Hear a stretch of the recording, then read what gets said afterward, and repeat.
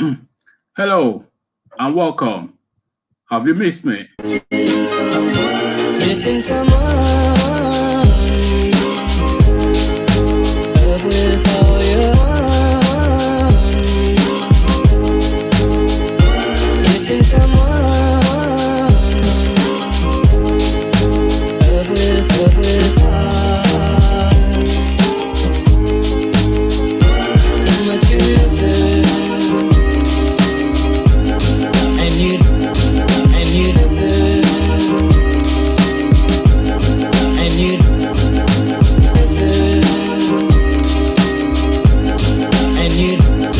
and you deserve, and you did it right from the start.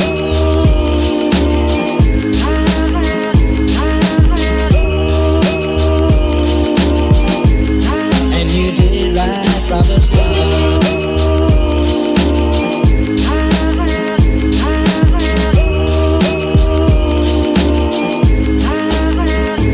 Missing someone.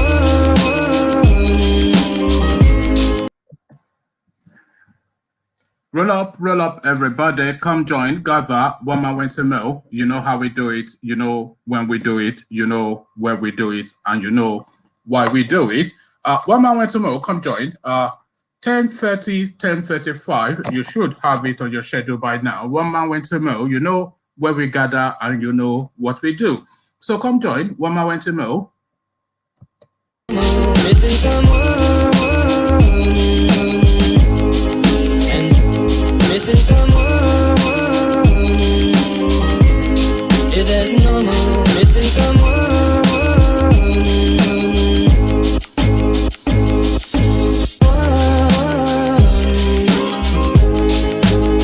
with all your heart.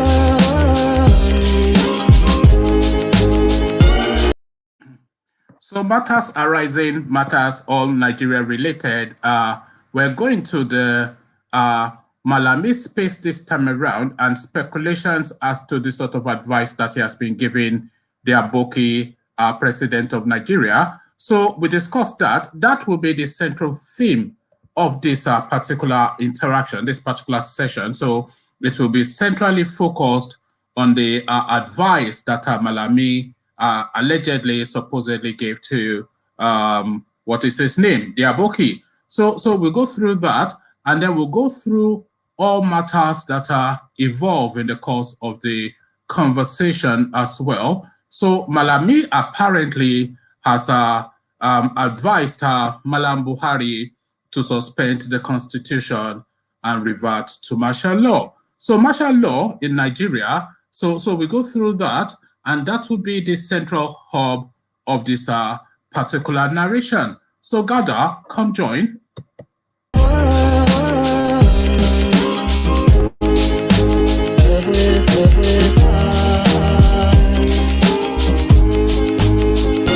Missing someone,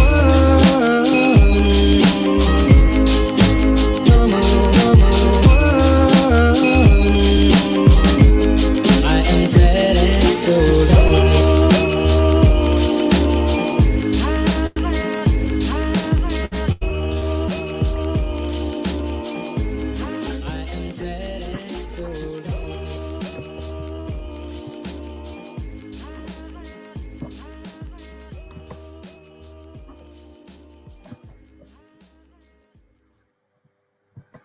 So we'll also be covering a narrative about Lai Mohammed speaking to the space of what Buhari said, and saying essentially that Buhari is well within rights to have made those comments that he made that a lot of people now find outrageous. So we discussed that as well. So it looks as though Twitter continues to hammer down on the Buhari space. So we discussed that as well. It looks as though they've taken down the video as well of that broadcast. So a categorical rejection of Buhari by the Twitter organization. So we discussed that as well. So plenty to discuss.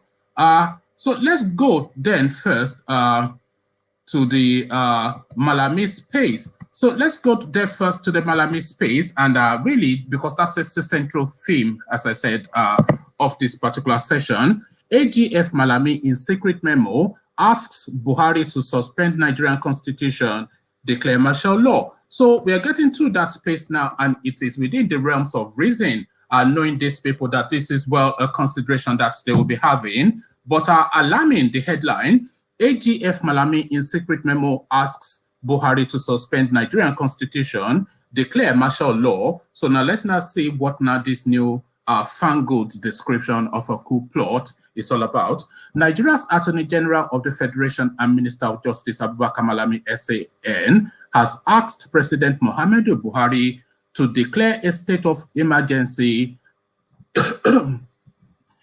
Pardon me.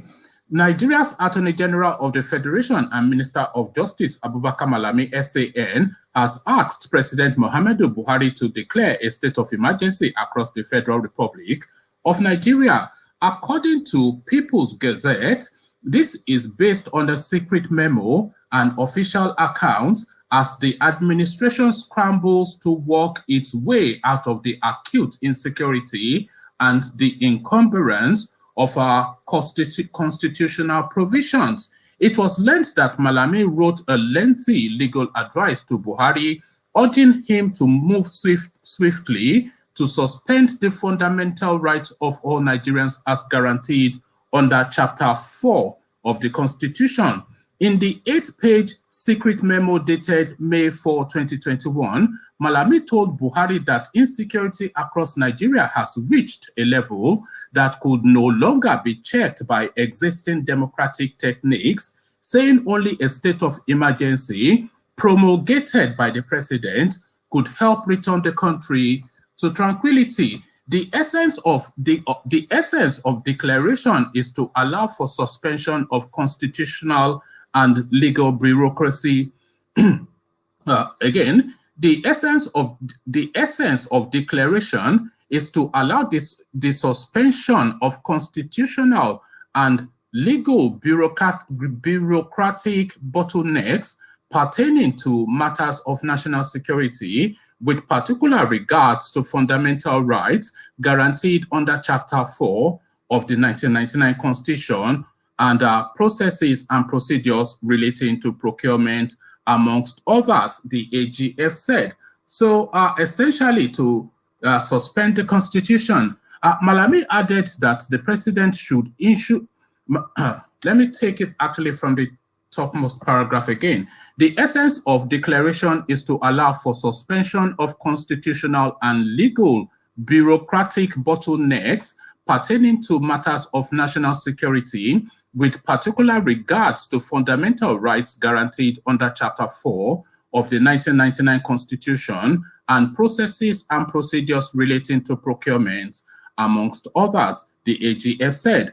Malami added that the president should issue instruments of emergency and publish them in the Federal Gazette. Senate President Ahmed Lawan and Speaker Femi Gbadabiamila will be informed about the decision ahead of implementation, he added.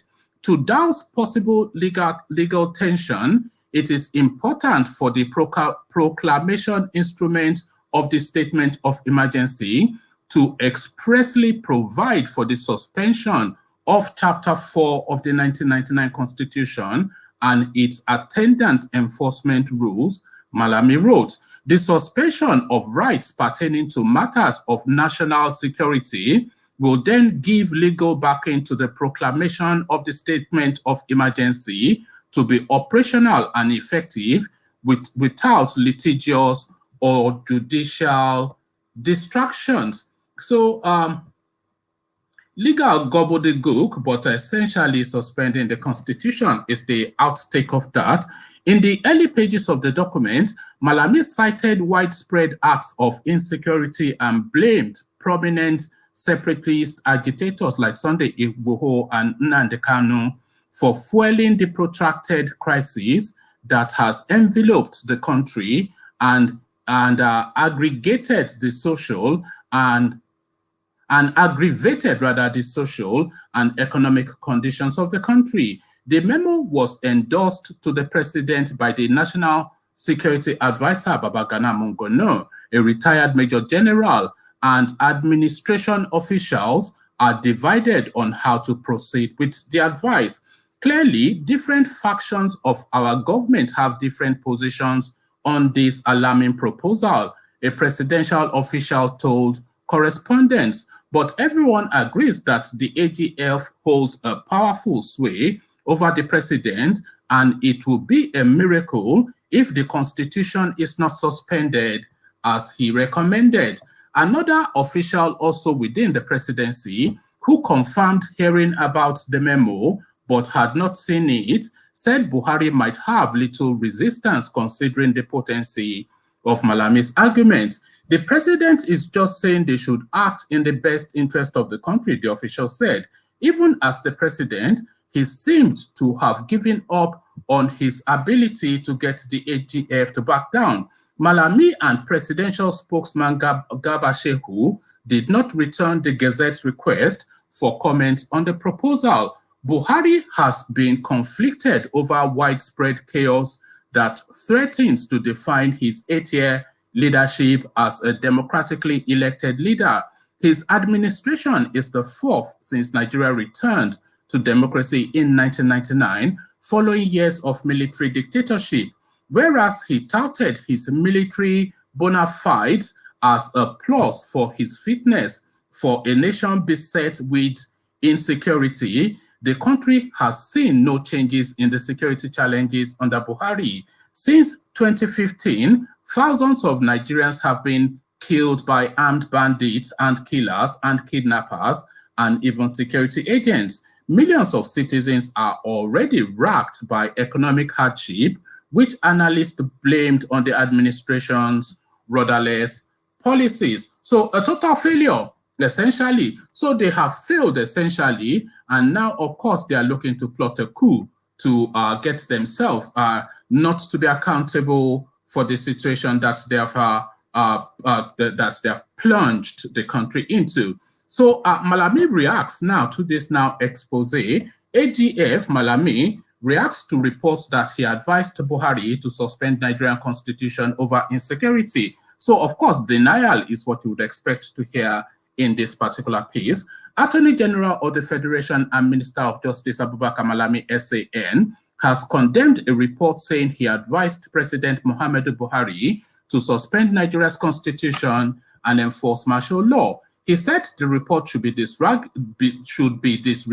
by Nigerians. The minister, who said he never told the president to suspend the Nigerian constitution, the minister, who said he never told the president to suspend the Nigerian constitution as a way out of insecurity in the country, disclosed this through a statement issued by the Special Assistant on Media and Publicity, Office of the Attorney General of the Federation and Minister of Justice, Umar Gwandu. He tasked the public to disregard the media report as fabrications of anti-constitutional democratic stability in Nigeria. He described himself as a true Democrat who believes in the rule of law and constitutional order. The Office of the Attorney General of the Federation and Minister of Justice is a constitutionally recognized one with its roles and responsibilities embedded in the Constitution. It is antithetical to common sense to think that the holder of such a coveted office as the Attorney General of the Federation and Minister of Justice will stoop to what was printed in the media. The governance does not operate in secrecy as it is the government does not operate in secrecy as it is not a clandestine operation. Hence, Malami discharges his constitutionally recognized mandates in compliance with the principles of transparency, openness, and accountability. So on and on it goes. So a categorical denial, but there we are. A coup by any other name is still a coup. What says you, Evolution? A coup by any other name is still a coup. Evolution? Yeah. Okay, Baba. Yeah. Hello. So did you get any of that? Apparently, allegedly, to the point that is issued a public denial, and according to sources in Aso Rock, Malami is actually advising Buhari to declare martial law, a state of emergency, and then declare a martial law, and then suspend chapter 4 of the Nigerian Constitution, which apparently is the one that vests humanity on the Nigerian person. So martial law in Nigeria is what Malami wants. What says you? Yeah, but it is obvious that the Attorney General has lost it. He has lost the plot. In fact, when permit of the word, when I see Malami, the word fool takes his physical human form. Malami is an imbecile. He does not know the danger that he wants to throw this country into. We fought for democracy. People paid the ultimate price for the democracy that we have now. Any attempt by anybody, any group to take us back to where we are coming from must be resisted by all reasonable human beings, including the Fulanese. It must be resisted because what we're seeing essentially is these people, they have run completely to the end of their tethers. They are at the end of their tethers. They've run out of ideas, and they're completely now, short of giving up, they are just now completely, they don't know what to do. They don't know what to do. If you are now thinking of martial law, then of course, exactly. I mean, just so. But now this is where we must hold our political leadership accountable. The president, according to Section 305 of the Constitution, ignoramus does not have the powers to declare state of emergency on his own. What he will do is that he will declare the emergency and send it to both chambers of the National Assembly. For it to be valid, 2/3 of the members of the of both chambers of the National Assembly must approve it. Now, this is where we have to hold these buffoons responsible and ensure that they vote down or turn down that martial law. Because either way, it is not even going to favor them. So, I mean, I'm sure that they wouldn't, because imposing martial law means that, I mean, anything goes. Anything goes. We must resist that. This is crazy. I mean, the kinds of things that we hear from this government, it is amazing. It is tiresome. It is tiring. I don't get it.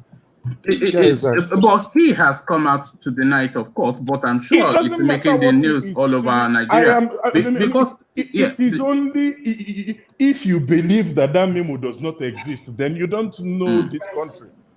You don't know this country. We all know that the memo exists, but more worryingly, what the people, the sources in the presidency are saying is that Buhari has essentially surrendered to Malami in so many ways that Malami has now become too powerful. So what they're saying in essence is that all he has to do is to tell Buhari that this is the thing to do, and the law backs it, and Buhari will just do it, because we know that Buhari is a cornered man and is just looking to his tribe now for protection. And it's essentially the president of Nigeria is essentially hiding under the wings of the Attorney General of the country. But even Attorney Generals, have we forgotten that we have had a terrible Attorney General before in the past? And at the end of the day, the NBA had to strip him of his, the legal practitioners, what is the name of this man that was Attorney General under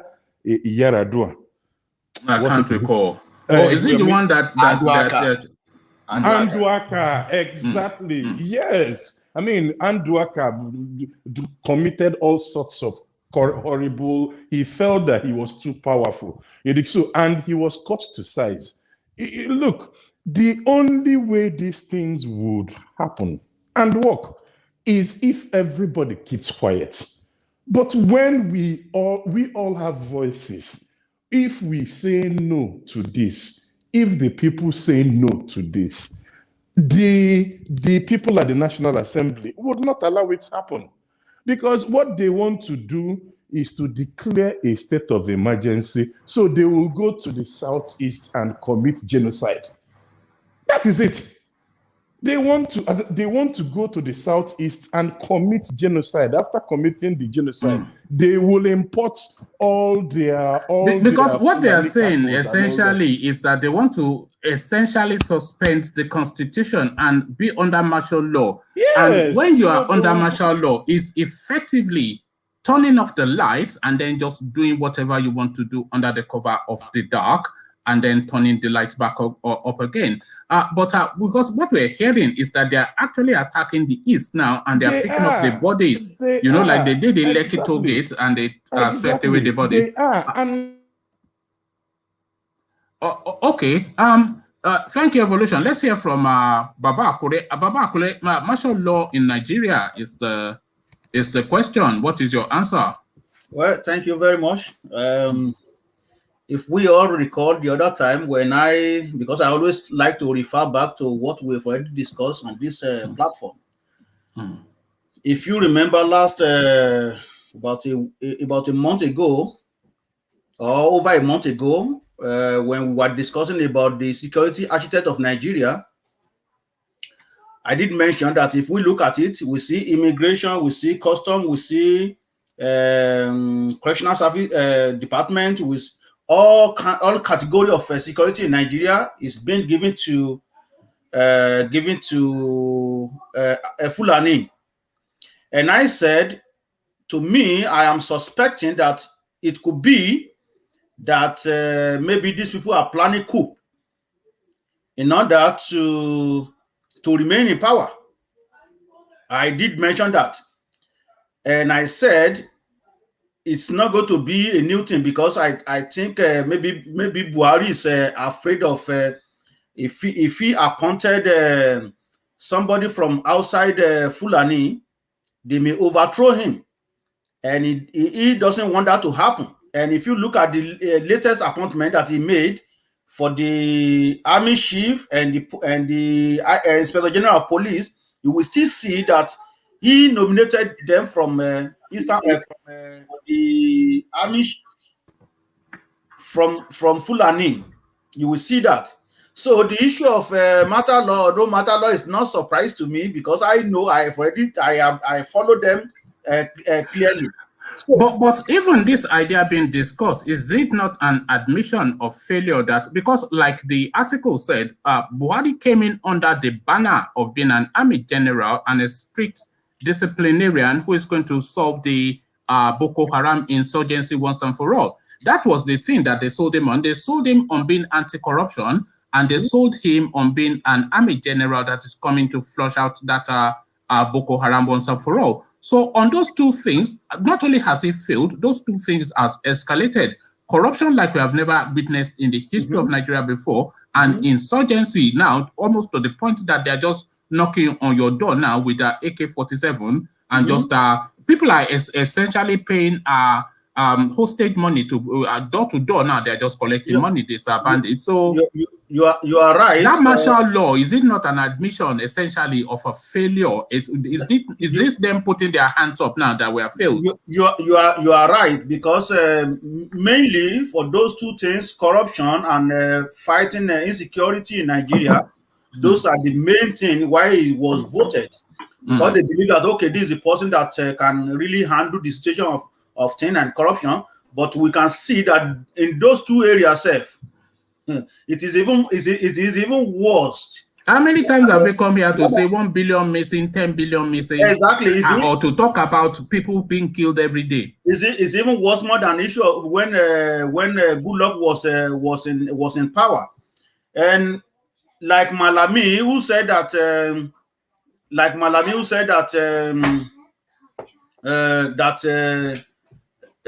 they want to fight those who are causing a problem in Nigeria. Who started? Because if you look at the history of IPOB,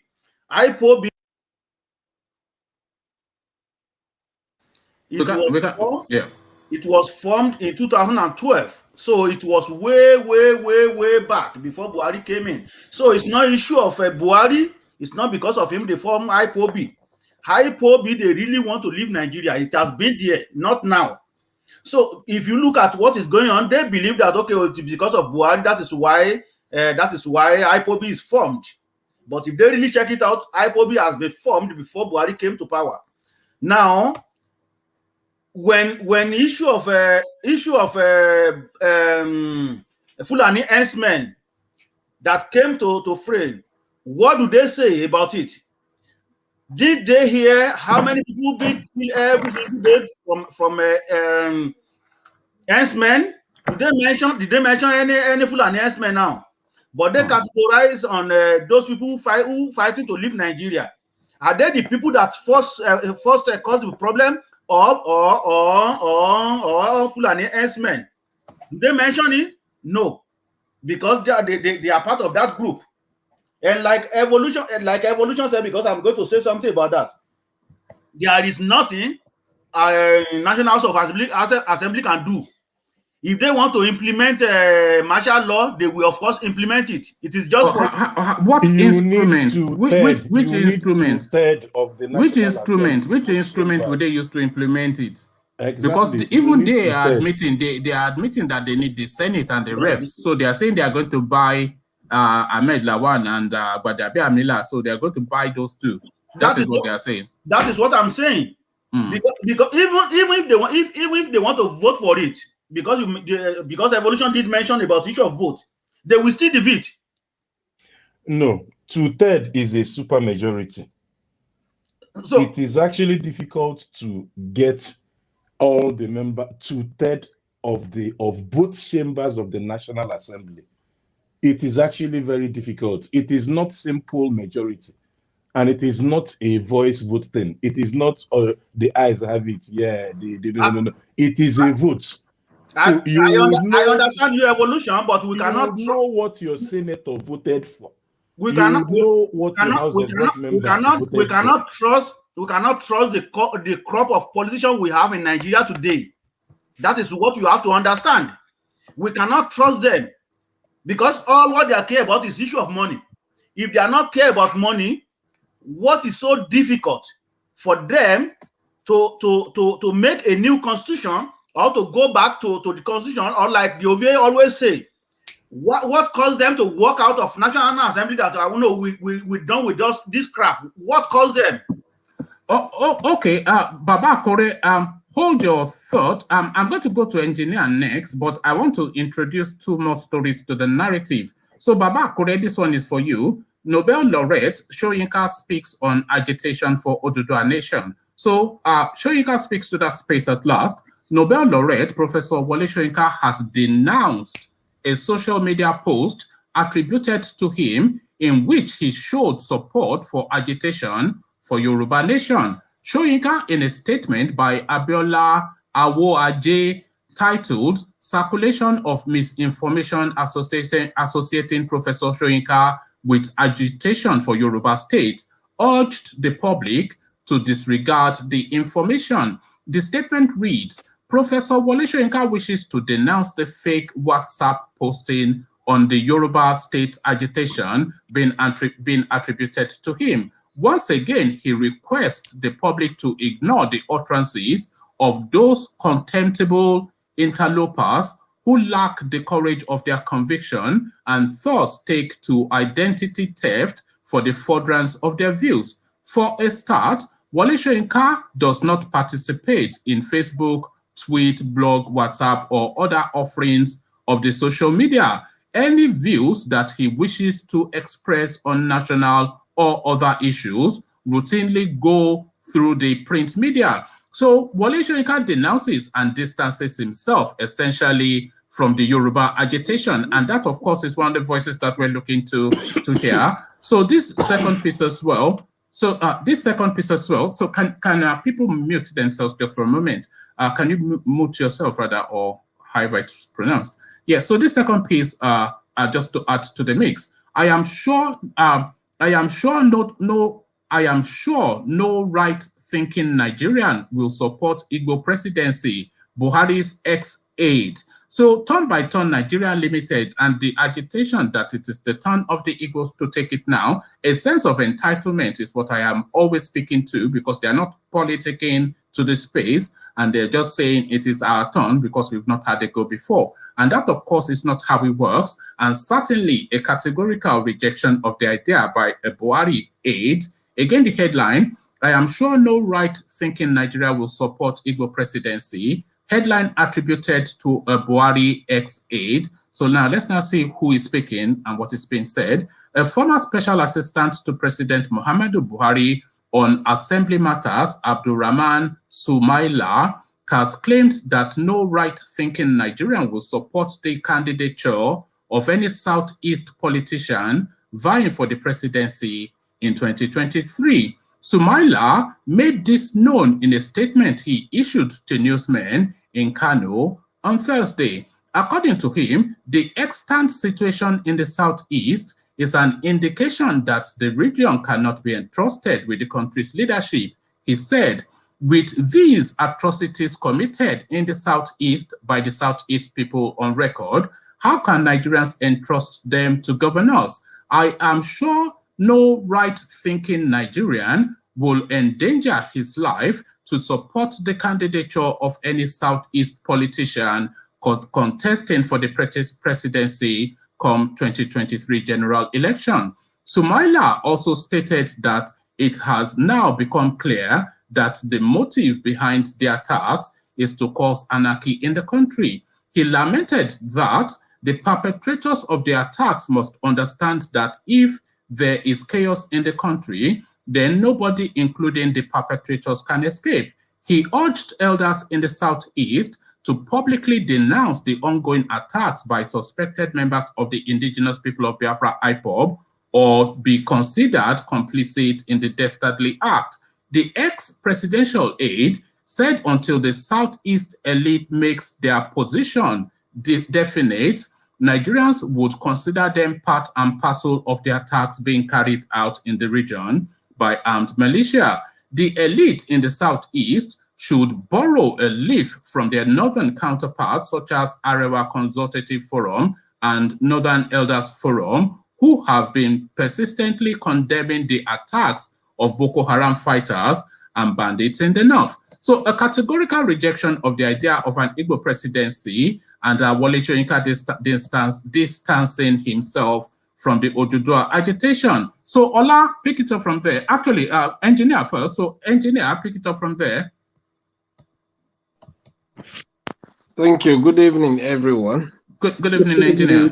Yeah. First and foremost, let me start with the Malami issue. When it comes to Nigeria, you know, we used to have three major language, which is the Igbo, the Hausa, and the Yoruba. But Wazobia. Yeah, Wazobia. As it stands today, we have two major language in Nigeria, which is the politician and the citizen of Nigeria. That's the two major language we have now in Nigeria. You've been waiting to say that. You've been saving that one. But... and it's very sad that that the whole nation, Nigeria, to be honest, that Malami is controlling Nigerian president because they know what they're doing. They're the looters. But the good thing, the good information that they don't know that the world is watching is you are giving more credit to the Southerners. You are making Igbos become famous. And that's just the truth. Because at the end of the day, it's left now. This is the chance for the Igbo to prove to the world that they can handle Nigeria.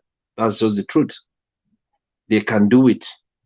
Because enough of this nonsense have to stop.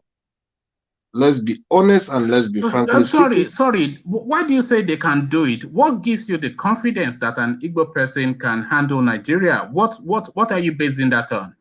Okay, if you come to think, it's just the issue of... Because it's not spare parts dealing. We're talking about 200 million people over 300 ethnicities. So it's not a buy and sell. It's not import-export. Yes, we know that. We know that. If today Igbo man should be in that seat, I believe things will flow well in Nigeria. They deserve a chance, regardless of anything. Because come to think about it, how many youths they leave that country to abroad to go and find something to do to help their family? If you look at it, if you come to the Igbo side, about 70 to 75%, most of them are graduate. Then if you come to Yoruba side, about 60 to 65%. When you come to the Fulanis, the Hausas, it's about 20, 25. Why is that? Why is it that? Because me, I've always thought that they prefer to travel to the Middle East because they share like a common, that's more their culture. But why don't we see more Northerners on the international scene? Because the Northerners, everything has been programmed for them. They come here, they study abroad, they have outstanding job waiting for them. And we have a lot of graduates in that country. Do you know how many of Nigerian citizens are being killed in Malaysia? Do you know how many Nigerian citizens have been killed in Thailand? Come on. The country, the country is good. It's just the leaders, they keep rotating the money, rotating everything. It's leaders versus Nigerian citizens. It's unfair. It's really unfair. It's time for these people from Malami, everything. If I should be in that position, from the House of Senate, the local vice, everything, they should take them down. You understand? You used to be a peace lover. You used to come and preach. It's completely unfair. If you go to Nigerian news as of today, every single day, the amount of youths that are dying. Come on. Come on. You know, because when you say youths are dying, you have to consider. So we are talking about somebody from the age of maybe around about 19, thereabout, to let's say 26, 27. So what you're then talking about is somebody that was born and was nursed and trained by a family, hopefully a mother and a father, and they've placed a lot of hope on that child up to the age of 19. They've educated him to university level, or they've educated him into university, and then he's in school. And then they say that they have just swept him up as a ESN and they've shot him. So that is all of that 19 years, you know, because sometimes we don't actually look to the individual. If you place it as an individual and follow the story, it is a really heartbreaking thing that is going on in that place. It's completely bollocks. Because at the end of the day, if you look at it, how can you see somebody from the age of 18 to 25 going to university in Nigeria? Remember one thing, they always go on strike, they always fight, they always shut university down. What is happening with the student's future? You understand? You come out as a graduate, you're meant to spend 4 or 5 years in university, you end up spending 8 years. And you come out, where is the job? You serve the country extra 1 year, then where is the job? The next thing is, oh, you're not from here, oh, you're not from there. Come on. It's high time Nigerian people should wake up. It's time. It's a wake-up call. This is politician versus the citizen of Nigeria. Simple. And they can't be, it's impossible for them to be controlling the whole of citizens of Nigeria. This is abuse of power. This is completely abuse of power. Because how can a president and this riffraff called Malami telling him to suspend the constitution on what background? Yeah, they are going to hinge it on the state of insecurity in the country. What he's saying essentially is that the insecurity in the country is getting uncontrollable, and the way to control it is not easily done with democracy, where you have to go through so many loopholes to do anything. But if you declare martial law and then you essentially just have like a one-man's decision, then you can just say, go and do this, go and do that, without having to go through any House or Senate. So essentially, a coup plot, essentially, is what is being proposed. Okay, let me remind you something what Ove said. If all these issues start arising, and if they may be succeeded in imposing all these things, remember, 2023, still there will be no president.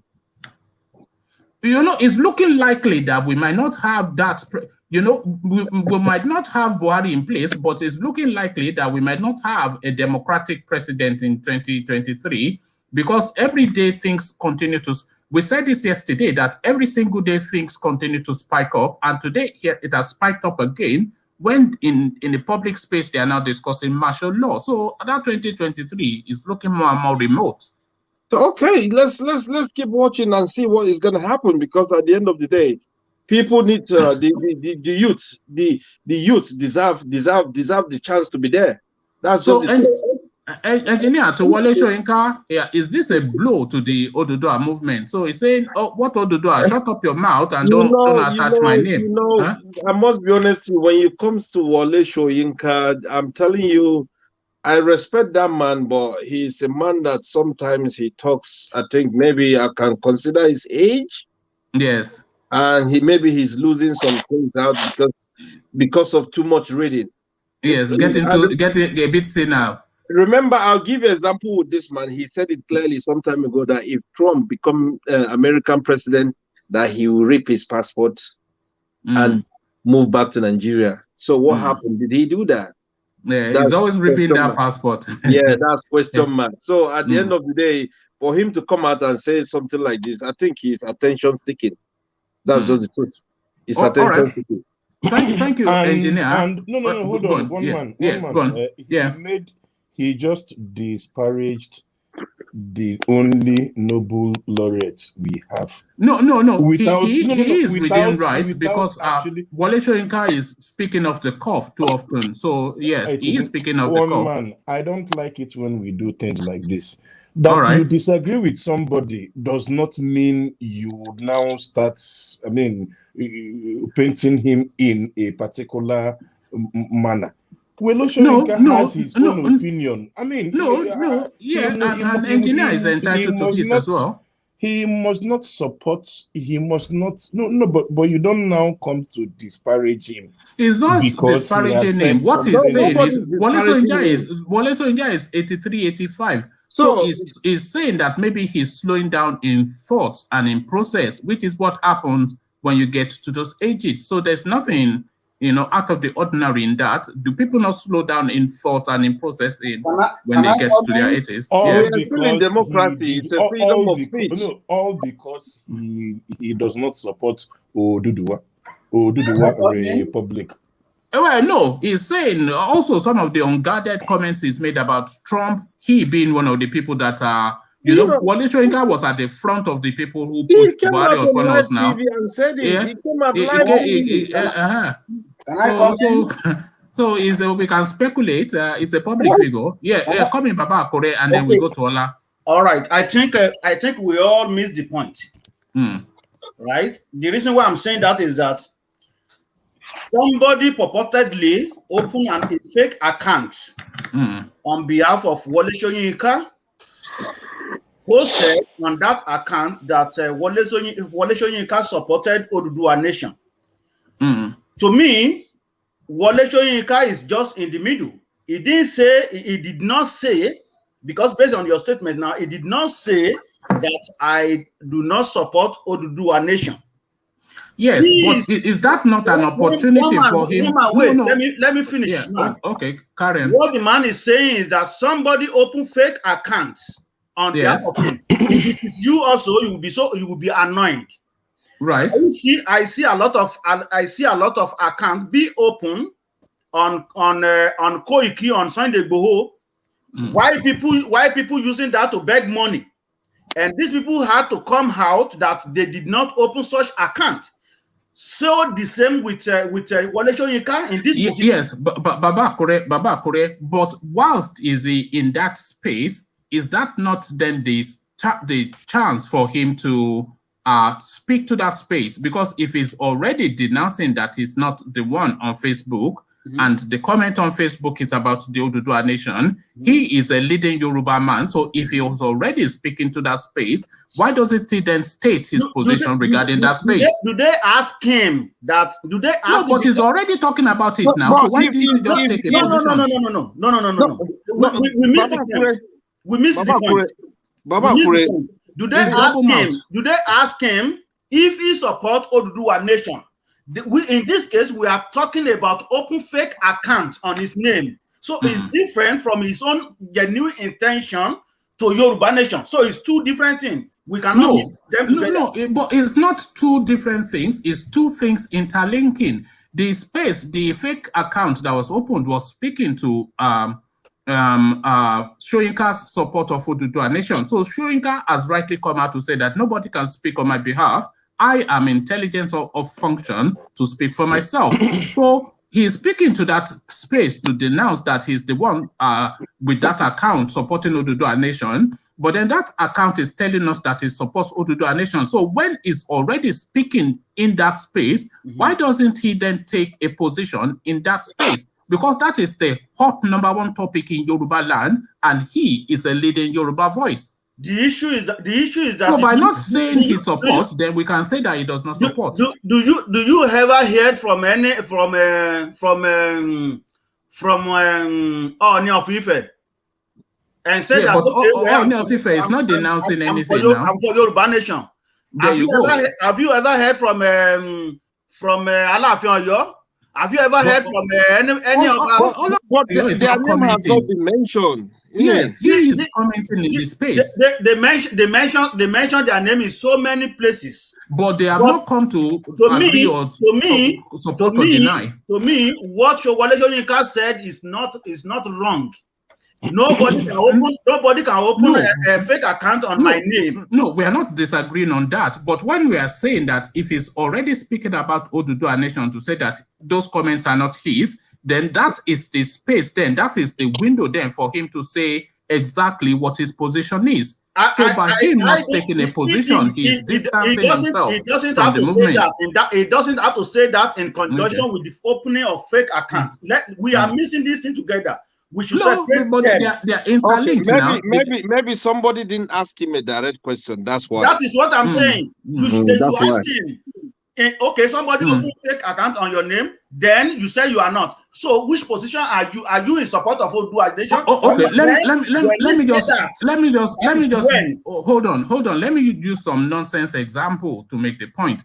Somebody goes out and says that you, Baba Akure, that you like that somebody wrote a note somewhere that Baba Akure likes Coca-Cola. So then you come and see that somebody wrote that, and you say that somebody wrote that I, Baba Akure, I like Coca-Cola. It was not me that wrote it. So you now say that it was not me that wrote it. You are already in that space about whether you like Coca-Cola or not. So when you are already in that space, then you can say whether you like Coca-Cola or not. So you can't just end it that it was not me that wrote it. So he is already in that space speaking to that narrative. So he should take a position. I don't have to say that. If they don't ask me directly, I don't have to, because I'm not obliged to say that. You only ask me question. When you see, when we talk too much, that is where we have problem. If somebody writes something on my name, oh, Baba Akure like Coca-Cola. Where I tell you I don't like Coca-Cola. Well, there you are. So you've taken a position.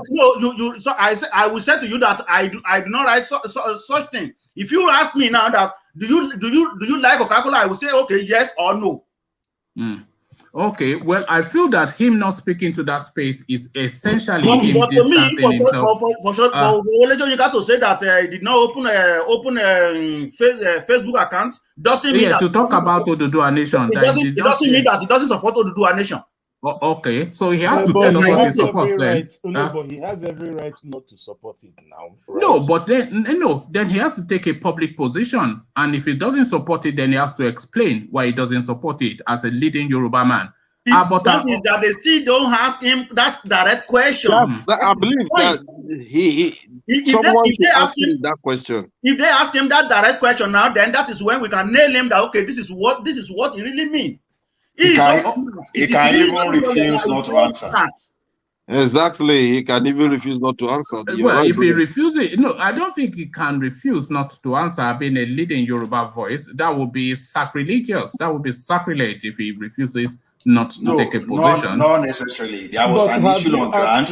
He has to key that issue. He has to key the issue on ground. So there's no, because if he had responded and taken a new position, is that Ola? Yeah, okay, Ola, yeah. You take that space and speak to the narrative. I was coming to you anyway. So what Soyinka needed to do that time was to key that first account. If he tried to add any other thing, then the issue will escalate, and people start formulating different hypotheses that okay, he's trying to deny and he's saying this. So the best thing for him to do was to kill that false narrative once and for all. Then I will go back to this issue of Buhari and Malami. See, I don't know why anybody will be surprised, because when we look at the sequence of these events, whatever they are doing now has been pre-planned. They've planned everything. Now, maybe whatever Malami is saying is just like a reminder that, Oga, this is our situation. So what are you doing? Let's remind you.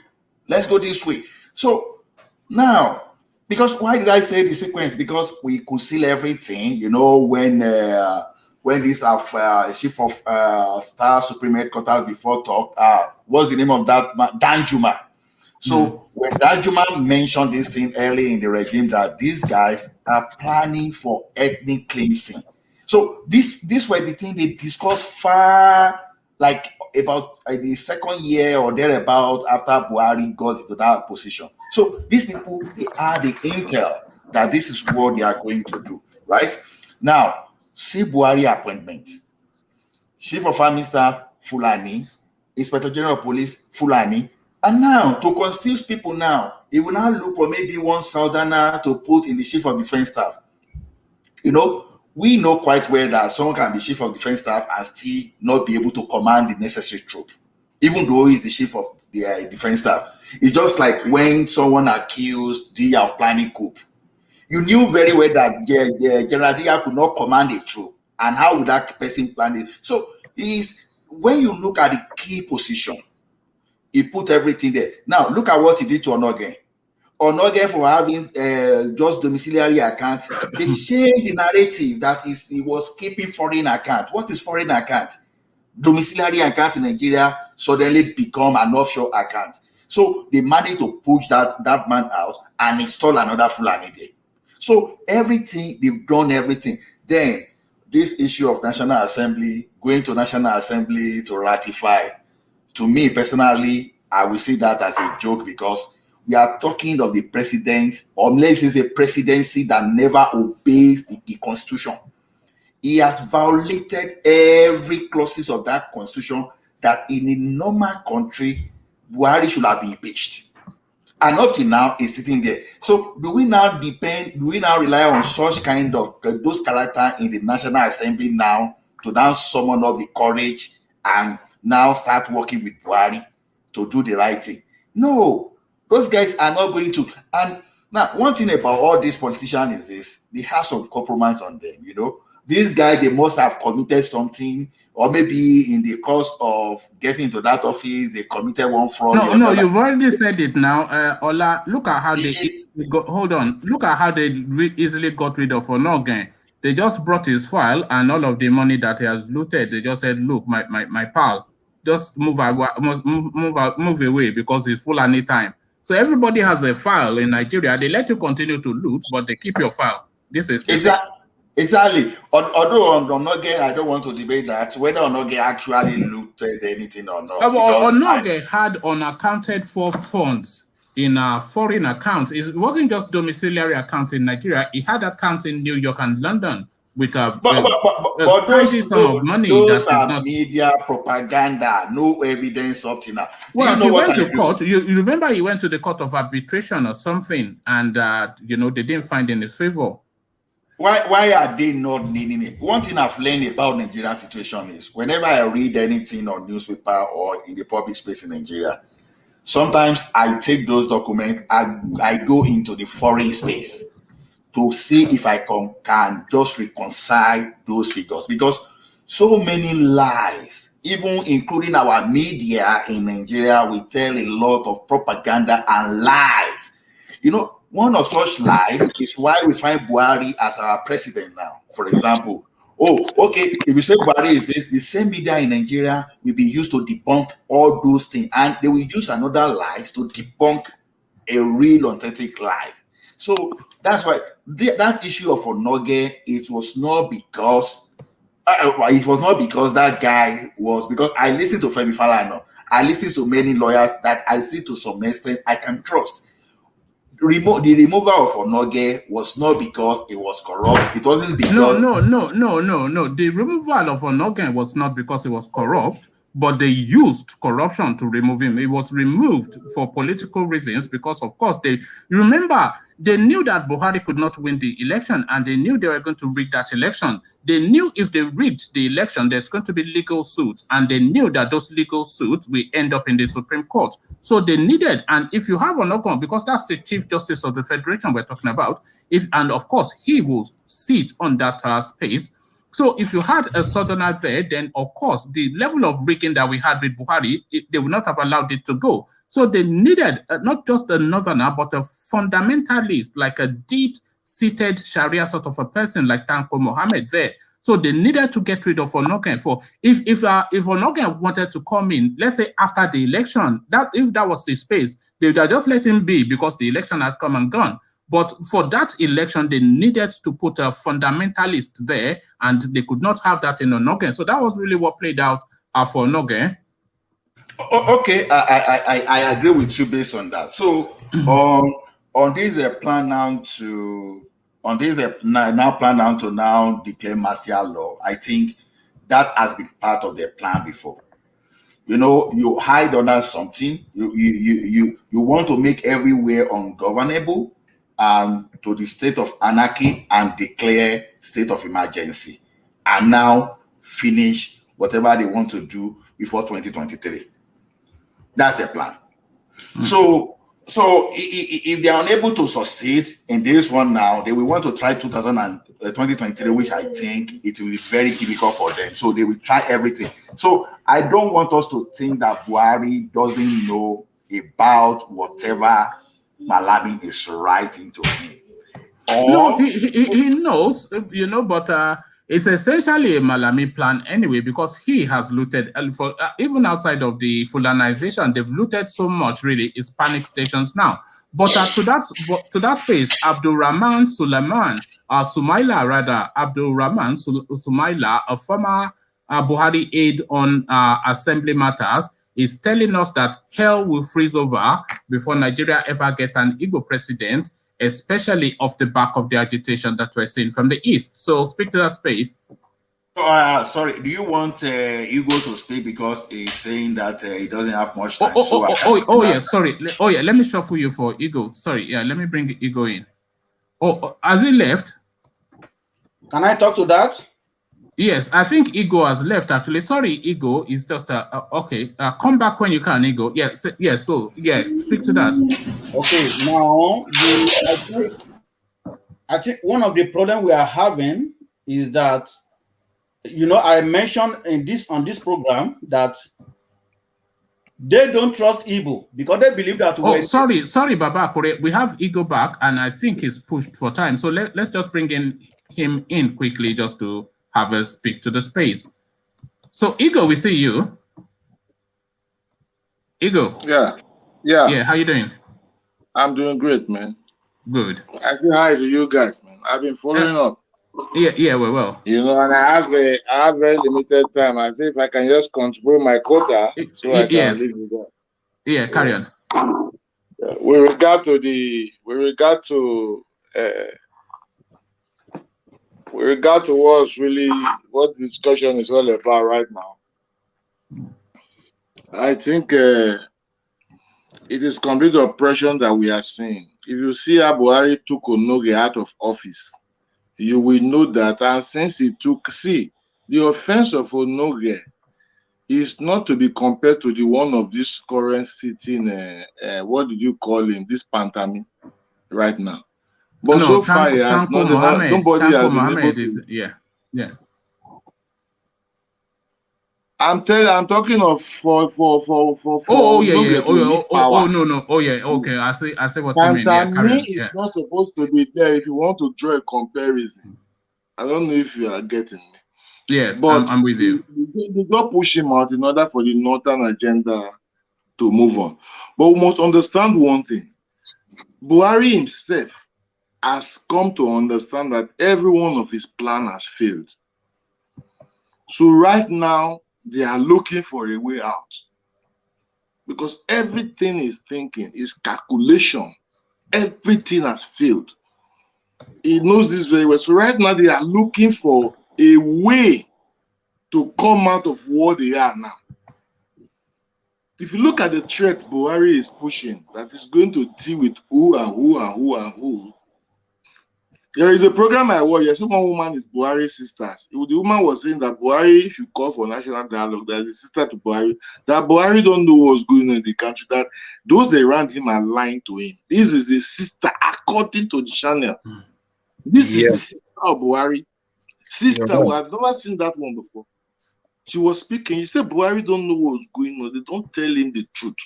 He said Buhari should call for national dialogue. But you see that is the hold on. That is the problem that we have always said, that when he surrounds himself entirely with just because if all of his advisors and all of his kitchen cabinets, his closest aides, if they are all Hausa Fulani, then that's just one voice. You know, no matter how many of them, it's just one voice. So if you don't have that mix of your Igbo man, your Yoruba man, your South man to give you a balanced view of what the country needs, those are voices. You will not know anything. They will just continue to speak to his paranoia that, oh, they hate you, they hate you. They hate you because of your religion and your tribe. So they'll just corrupt his mind. So what is wrong with him right now. And you see, even the Fulani. And it is his fault. It is his fault because he surrounded himself with just one voice. Even the Fulanis are coming for him. The Fulanis are bashing him also. So you don't just think they are living, they are bashing him in subjection that he has spoiled their names. He has succeeded in making Nigerians turning the Fulani to their enemies. So a lot of them are not really with him, come to think about it very well. Are you getting me? So if Buhari himself, it's better for him, if he wants to be a man with personality and integrity, I will expect Buhari should resign if he can and hand the power over to Sibaju. He should just go with dignity. If you know he doesn't have plans, so as they are accusing him, see, for somebody to come to national television and accuse you directly that you want to Islamize the country, meaning the person that came to national TV to make such a statement has evidence, he has proof, and he's not afraid he can go further to prove these things. And you are not pushing back with that kind of accusation. You are not pushing back by telling the person, how do you say this? Who will be it? Okay, come and prove it. It's not, that is to say, the accusations are right. They are rightfully accusing the president himself. Not that they are just lying or playing it for political whatever. He is not the first one that has run this country. Even Shehu Yaradua ran a balanced government before Goodluck took power from him. Yaradua has a balanced government also. He picked his ministers. He didn't bring Hausa to gather them there or Fulani to gather them. He never ran his government like that. So Buhari has already he's short of ideas. He's short of ideas, and the country they don't have any single.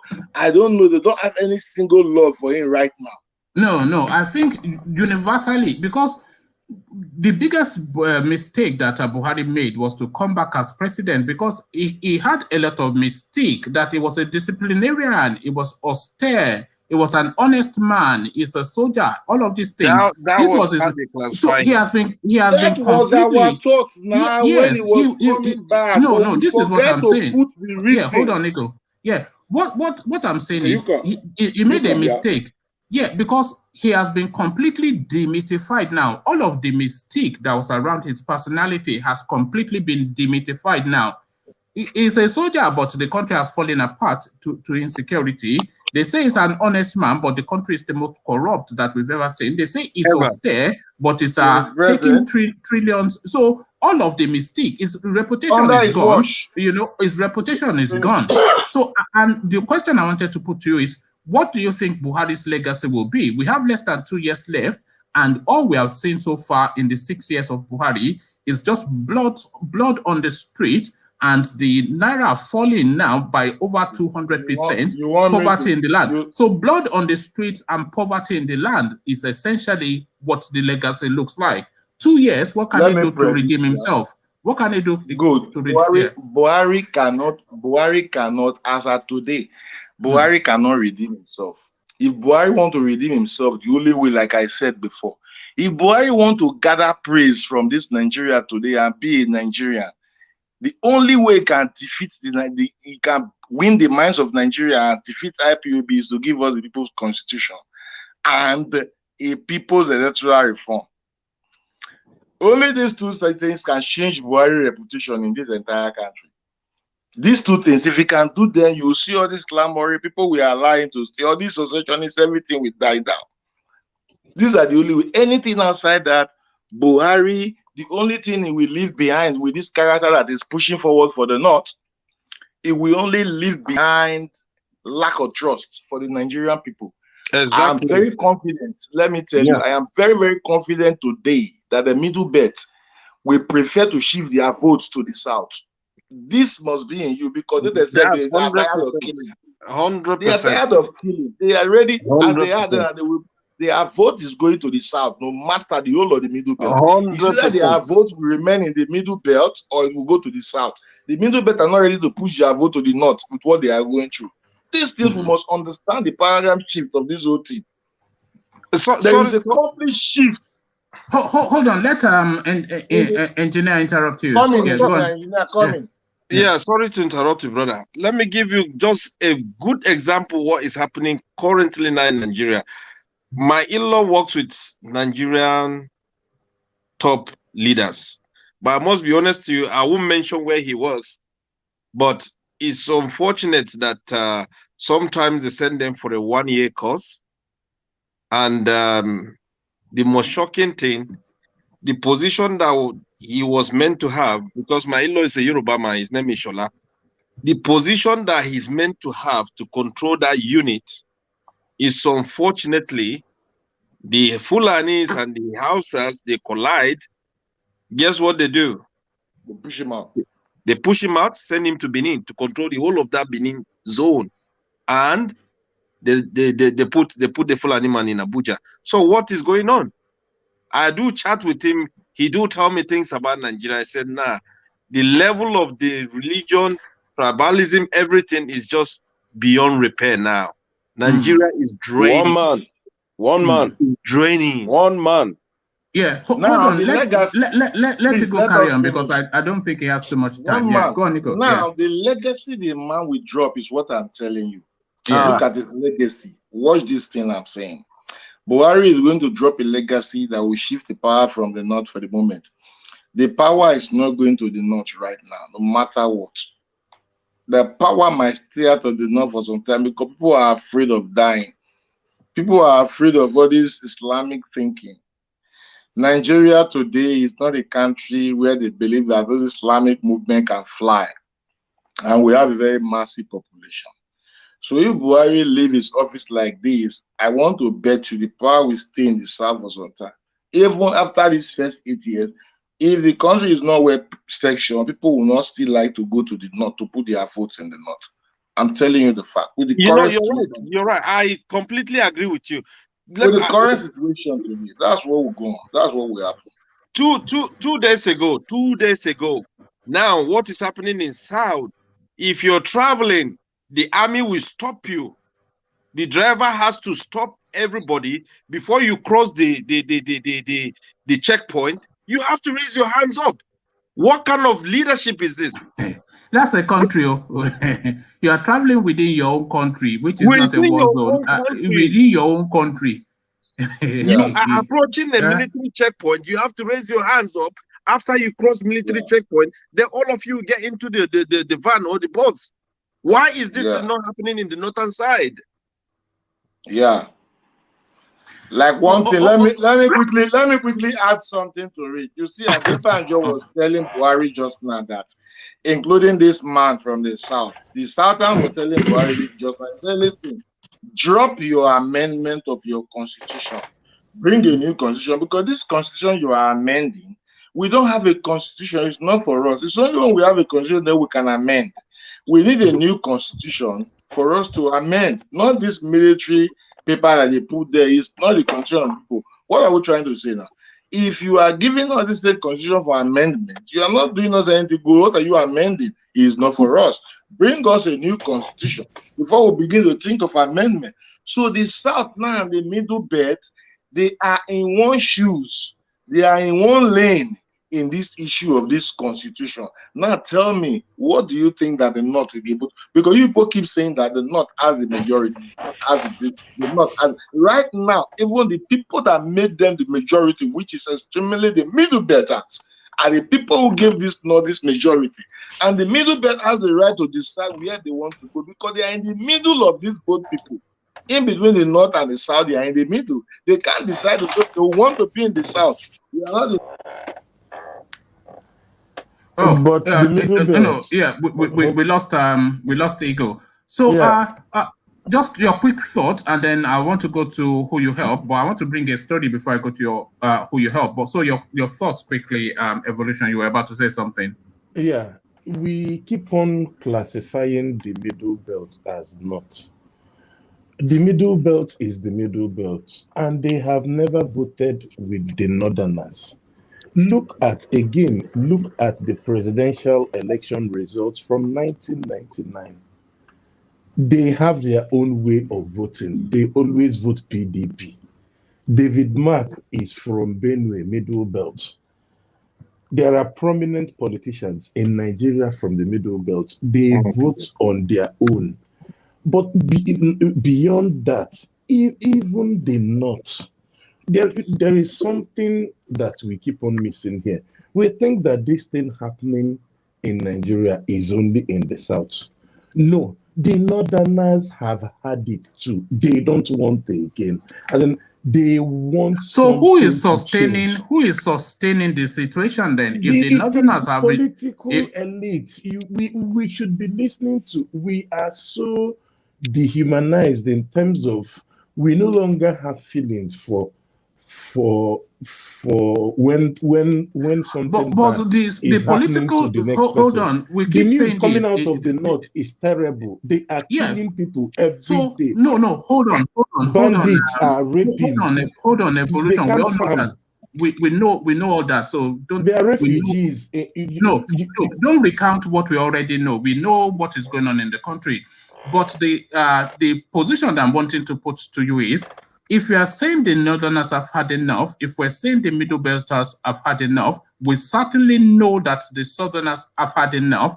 And I'm asking who is sustaining these people, and you're saying it's the elite. The elite cannot go. Yes, they cannot go against the weight of the will of the people. When the country is saying enough, what elite is saying that it is not enough?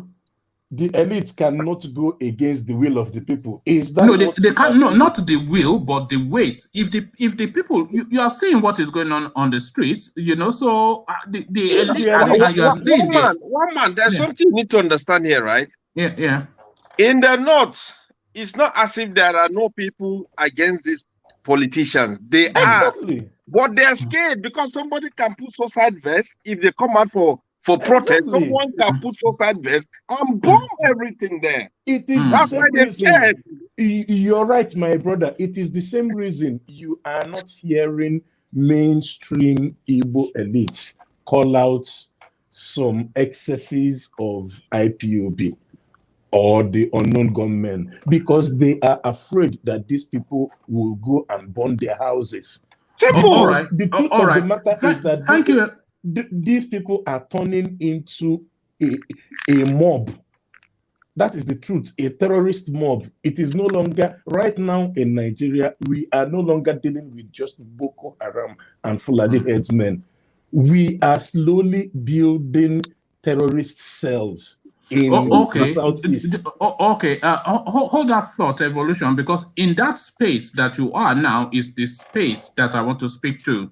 The mounting pressure that continues to weigh upon the Nigerian state. So another addition to the mix, and then I'll go to who you help after this. So 31 cities confirmed for anti-Buhari mega protest on June the 12th. So June the 12th, Democracy Day, and of course, that speaks then to the space that do we have democracy or not in Nigeria? Not is the answer. No is the answer according to these protesters, as 31 cities confirmed for anti-Buhari mega protest on June the 12th, which is less than 2 weeks away. The June 12th Democracy Day nationwide protest is currently gathering momentum as Nigerians in over 30 cities around the world have showed their solidarity to register their displeasure about the country's state of insecurity. Civil society organizations and human rights activists have called for a nationwide protest on June the 12th, Nigeria's Democracy Day, against Muhammadu Buhari-led administration. According to various publicity posters, the protest will make 14 critical demands, which are abolish the 1999 Constitution, end terrorism, end banditry, Pantami must go, that is the Al-Qaeda loving communications minister, free all detained activists, end insecurity, justice for NSAS victim, free Kogi 2, so 2 anti-President Buhari protesters, Larry Emmanuel and Victor Udoka, who are being detained in Kogi State. Buhari must go, revert electricity tariff, and ASUP, Academic Student Union of Polytechnics, strike, revert fuel price, revert party deregulation, and free Nicholas Mba. Human rights activist Omoyele Sowore, in a Twitter post on Thursday, said residents of about 31 cities have confirmed their readiness for the mass protest. Akure, Kaduna, Kano, Zaria, Abuja, Lagos, Benin City, Port Harcourt, Abeokuta, Lokoja, Osogbo, Yola, Calabar, Onitsha, Akwa, London, New York, Jos, Makurdi, Warri, Ibadan, Ilorin, Minna, Lafia, Damaturu, Gombe, Johannesburg, Toronto, Frankfurt, and Stockholm. So all those cities confirmed are hashtag June 12 protest, hashtag Buhari must go. These are cities that have been confirmed ready for the hashtag June 12 protest. Ado Ekiti is now confirmed, so that makes the 31st. Nigeria's June 12 Democracy Day is a public holiday to commemorate the restoration of democracy in the country. May 29 was initially the Democracy Day in Nigeria, but it was changed in 2018 by the federal government. This is special in Nigeria's history and is used to commemorate the democratic election of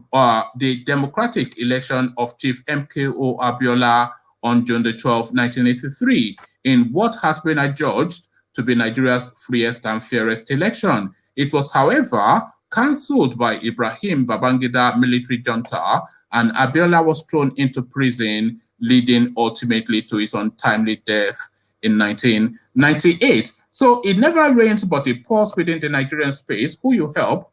What says you? Good evening, everyone. Good evening. Or good morning. I'm in the morning right now. So yes, good morning, good evening, or good afternoon, according to Nnamdi Kanu, wherever you are. Yeah, that's true. He's right with that.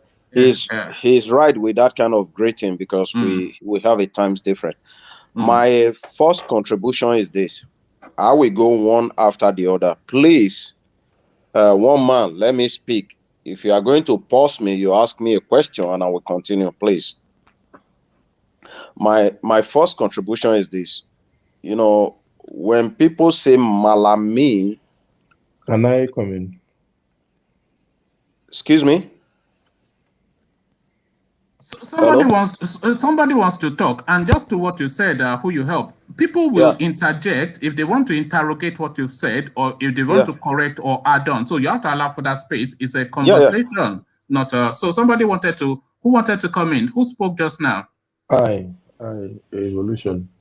Yeah, did you want to chip in something quickly so that he can have his say because he has been waiting a long time? Yes, on the protests that are being organized.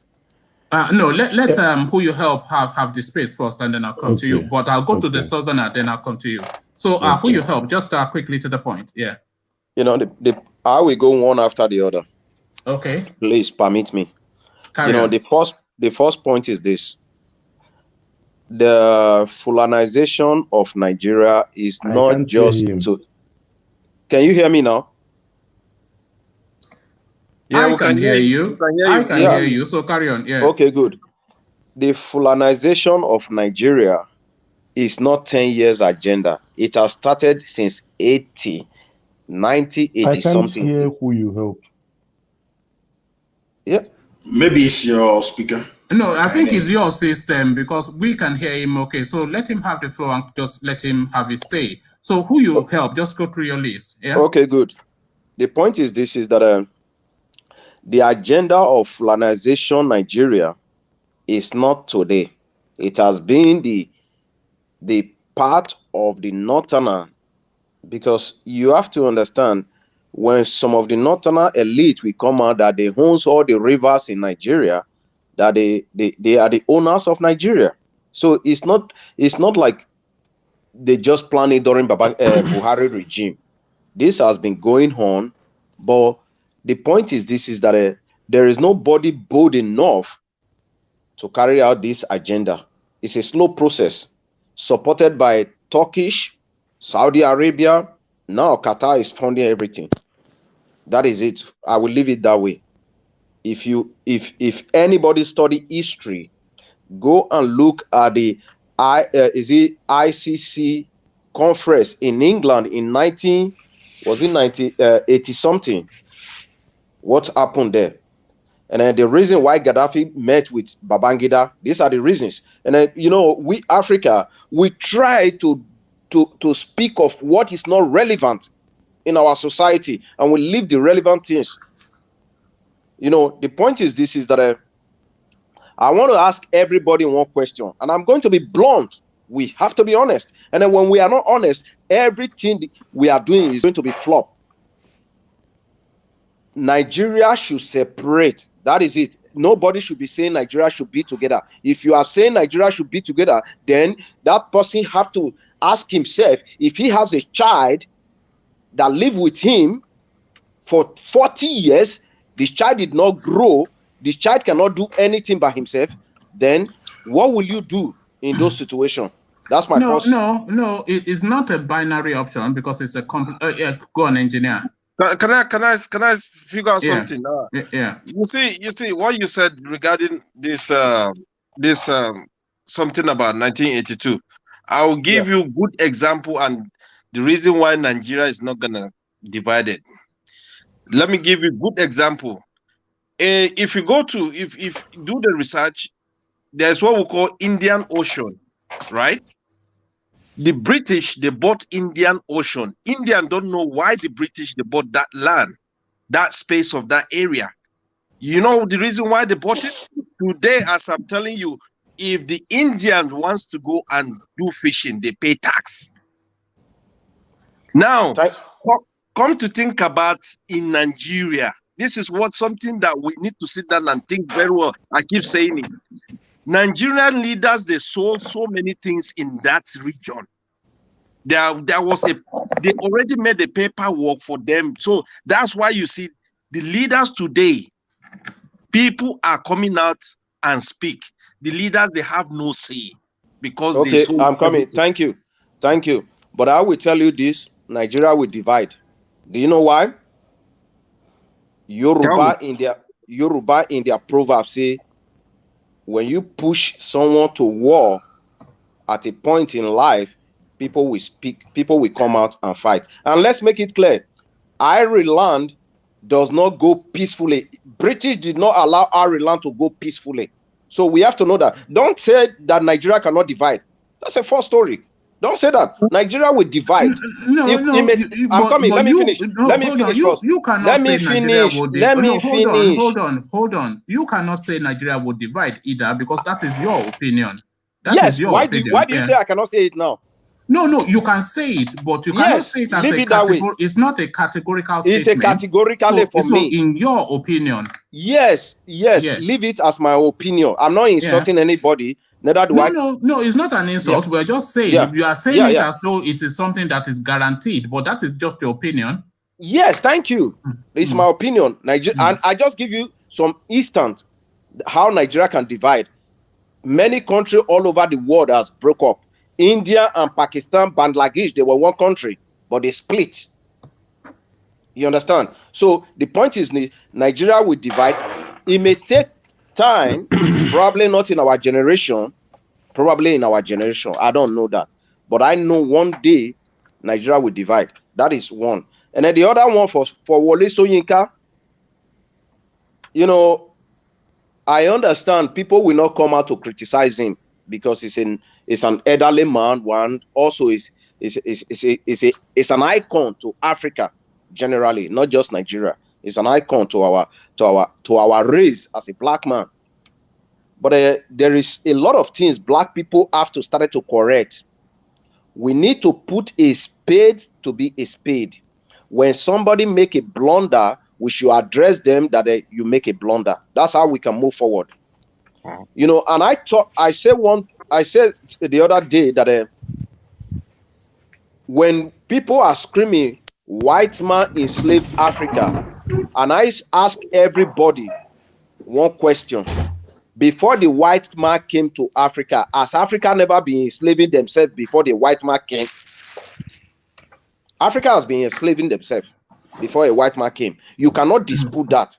But everybody will be screaming, oh, white man enslave everybody. But the point is this: when 20 white men... Hold on, who you help? Just for reasons of time, we've not even heard of from the southerner yet. So just to all the topics, just give us your sounding opinion so that we can...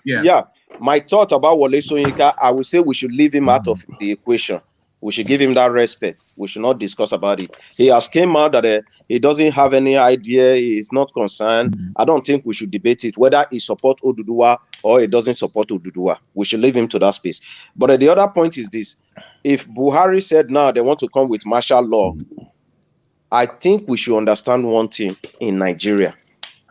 There is no government in Nigeria history that has ever obeyed the law of the country, of the land.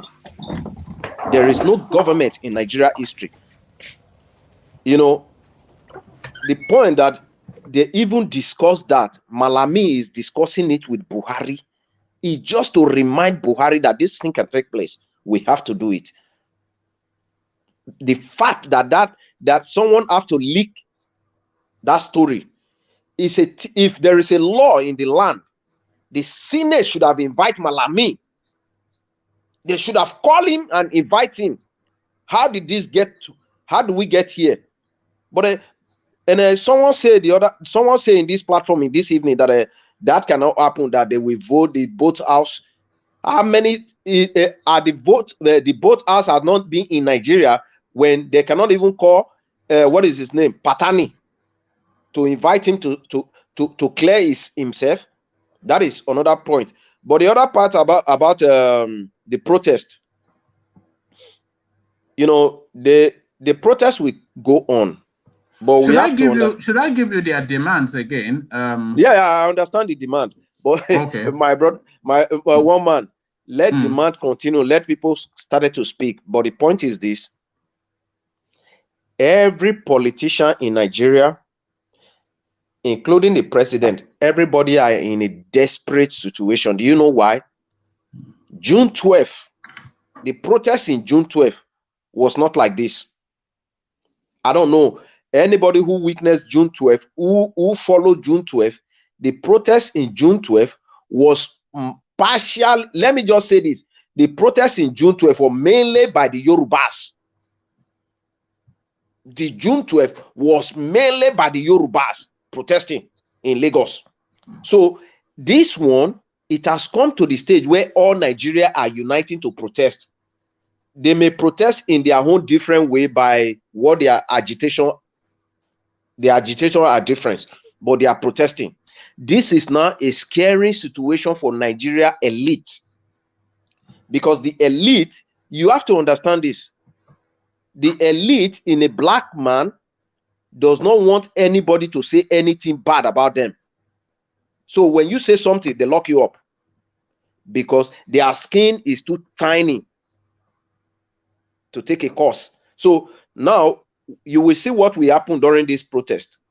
They will arrest, they will kill. No matter what you say, let the international world come and observe everything. That is zero for Nigeria. The international world. You said? I said abuse of power. Yes, the international world has been seeing abusing of power for donkey years.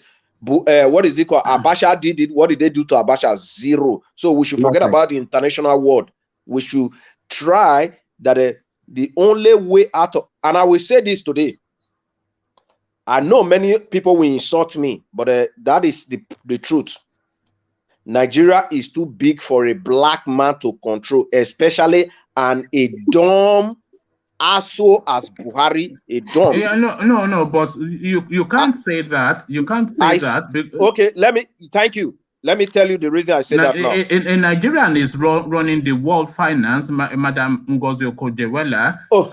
Nigeria used to run the Commonwealth. You missed. This is the problem. So why are you saying a black man cannot run a country like Nigeria? Nigeria is only a small little country compared to. You said what? No, well, I'm saying you cannot say that because I said that. I said that. It's not based on fact, so I don't know it's why. It's based on fact. I'm giving you the fact. All right. Okay. Okay. Tell me. Wait. Let him finish. I'll ask him a direct question, please. Yes. How come? Ask yourself. Hold on, engineer. How can Madam Ngozi be in charge of the World Trade Organization? Do you know what that means? That entirely all of the economies of the world and their trade. Is she not a black woman? Is she not an Igbo woman? What is Nigeria compared to that? Thank you. Now let me answer you that question. Please let me answer that question. With Kofi Annan, not the former United Nations. Can I answer that question? Let him finish one man. Let him finish. Don't say things like that, man. I said it. Let me answer your question. You ask a question. Let someone answer. Go on. My answer is this. The things you are talking about right now, Ngozi is an organization. It's not a country. And people around him are not blacks. Right. They are not blacks. It's an organization that she just been the head. Okay. Hold on, engineer, because we need hold on. Yeah, we just need to hear other voices. So ask your question, and then I'll just take who you help sounding on another topic, so I can go to the southerner. So ask your question, engineer. You said a black man in Nigeria cannot rule the country, right? If today you are being opportune to rule the country, are you saying you can't do it?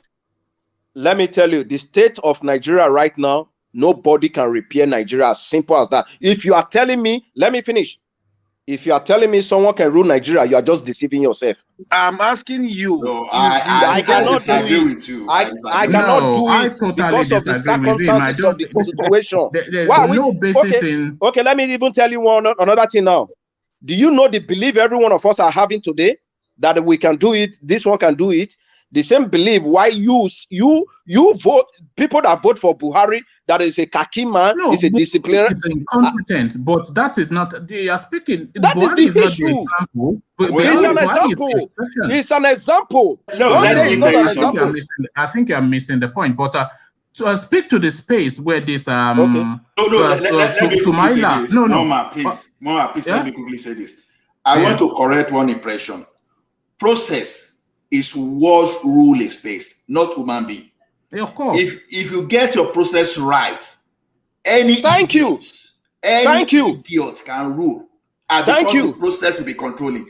So if we get the process in Nigeria right, whether black man, It wouldn't yellow even man or matter who whoever, was the we president if we had Exactly. the right. We yes, don't so- have the process. We should agree that we don't have the That is No, process. we why we are don't. fighting We for we total don't. takedown of But the that is Constitution. that. Hold on. We don't have the process, but that is a distance from saying a black man cannot rule It's Nigeria. not a distance. Eh? How many? Okay, let me ask you a okay. question. Let me ask you a question now. Let me ask you a question. A simple one. Tell me the peaceful country in Africa where things are getting better in Africa. Ghana, as a whole. Rwanda, Ethiopia, No, zero, my brother. My brother, zero. Don't believe the media. Don't believe the media. Don't believe the media, my brother. Why is everybody running to Ghana if things are not better there? Even Why the is Ghana running Americans, to even the Nigeria? Why is Ghana Americans, people running to even Nigeria? the Americans are running from America to go What and live in about the Ghana. Go on Rwandans? YouTube What and see all about of the them. Okay, Rwandans, okay, you are telling me about things are Rwanda? better. Okay, you are telling me things are better in Ghana. You are telling me. Why Yes. is Ghanaian running from out of Ghana to Europe? Well, people transit for whatever No, reason. people but don't transit. Africa, we don't transit. We look for Let's expensive. leave that We should space stop because deceiving ourselves. I think you're just missing the point completely. We are missing it Oh, now. yeah. It's all about opportunities. Now, Thank you. If you give me the chance to choose between Nigeria and Canada. Hold on, Ola. Why are Europeans moving to Malaysia and Thailand and even Ghana itself?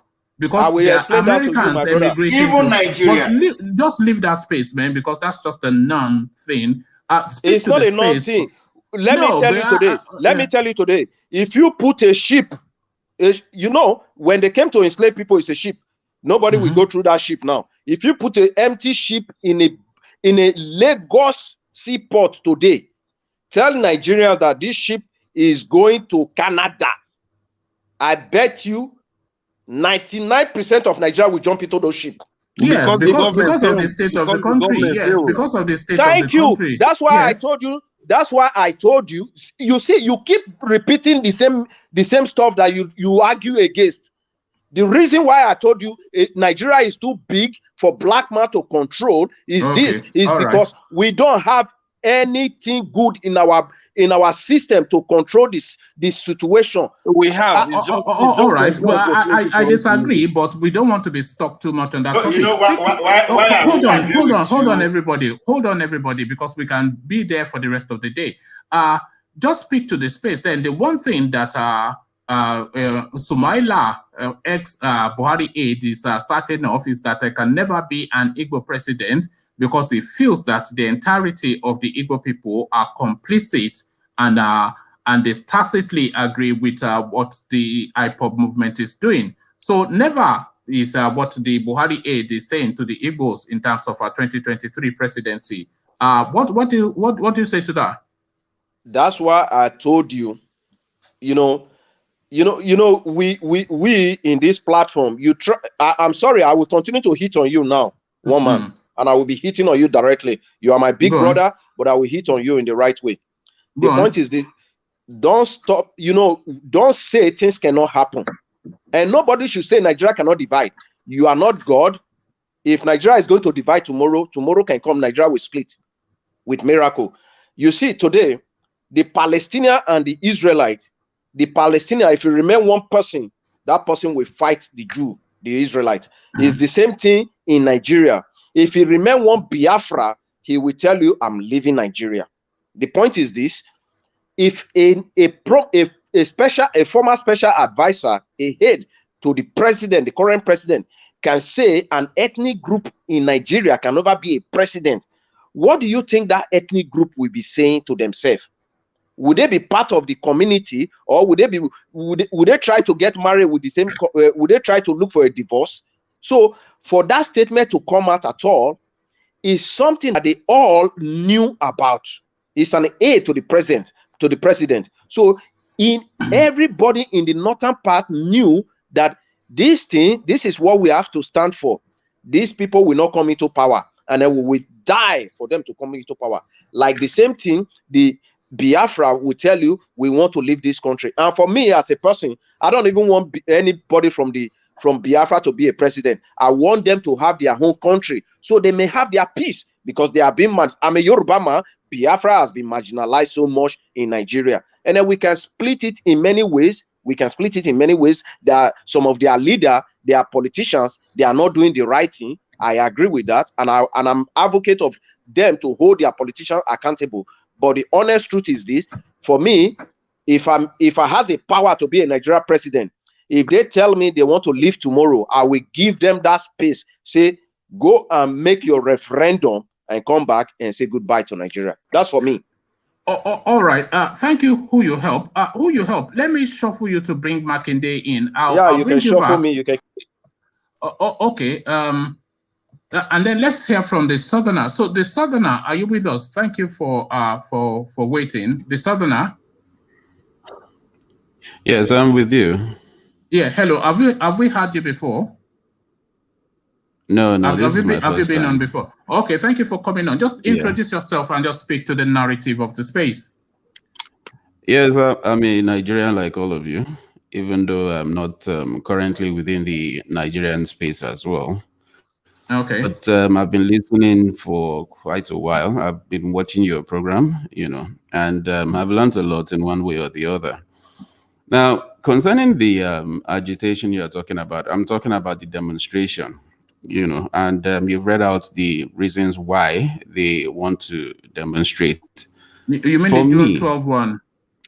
Yes, the June 12 one, exactly. Okay, yeah. For me, what I see about Buhari himself is that there are only two things that seem to get his attention. One is if you challenge his seat. And then secondly, if you challenge his people, if you touch his people, it doesn't particularly matter if they are the one at fault. So the demonstration, and then when you look at the history of demonstrations in Nigeria, I think the ruling class, or should I say the government at that particular point in time, they like the idea of you demonstrating because in a lot of ways, it really doesn't affect them. They can always set their soldiers around you and then control the situation if they feel that you guys are getting out of hand. And but if you want me to actually speak to how to get out of this quagmire that we have gotten ourselves into, first of all, we have to recognize something. Nigeria, as we have it today, is being ruled by a criminal organization. Yes, it's a criminal enterprise, the Nigerian state. Yeah. So, and at the center of this criminal organization is this northern elite, and what we have right now, when I say northern elite, I'm actually talking about the Fulani politicians. Oligarch. The Fulani oligarchs. So the thing is, and then you may wonder, how did we get to this point? I remember a very, very long time ago. This was even as far back as when I was in secondary school. Each time the topic 1802? No, this was in the 90s. No, I'm only joking. Carry on. That was me teasing. Carry on. Yeah, so the thing is, I remember even as back as when I was in secondary school, each time this issue came up, concerning the fact that if I become, let's say, the governor of Lagos State, if I become a minister, if I become the president, this is what I'll do. I usually notice that my friends will just be like, look, when you get there, chop your own. Okay? I remember there was a guy that even told me that if he ever smells the presidency, Nigeria will become another Ethiopia back then, So the consciousness in the Nigerian space is wrong, and it has been wrong for a very, very long time. Do you think the average Nigerian is just criminal-minded? Yes, I feel so. Even those people who have, in quote, very good characters, when it comes to politics, their demeanor changes totally. The system corrupts them. Well, I don't know whether, because this is the way I look at it. It's a vicious circle. Okay. We create a system that is corrupt, and then the system basically feeds corruption even more. So that's basically the way I see it. And, we've been talking about constitutional review for quite a while. I've listened to Ovie for, also quite a while as well. And I can see a lot of he's in hiding today. Ovie, wherever you are, come out. Go and take your flogging. Yeah, yeah. Yes, I can see quite a lot of sense in what he says because this is the thing. I look at the politicians we have, the Gbajabia Millers, the Femi Adesinas, the Lai Mohammeds. If you notice, I'm not even calling anybody who is non-Yoruba. Okay, I've not even mentioned the Shehu Gabas, the Malamis, the Pantamis, the Buharis, and all that. Okay, because this is the reality is this: all of them are used to a particular lavish lifestyle. Now, if you give somebody like me 5 million today, well, 5 million looks like something substantial. But the politicians we're talking about, if you give them 50 million, it's really nothing to them. So they've built their lives on living this kind of lavish lifestyles that is sustained by criminality. Okay. So, even I begin to question that even if we break now, first of all, I'm somebody who is not against secession. And the only reason why I'm not against Are you secession, for it? Are you for it though? Because saying you are not against it is not really yes, a position. because Are you for it? yeah, this is my view actually. I would have preferred a united Nigeria. This is what I would have preferred. But if it is going threaten the lives of my own people, then I support And secession. who are they? Who are they? I'm assuming you're an Easterner. No, I'm not an Easterner. I'm actually a Yoruba man. Okay. You have Okay. an Igbo lilt to your voice, but carry on. Yes, I get that a lot. But in any case, okay, if by being in this united Nigeria, if it is going to threaten the Southwest, I feel that we should basically secede. Having said that, okay, having said that, I am still worried about the fact that we still have the principal players here, the Tinubus, the major actors within the Southwestern space. We still have those guys there. And I cannot vouch in all sincerity that these guys have anything, any idea to actually uplift the situation in the Southwest. I cannot vouch for these guys. So for me, the only solution really is to change the consciousness of the Nigerian people. Now, I can go on and talk about how the Northerners feel about us because I remember, during the time I was serving as well, there was this Kanuri friend I had, and he told me expressly, he said, "You guys in the South can be bought." Really, that's the way these guys see us. They see us as that's why when the Biafrans, when they started agitating, you would see that the Northerners really didn't take them serious because they had their agents in the Humuayes and the Hopuzodimas and the rest. They had their agents there. They knew what to do to ensure that these people controlled the situation. Even when the Southwestern governors, the Sheyi Adebayos and the rest, when they started agitating, we don't want Fulani herdsmen, blah, blah, blah, you would notice that they didn't really take us serious. And the reason why they don't take us... Southerner, just to that space that the Southerners can be both.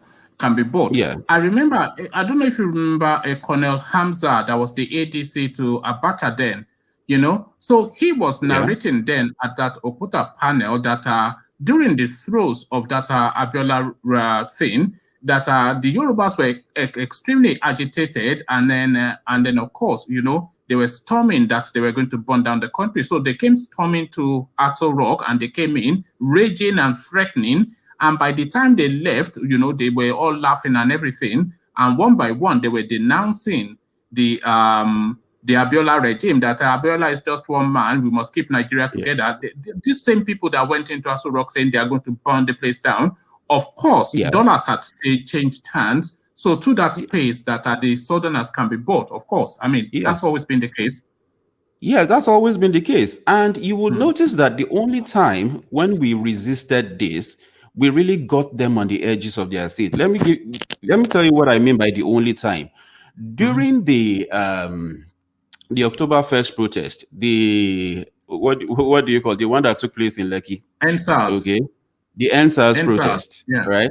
You would notice that the government tried a lot to bribe the principal actors. But the thing was this: these guys didn't particularly have an anchor. They didn't have a leader that you could approach and bribe. And that was why the protest was sustained for that long.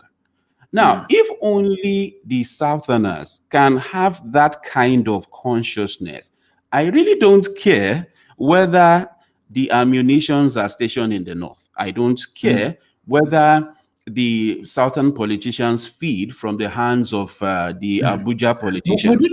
Would you not say what we saw on May the 31st is a progression from that NSAS movement? That is, again, the people are removing the guns from because sit at home, so you can't go and shoot everybody in their homes. So that is that is strike two, isn't it? Following on from NSAS. So I would say the 31st of October, the Kano sit at home was a strike two again that caught them off guard, because of course you saw the response of Buhari in his now infamous Twitter thing, kill them all. Yes, because like I told you at the beginning, I did say that there are two things that actually get the attention of Buhari. If you challenge his seat of authority, that is one. And then two, if you touch the Fulanis, those are the two things that get him.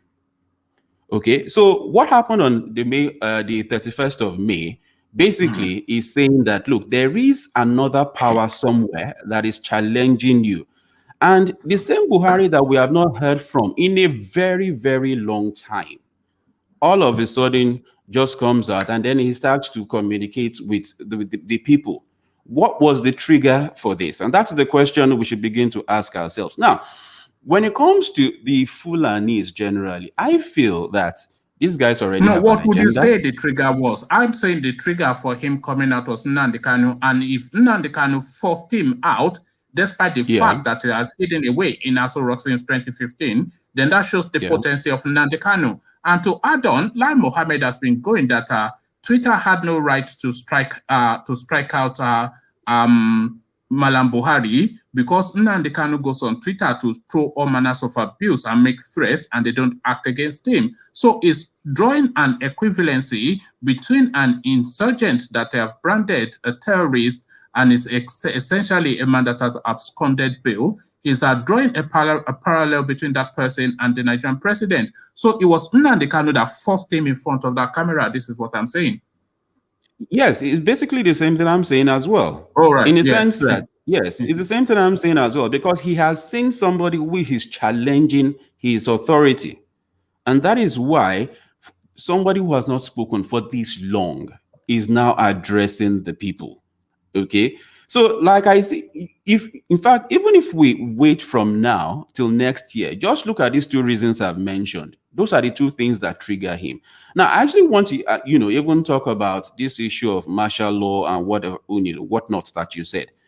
The issue of martial law still goes in line with this narrative, in the sense that, look, they don't respect us in the South. And if we begin to make any agitations that they feel will challenge their seat of authority, then they will do what, in quotes, they see as the needful. And the needful, you would always see the underpinnings of this needful, right? It is laced with disrespect for the South, which they feel do not have any kind of solidarity, do not have any kind of loyalty, no sense of principle. Okay, so the thing is this: the North is holding sway right now simply because of the disunity in the South.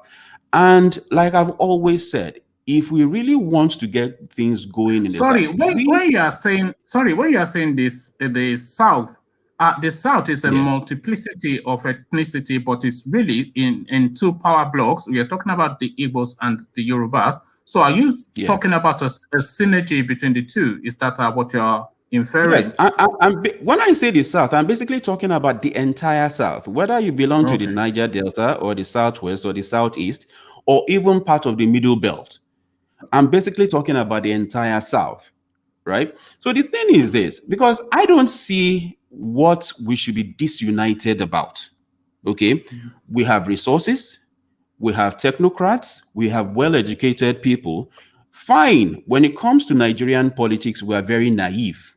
But it only takes just to interrupt you again, sorry, Southerner, if you have been following, then you know I do interject a lot. But that space that you're in now is one of the big mysteries that I continue to harp on this channel. We have all of these things: the education, the resources. We have the number in population. The biggest ethnicity in Nigeria, people are speculating, are the Igbos. So we have all of these things, and yet we're in servitude to the north. So how does that mix? Why is that the case? Yes, yes, because the thing is this. You see, attitude trumps intellect at the end of the day. Okay. I made a case for the British and the Spanish some time ago. The fact that England, as small as it was able to colonize so many countries.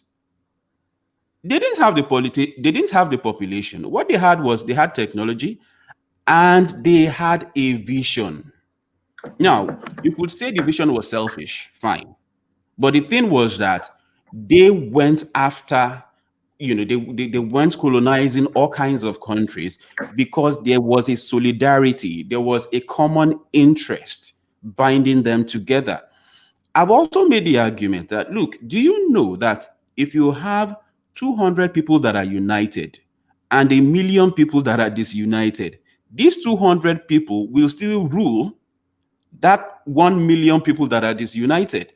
So the thing is this, for the South, we still need to understand that wisdom is not in, okay, when I get there, look, I would chop, I would make sure that my family, my kids have access to millions of dollars, blah, blah, blah. That is not wisdom. When you tell people that, look, when you become a minister today, when you become a state governor today, when you become a president today, and you institute a system that works for everybody, okay, it reverberates down to generations unborn. But it seems that this wisdom eludes the average Southerner, no matter how But educated really, they are. just leave the Southerner for a moment and apply that Yeah. wisdom to the Nigerian space, because we had a similar we touched on similarly yesterday that why is it that the penny has not dropped with the people who rule the Nigerian space, that rather than stealing that money and taking it to Saudi, to Dubai, to Switzerland, to Cayman Islands, etc., so that they'll call you Oga, and then when you go away, they'll say those silly Africans again. Why not to use that money to build that Nigeria so that people can then point to that country and say, that is Nigeria built by Nigerians? It's not rocket science. So why is it that it is the way it is? Well, the thing is, in part, I cannot explain that psychology on the part of those people that are looting, these monies abroad. But my guess is it's a combination of insecurity. Now, when I say insecurity, I basically mean there is this thing in the heart of the black man. Okay, he wants to rub shoulders with the white man. He Are wants you to talking prove the about an white inferiority complex? Is that an what you're really inferiority talking about? complex. Yes, there is this inferiority complex in the black man.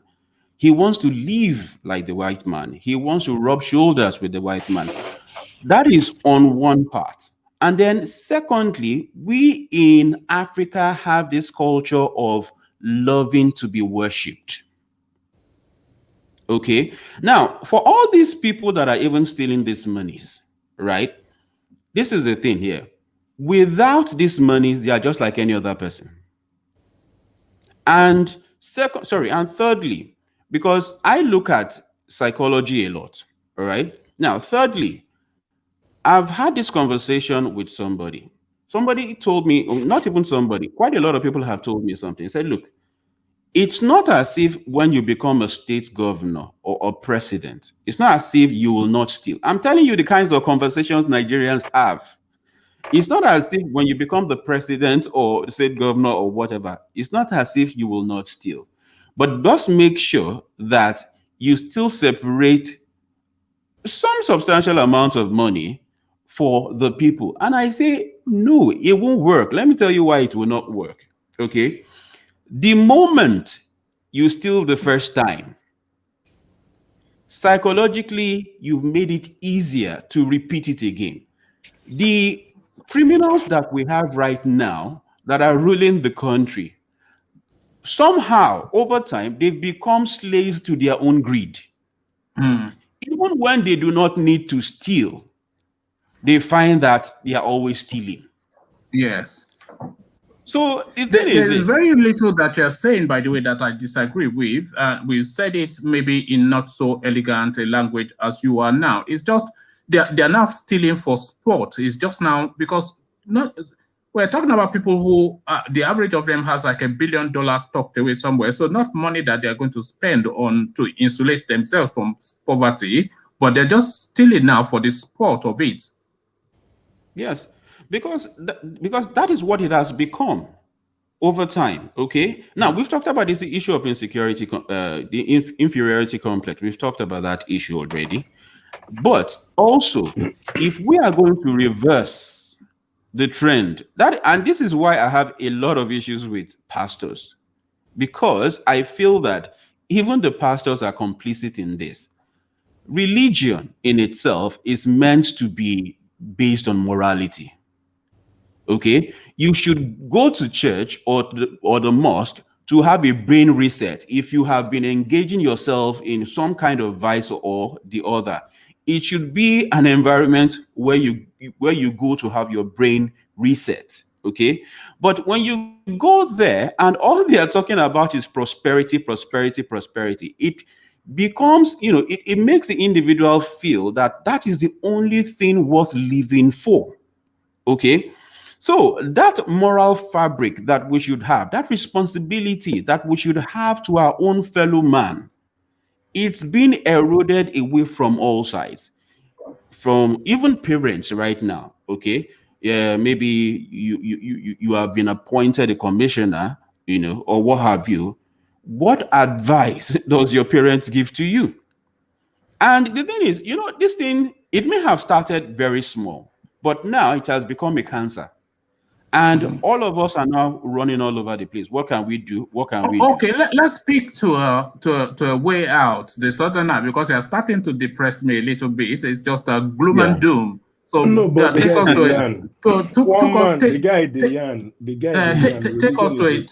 to take us to a more cheerful space. Fill us with hope. Yeah. Fill us with hope, yes. The southerner. You see, the thing is this: there is hope, but we have to be responsible. We have to take the responsibility. Okay, there is hope in the sense that I have never seen a set of people as industrious, okay, as filled with potential as Nigerians. There's nowhere you go in the world that Nigerians don't stand out. They will always thrive. They will always thrive anywhere. They always stand out. Just to interrupt you, do you know I have a subscriber in Afghanistan? He's telling me it's the best place. He makes comments. He doesn't come on, but he makes comments on my videos. He will say, he even contacts me on Instagram. And I'm saying Afghanistan of all places, but he's saying he's doing so well. So just to add on, you take a Nigerian even to Afghanistan, and it will become their ballet within a week. Yes. Yeah. So the thing is this: what makes all of us very happy is that we know we have potential, whether it is mineral or human. We have this potential, especially even down south. Okay.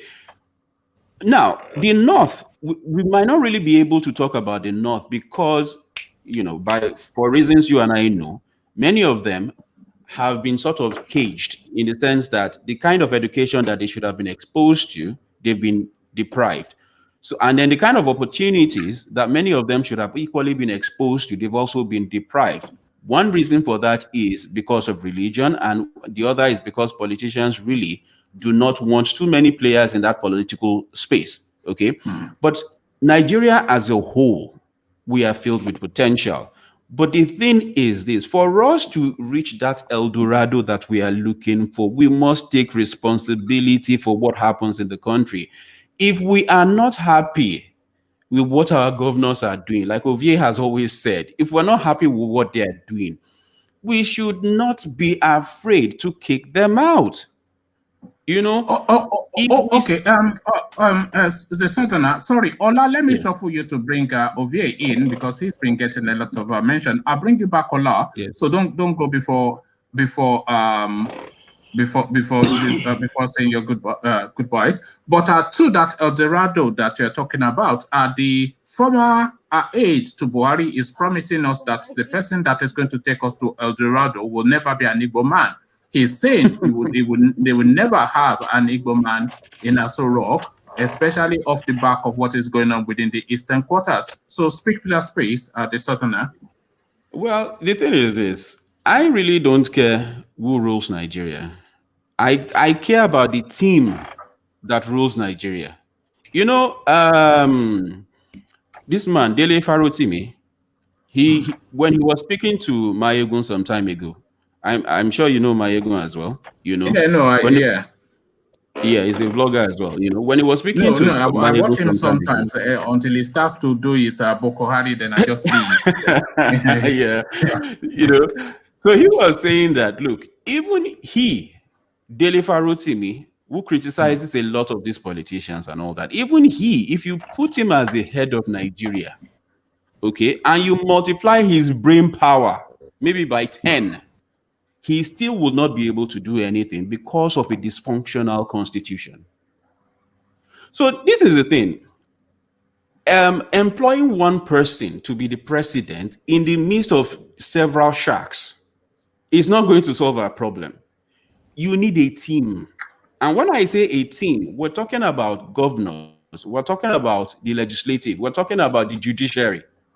Okay. Are you not really speaking to stronger institutions? Because, of course, if we had stronger institutions and policies and procedures, then that will tighten up that space, especially this idea of security votes and contracts being. So is really the missing link within the Nigerian space not really as stronger institutions and stronger processes for checks and balances?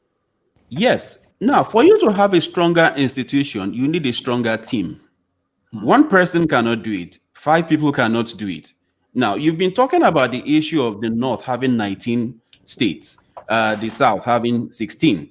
And because of that, you know, when it comes to the House of Assembly, 17. South has 17. Okay, 17. Yeah. So the thing is, because of that, right, they seem to have a greater say in what happens within the House of Assembly. Okay, you've been talking about things like that. Now, the thing is this: whether you're from the North or from the South, if you are if you belong to this group of people that have a mindset to move the country forward, okay, nobody has to tell you. In fact, the fact that we have to be telling our politicians that we want a constitutional review. I listened to Omagege also some time ago. You know, he also talked about the fact that yes, he's not opposed to that kind of idea. But my problem with him was the fact that he wanted, well, you could say he was being logical. He wanted the people that have been voted to be representatives, to be the people to champion this. And you and I know, if you are benefiting from this cookie jar, yes, okay, how do you champion the idea of a constitutional review? Yes, it's a catch-22 situation. Yeah, so and the thing is, the responsibility, like I've always said, must come from the people. If we don't see Nigeria as our own, you know, I don't want to say my very good friend, Pastor Adifarasi was talking about the plan B. Okay. If we are all, and this issue of plan B, funny enough, well, I may be wrong, but I feel it's the mentality of those of us in the South. No, that has always been our mindset, though, hasn't it? Just get out as quickly as you can. As quickly as possible. And since we know that there's always one country out there to run to, we don't mentally, we are not as focused as we should be concerning how things should be running within the country. Okay, so I think for me, that's just all I want to say. Let me just allow other people to respond. All right, thank you, the Southerner. Yes, we've completely been enraptured by your presentation and elegance. So stay with us for as long as you can, because I'm almost certain that people want to hear more from you. So Makinde, we see you. Makinde. One man. We don't see you. We don't see you. We see your fan. Evolution quickly then. Makinde is still is cooling himself off under the fan. Also, Okay. yes, evolution, yeah. Yeah, And then to be. the last speaker was excellent. I mean, he narrated the core things, the core problems that we always neglect. People that are calling for breakup. The United Kingdom sends 4 countries to the World Cup. When it comes to Olympics, they come as United Kingdom and win medals as United Kingdom. But in World Cup, it is made up of 4 countries. We can restructure this country. Each of the regions will be in charge of their destiny. We must not be talking of breakup. We can restructure because we will still need to trade amongst ourselves. There is no country in the world that their biggest trading partner is not their next neighbor. And trade is important. You will need the Igbos that are shouting Biafra, Biafra, Biafra. What you do, the core of your existence, commerce and trade, you need space and you need size. All right, thank you, Evolution. Too, everybody, so we can restructure the country as against the Oduduwa narrative, the Biafra narrative. How are you going to split the country? The middle belt will vote with you. To throw away this constitution is easy. It is unity of purpose. Evolution. Let's hear from Ovie. But Ovie, before I come to you, let me shuffle Makinde because he's not with us. Makinde, I'll bring you back as soon as just you make yourself present and bring Nodi in. And just to remind you, Ovie, and everyone else what the topics are. Malami speaking to declaring martial law in Nigeria.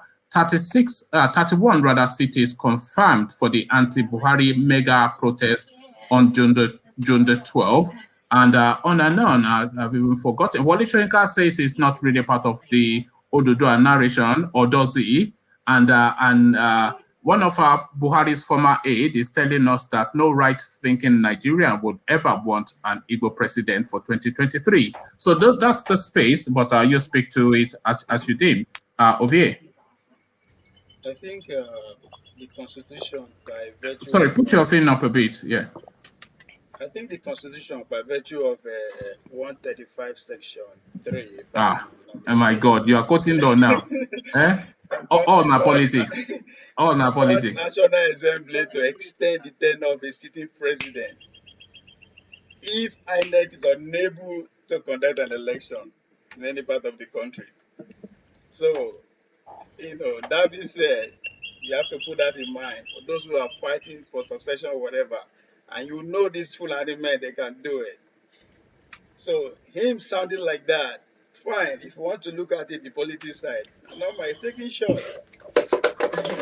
He's taking shots. How you respond is what they are looking at. It's game time, game on between them. It's not about us, no man. It's never been about us anyway. And just to support what is it Evolution? The last guy that spoke before Evolution, that made a very good case about the Nigerian people. I think one thing that we don't actually pay attention is that an average Nigerian wants to go to heaven. 99% of Nigeria wants to go to heaven. So I don't understand.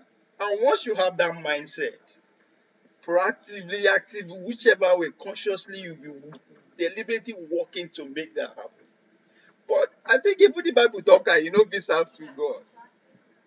So that's why we miss the political scene entirely. We don't even want to listen to them. It's evil. And this elite, they know. They say, fine. They trade on our ignorance. The majority of us are not conscious of what is really happening, the reality of life. As I keep saying, before you meet God, you go meet the politician first. They are the most important people in our society because they make policy, they make laws that will even enable you to even serve that God effectively or not. These people, now them you go meet first. And we don't care about that. We say, oh, politics no good, it's evil, no good there. And they say they push that narrative, come and say it's evil, so we don't even care. And later on, we come they complain, this thing is not working, this, How you go work when you don't care the people who are making the policy of that? So people does this, the elite are not fighting, Now they are just the disagreement now. My turn, me be bad. That's what is just going on. They are not fighting.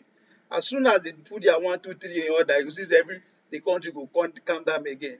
We'll go out there, vote. If you know what we'll find, we do continue. So it largely depends on us. We need to actually calm down and put church one side. Me, I didn't put the advocate say 1 hour before church will be either that before that Sunday school and they talk. Let's talk about politics. Teach politics how these people they move. You will see how things will change. Because an average Nigeria don't even know what it is. I don't even know what thing they vote for, why in they vote. That's why any small thing they shout Buhari.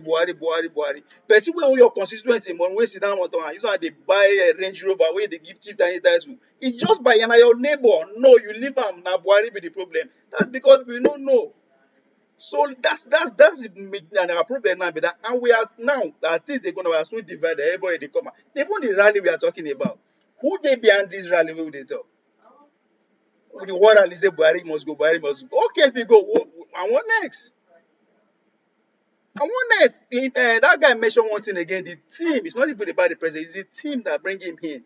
If you go study Biden administration, you go find out saying there's a H firm, Solid Rock, H firm, one of the biggest firm in the world. Now those people now then scatter everywhere, bring army, and that's where our brother able to become the deputy treasury to the president of the administration, Wale Adeyomo. Now that lane he was with them for a period. So now team, what are the team where they bring people? One man, you mute yourself. So now team, so that the team Okay. we're going to buy. That's why they always accuse. Okay. That's why they always accuse them. You see, you see what you cause now. I'm trying to mute so, you make. The only way we will take it around, we could begin to form our own clique now, elite. All our politics, we find a leader that speaks to all our politics. All our politics. That's how life works. Look, even what in I your was own saying. house, even in your own house, you play politics within your family. Can I say house. something before Ove continue? Yeah, go on, engineer. Some time ago, Buhari was an honest president, right? I like that laugh. You know, when Buhari came into power, I don't know if everyone could recall now. He said every Nigerian will be entitled to 5,000 naira. And what is happening? It's like when this man came in with good heart, there are kakus. This is what I keep saying. There are kakus in that country. The ex-military presidents that don't want that country to know what is going on. They pull him aside. They pull Buhari aside. Don't make I give us clue. May I give a clue towards 2023? Don't ever. Find out who You say, hold on. Before you give us that clue, just to back up what our engineer was saying, Nigeria should have a social security system, and this has been a conversation since the days of Abiola. This was one of the things that Abiola campaigned on, and this is one of the things that Buhari is trying to achieve as well, because he's trying to, and I'm not talking about this NIN that they're doing, but is collating the data of especially the disadvantaged people in Nigeria to actually see where the weight of the problem is. This is where you see, when they say all that Tabata money comes in and they're saying they're giving them 10,000 naira, that is to that narrative that you're speaking to engineer, that he wants to just insulate poverty. But Ovie, yeah, you were about to say. If we want to disrupt the 2023 election, if we actually, we the masses now, we actually want to do something, let's fine. The politicians, they get their own money with them thief. But let's begin to identify the millionaires and the billionaires in our society. Who then they support? Because all these people like them, they bring billionaires to support this politician. Who then they support? Then let's go after. If they know they support candidates who we want, we stop patronizing them. It's as simple as that. The same thing with Adenuga. All these men we get back for our society. Those are the elite. All the pastors them, they only follow our wife. Now show what they want. If they all they married, they follow them. Who stop them? They go to church, and you see what is going to happen. Hit the way hot much their pocket, their money. If you can hit the way their money, they But how do you they go hit begin to listen Dangote to where it you. hurts? Dangote controls 80% of the cement in Nigeria. Are you See, going to why stop you building no be houses, people they or chop what are it, you no be going to people do? they chop no people, is it not consumable goods that he's selling? See, that's the sacrifice. We don't want Cement, suffer. you stop buying See, cement and now stop building houses listen, because you want to punish Dangote. see, we know do a two-face say you don't want fight, but you won't go heaven. We don't want to sacrifice No, anything, I'm but we want asking change. you. I'm How? asking you. Dangote controls 80% of the cement industry. Are you going to Look, stop building houses because you want to punish him? look, there's so many ways you can disturb that man. It's not by just saying, Moku just dey go sit down for your office, in your house, everywhere, just dey give me Oh, notes. very And see what these they They will people, go see. you down. Dangote riches, Dangote's money. I'm just Dangote using don't him make as an that money on example. one day. Remember, most Listen, of these listen. our I am just politicians, using him as an they example. have Yeah. shares. They have shares into Dangote's wealth today. Now Obasanjo we raised see Dangote. the 2 million Nigerian masses, to which they say about over 150 million Nigerian are poor. If we lock up with all these men, God, they go feel them. All these billionaires, just they use Dangote as an example, but there are so many of them. They use the pastors too, and they use the chiefs, all the elites with their society. Who are they supporting? Who are they putting their resources? Who are they putting their money? If they don't tally with what we want, we stop to patronize them. But we not go church for 1 month, see what will happen. But at this Don't pastors, they forget don't go, all they go that. campaign for us. It's fanciful. What you're saying is just Let's try what we have never fanciful. done It's before just and see if it's going to fanciful. work. Yeah, yeah. No. Have we tried it before? No, let's try it and see. Now them they control All everything. right. It's not All about right. us. We don't vote. Our vote. But, Anybody will vote for now, then we vote but for. you remember what They I choose said last president week? for us. You remember what I said last week? We have to follow these people in a peaceful way. We don't need to say we won't fight them. I mean, we can't. We don't get Thank the resources you. to You fight just them. We you don't just have the nailed it resources now. to fight them. Because this But is if what we I said. begin, one Sunday we sit down, we no go church. We go see what go happen. One play we do, we no go enter bus with something. We know what put money into their pockets. Because now those men that they deceive us. Let's we hit them small and see how it's going to work. I Let's doubt try a if state the governor. Let's forget the presidency now. Let's try a state governor and see what is going to happen. If say okay, this state. I doubt if the people that move Nigeria, I doubt if they make their money from the wallet of Nigerians. I doubt if Dangote is making his money from the wallet of Nigerians. That's why They're I say just let's stealing forget money the politician direct. now. That's what I'm saying. Let's go food with the technocrats, the businessmen, the bank owners, all those people where they help them facilitate all these things. So what will you do? You withdraw your money and put it under a mattress. You withdraw your money from bank and put it under mattress. What will you do? See, when banks know they before, people know they survive. There you what go. I'm talking about today, if they burn your bank down, what happen? If your bank go bankruptcy or whatever, you not go survive. Why you talk like this? If you know we sacrifice one thing, then we know we are not ready to change anything. Nobody say they will come and sing for us. Let we push the change. We always allow them push the change. At this point, let us push the change and see from our own pocket, our own, quiet way of displaying our own, their ways that we don't like them. We want to see what is going to happen. For a minute, I know it's not going to be easy. That's for sure. But when they lock everybody for us for 3 weeks during pandemic, we not survive. Were you able to go to the bank? Were you able to go to the market? But you are alive today. All right. So sacrifice matters a lot. Stop patronizing the bank. Stop buying cement because you want to punish Dangote and the bankers. Let's bring out our own kind and say now we might want be this. If we not put in our resources, if we have done that before. We have done that before. How? When? Which was we were not the candidate of the people in this. Why you they talk like this now? Why you they talk like this? Now you is it not your man? So we don't even know a business. Is a politician? Okay, who is your man? Forget put that. A name. Put a name to these abstract things that you say. No, it's not about me to put a name. Let's start doing something first. But see, you always the way something will just happen overnight. We didn't get here overnight.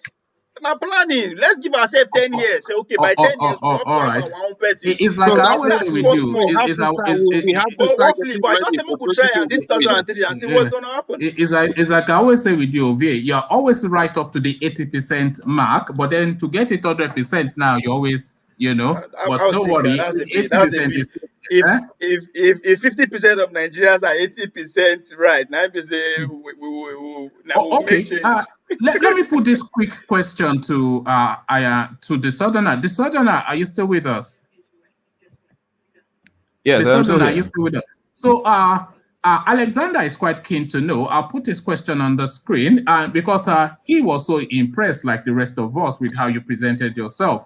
And he's wanting to know the secondary school that you went to. And I know why he's asking, because of course, I think Alexander and I went to the same secondary school. So so you tell us which secondary school you went to, and then I'll tell you the secondary school that Alexander and I went to. Okay, I went to Lagos State Model College. Okay, so I went to Maryland Comprehensive, and as did Alexander. So you can read his comment. It says, "One man, please ask the Southerner what secondary school he attended. I was massively impressed with his analysis and articulation." So you have a fan there, the Southerner. In fact, you have two fans because I am a fan too. So over to that space of the idea that there can never be. Again, I think Southerners say that the Southerners are easily to be bought, so we have price. That's true, but the truth is that every human being has a price. Just that how much or what is it? What is that? It's not necessarily cash.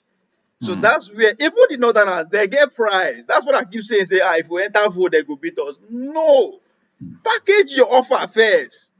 They know how they get so juicy offer. Houses in Dubai, Ireland is some rubbish. Become a chairman of one local government, become governor. That's what they attend all these people. Make we sit down, make our men sit down, package them. Not bargaining. Are they not human beings? Oh, okay. To that space, cheap. Everybody get price. But now how much? Just that they sell us cheap. No, but we especially have a price. It's not just the Southerner that is saying it. It's Colonel Hamza, the ADC to Abacha, said that everybody knows that the Southerners, they have a price because they like their Owambe parties and they want the dollars to spray. So to that... apart from that, a lot of people collect money to go to Harvard, make their kids go to Harvard. No, I know, but essentially... They give the full village or they give the full community for one person to go Harvard. So... but just on that space, just on that space, you have an organization yourself where you sponsor people through school, do you not? OVA Global something or the other. I know a lot about you. No, you. I know you have an organization. At least I know you sponsor a few people that are not related to you through school. But to that space, Wole Soyinka are saying that just like subtly distancing himself from the Oduduwa agitation, saying that don't speak it in my name. What is your reading of that? What do you expect? He has more to gain with 200 million people under him. Now only get nobody. You won't come split out where you want make him go. Now everybody they speak to his own interest. That's why I say this elite no send us. 99% of us are not being represented. Forget the politicians themselves. Even the one where they form say nine no book pass, nine be doctor, nine be lawyer. What does it really mean where for the economy that the community that he or she is coming from? That's where we need to start from. That's why that part of it to say, look for plan B and run away. Imagine. I mean, it's okay. Let's everybody run away. The Fulani will take over and we go begin shout. You understand? So, and if you look, most of these people were elected.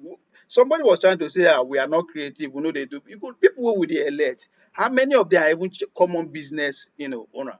We even actually say, okay, this is my business, or this is my organization, this is my factory, this is my company that I built to a certain level. So that when the person will talk on your behalf, you know they know what to talk. Okay, and to the Wole Soyinka can speak for his own interest. I don't blame him. I understand where he's what is from. his interest? Because he said a lot without actually saying anything. He's just said that people were creating fake accounts in his name to support the Oduduwa narrative, but that is not his account. But he did not then go on to take that space to let us know what his position is regarding the Yoruba nation. So do you think it should weigh one way or the other? I mean, but Wole Soyinka is the 8th bracket of Professor Akintoye. So I mean, what else? What is his politics again? He should speak to his truth now at 80 something. I mean, what else is he afraid of or wanting? That's why I said yesterday that not everything Buhari or this administration, say this time should be taken serious, but watch the reaction of our elite. Then you will know exactly why that person is saying whatever he or she is saying. You understand? This man is still the only Nobel laureate in Nigeria first. I don't know where in Africa and all that. So how you want split in territory for him? You want make him agree with you? You check out now. Okay, and to the Buhari aide that is saying that hell will freeze over before an Igbo man becomes the Nigerian president. So he's saying that that the Igbos, they are not coming out to condemn the agitations, the burnings of INEC buildings, they sit at homes, etc. So he's saying that the elites are not speaking to that space, which then means that they're complicit with the goings on. And that then should then be sufficient that no sane Nigerian should ever look to say an Igbo president for 2023. So never is what he's saying, but what says you? I think if you want to put emotion aside, put all sentiments aside, and look at it holistically, I mean, large portion of that region say they won't go. Why would Cosimo give you president? I don't understand. Why? Even the Southwest too, where they form Oduduwa, they don't deserve it. If I'm left to make that whole decision. So Fulani and Fulani, are you sure you see you want lead now? You want to lead? What do you want the president? Are you sure your name is not Mukhtar? You're coming here under some name of you look like a Mukhtar. Are you sure you're not Danladi? Are you Danladi? That's why I'm in Nigerian. I know. I believe in that country too. I know. Before I let you go, Ovid, do you want to speak to the space of your NGO, or is this something you want to keep? Man, you are thinking too much. Okay. All right. We go to Nodi. That's my private entity. So let's leave it at okay. Sorry about that, but then it's in the public. It's in the public space, and I thought you would want to. So I can draw attention to it. So swiftly moving on to Nodi. Nodi, what says you? Hey, hello everybody. Talking about today's topic, I've heard a lot from you guys. Everybody spoke, even the guy called Southerner. I think I listened to his own logic as well. Well, for me, the whole thing between Buhari and his Attorney General, I don't know, sometimes yesterday when I was reading that news online, I was like, okay, here we go again. Well, if what was said about Malami, what he advised, the memo or whatever they said he gave to Buhari, if it's true, I think these guys, they are up to something. It still boils down to one thing. They have an agenda. But I want to say this quickly. I think partly I want to touch what Obi has been saying since yesterday. I overheard this conversation about this issue of we holding our Southern leaders accountable. Well, I just want to use an example of what is happening in the United States. When Trump became the candidate for the Republicans, before he became, so many of the Republicans, they kicked against his candidacy. In fact, they even at some point, they even united against him so that he won't bring some kind of toxicity into the party. But at the end of the day, he got the party ticket, and he transformed the party, so to speak, to a very, very radical right-leaning party, extreme. And even after he lost the election, they were still kind of like still licking his boots, so to speak. And by this time, usually you should have seen somebody coming up and saying, okay, the next election in 2023, they want to contest, but nobody can come out and say anything. Because why? Because they wanted Trump's base, and they don't want to offend him. So why am I using this analogy is that the reason why Southerners cannot talk, or kind of like you've been hearing, at least what was his name? Tinubu is there, other Southern leaders are there. well, that's what they call him, Ojiyobo. So Oh, yes. he's been there. He has not said anything like trying to like put Buhari in check or tell him, oh, look, this thing the way you're going about this thing is wrong. It's because they created that monster, just as the Republican Party here in America created a monster. And now this monster is now dominating over them. Yeah. Consuming them, that's another word. Yeah. And so they cannot do anything against, I mean, they cannot do anything because they feel now like Oduyoba and the rest of them or any other Southern leader, even some of the Igbo leaders too, that have wants to contest the next election. Even if you listen to what's his name, this guy that declared, was it the DFOS today? Even his rhetorics too. Even his rhetorics too is like the kind of like, okay, I don't want to offend, I don't want to appear like an ethnic bigot. I mean, an ethnic bigot rather. You don't want to appear like, okay, I'm leaning, because look at the news we are seeing right now. Even though we know this has been the mindset of the Northerners, that Igbos is a threat. They see Igbos as a threat to them. I think that has some historical background to it, because they see Igbos as a threat. In all of that union in that country called Nigeria, you see, there has been this rivalry between Igbos and the Hausas. At the beginning of when Nigeria was Nigeria, even though we knew that the British gave Nigeria to the Northerners, so to speak, the Igbos kind of wrestled the leadership from their hand. The Igbos seems to be dominating at some point. Yeah, at that time we had so many Igbos in the military. In fact, Azikiwe then was the leader and everything, and so until kind of the whole thing now tilted towards the Northerners to have power again. So that rivalry has been between the two of them, and that rivalry continues to this very day. And with what happened during the Civil War, it's another thing that makes them think that, okay, if these people become the president of any of them, any of an Igbo man becomes, there's not every Igbo man has that Biafran blood in them. That's what they believe.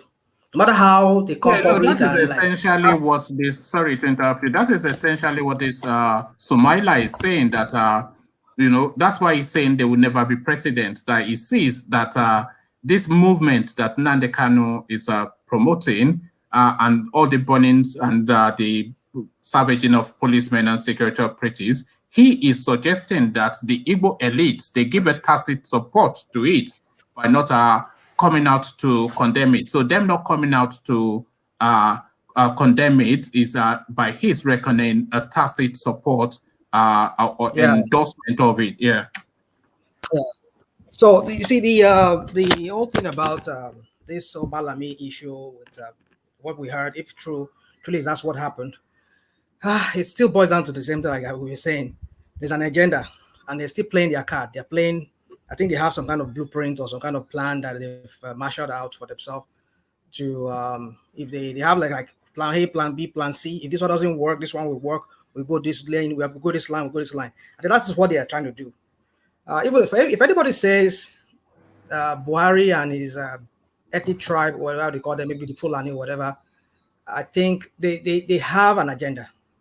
But what is not really clear to us is, we can all say it's just speculation or it's a conspiracy theory. But I believe there is an agenda, because the body language of the president speaks. Even up to yesterday when he even spoke himself, everybody have been saying, we want this man to speak, we want this man to speak. All this why he has not been speaking. His body language, even before he spoke, should have told us that this is where this man is leaning. When we talk about the bandits, and that's another story to read, because some people, there's another controversy, another what do you call it, conspiracy theory as to the last election in 2015. From what I heard from one reliable source, they said it's like even though Tinubu played an active role in the emergence of this guy as a president, but it said that Buhari and his Fulani and whatever, even El-Rufai is in on it too. That they brought in some non-Nigerians. Now, look at what is going on now. Let me just finish that thought. They brought in some non-Nigerians who also took part in that election, claiming to be Nigerians, to prop up the population in the north. That is why if you listen, there's a Buba Galadima. There was this man that was interviewed. No, there was this man that was Chukwa, whatever his name, maybe Chukwa, something like that. That was I was interviewed yesterday. After this man was interviewed, this man from Afeni Ferry, they have interviewed him. If you look at the garbage this man was spewing out, he was talking like, these people, you could see the arrogancy in them. You can see that they are very arrogant. You can see that contempt that they take, how they treat Southern people. So let me just go speak to what I'm trying to say here, is that there was somebody that said that the last election, that Castine alone gave Buhari 1 point something million electorate. That Lagos State only gave him about 600,000. Now they've been pushing this narrative that Northerners are more. They get the electoral strength more than the Southerners, which I don't believe. I believe all is all manufactured. If you drive through some of the northern parts, you can drive for miles and miles, and it's just you won't see people. You won't see people. Maybe you just see some young boy rolling some goats around, and then you drive for miles away. Yeah. So where is this population? So you wonder where this population is coming from. So now, speaking about those people they brought in, some of those Fulanis, whatever they brought in, I'm just trying to give another perspective to this whole thing we're talking about. They brought in some people from wherever they brought them in from. They participated in this election. There was an agreement between them. Like, that's what I heard. Sorry to interject. You are talking about Senator Adamu Bokachukwu. Yeah. Thank you very much. That's the person from Bauchi State. Yeah, from Bauchi. Yeah. So now maybe I'll come back to that time permits. So they brought in these people. They voted. They helped them in getting Buhari in. Plus what how they use Ojuyobo himself. And now these people the own part of the agreement, Buhari and his people, they don't really fulfill them. Now these people now take to arms, kidnapping, and then they could not speak to them because they know what brought these people in. They knew they were part of the people that brought them in. I'm just speaking. This could be a conspiracy, but I'm not saying it's actual fact. But that is what I heard. That's another perspective to this whole thing. And so they know that if they should try to clamp down on these people, these so-called bandits, they call them, that the whole kind of one will speed out. That the whole people will know what happened. Like the Yoruba people will say, we know. When we cook beans or whatever how they say it, we know how what we cook inside the pot, something like that. So what I'm trying to say in essence is that, you see, it's part of the game they are playing. That's what I see in this whole matter. If truly what this guy advised Buhari to do, martial law, and he has the power, he can do it. Yes, he can do it. He can do it. And if he use that power, I tell you, so many things will go wrong in that country. He could use force, and people was. Maybe a lot of people will be killed. Even like Igbo and the rest of them. But really, what is our understanding of that martial law is the thing. If he introduces martial law, does that then mean that the state governors will be replaced by military administrators and the houses will be shut down, etc.? Because, of course, under martial law, he doesn't need anybody's agreement to make a decision. So is that effectively a military coup? Is that what we're talking about? Basically, it means he will not follow the constitution. That's what he's saying. That's right. What martial law. Yes, the constitution has to be suspended, and if the constitution is suspended, your rights and my rights will be infringed on. They will infringe on our rights, so that nobody has any right at that point. So they say this is also one man in your house. They found out you have cache of ammunition and everything. They just come there, just raid you without even getting a warrant. They never ever get a warrant in that country in the first place. How much more we're talking about when there's even no martial law? So the point is, they will come and they will take you in, and then they will harass you or whatever, and they do anything they want to do to you, all in the name of the martial law. So you can't even say you want to go to court and fight for your right at that point, because everything has suspended. The constitution no longer applies in that case anymore. So maybe they will replace the governors or whatever. I don't know. That is yet to be seen. Whatever they have in their book that they want to play by. So what I'm trying to say in essence is that, I still want to go back to OVA. I'm not trying to attack you, my brother. What I'm just trying to say is that while you're reasoning, like from what we said yesterday, it makes sense that we should hold these people accountable to all this. For all these things that is going on in this country, in Nigeria. But the point is, these guys, they don't create a monster themselves. Now, like all of them, they needed this monster's base to achieve their own political future, whatever they want. And so they would not want to offend their base. Just like the Republicans here, they won't offend Trump's base. and that's why they're pandering to him. And then they just want his base, and so that they can ride on that to become the next president. So you see, the thing is, yes, they can talk however they want. By the end of the day, these people who they talk about, these so-called Northerners, they still hold sway. They hold the political party in that. I mean, the political power in that country. So for me, you see, we can go on talking about this whole thing and everything. You see, even the so-called revolution or whatever or anything will start right now. The Northerners are not in on it. An average Northerner, no, that is always make it something that would never really fully succeed, because if half the country is not really fully on board, then no revolution is taking place. Yeah, even among the Southerners too, we still have traitors.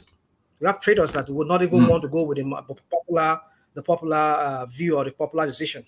You know, look at what is going on currently in Southwest now. There are some that look at the so-called Oba of that one that calls himself an emir in a Yoruba land. Yes, the Amugo, what's his name? So you can imagine. What's his name again? It escapes me. I don't want you to talk about it because Oluwo, yes, Oluwo. Whatever is, I know it's Igbo, whatever. Even among Southerners, we have traders, or should I call them traders, or should I? Okay, you're breaking up a bit. Yeah, I think I got muted here somehow. So we don't see eye on what we all decide we want to do.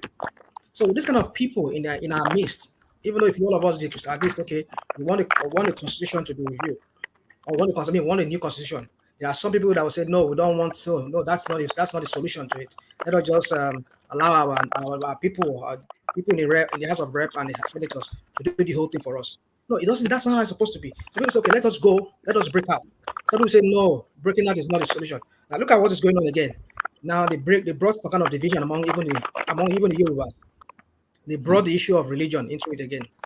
I was hearing some days ago the so-called Muslim. They were saying that what's in it for them if eventually Odua is realized. What is in? I'm like, my goodness, what does this have to do with you being a Muslim or not? You not being a Muslim? You get it? Look at how he just bring all this thing into this. All this. See, I'm sorry to say, I'm not trying to stereotype any religion here. But you see, this religion called Islam. This religion called Islam. I've lived in Islamic countries before. I don't want to mention names, but I've lived among Muslims, hardcore Muslims. But the thing is this, you see, the way we Nigerians seem to practice this so-called Islam, sometimes I kind of like wonder, even those people where the Arabs themselves, where some of them they practice. It's not Islam that we practice in Nigeria. It's poly-Islam. It's political Islam, sort of. You know, they have their own politics and their need, and then they just use the religion to, to hide behind. Yeah. A lot of these people they are always drinking and smoking. Like, sorry, there was a story that was making the round just like a couple of days ago. The son of, what is his name? Shehu Shagari. He was speaking to a space that was critical of something or the other. And then some lady came out he was speaking to a moral story. I don't know what the story exactly was. But then some lady came out on Twitter to say that how dare you, Bello, you that you are known for smoking and drinking, and will say, always sleeping with young boys and girls that are barely legal, all this kind of stuff. So the people that know him where he lives, they were countering the narration that he was speaking to some moral uprightness. So, they just use the religion really as a cover story for. Of course, we know that Nigerian Muslims are just. Can I say something, please? Yes, interject, and then I'll bring in. I want to bring in Medio because he's been in and out, and then I'll shuffle somebody for Ayo. So you interject, engineer. Yeah. Okay. I want to use this opportunity to ask every Nigerians, right? Let's be honest to ourselves. Is this how we'll be talking till 2023? That's number one question. And two, come to think about Buhari's age and Lai Mohammed's age. Come on. I'm sorry to say this. These people are almost gone. Why are we killing ourselves? just a little talk, they come out and say, and we're busy lamenting, fighting ourselves. It's high time we should start focusing, thinking who we are going to trust to put that person there. It's high time we should start thinking that Nigeria will be good. Let's always think of positivity, because all these people, they are almost half gone. Look at, for example, go to the mirror, look at yourself. Within 2-3 weeks, if you don't shave, what will come out of your face is beard. So please and please, it's high time. Let's keep all these previous things, this leadership they keep doing to us. Let's start thinking way forward, positivity. Because I'm telling you, if we carry on this, we're gonna still talk till 2023. These people know what they're doing. They're just playing us. That's it. Engineer, let me All say right. something to you. No, hold on. Let Meadow address what engineer said, just by way of hearing from him as well. So, Meadow man, just to that space that engineer is speaking to, that we all come here, talk and talk and talk and talk. But meanwhile, all these people, they are in their 80s that are, what we are talking about, what 80-year-old people are saying. He is now saying that how do we then strategize to occupy that space? Never mind just coming here. Start from there as you come into the conversation, Meadowman. Hello, everybody. Hello. Can you hear me? Yes, we can. Okay. Thanks for having me. Well, I heard what engineer said, but I don't want to disappoint him, but just thinking positively doesn't cut this one. I mean, the country is in a place now that I never ever imagined to see Nigeria. We are getting to a point where I'm beginning to ask myself if we're going to return from it. I mean, come to think about it. Let's say the next president comes from the South. How are you going to, diffuse this tension in the country? How are you going to begin to disarm all these militia, tens and thousands of them? How are you going to start fixing all this? The country is basically broke. We're talking about the poorest country in the world. Technically, if you have the largest number of poor people, you are the poorest. Yeah. How are you going to? That is why it is important we put, because our institutions are weak.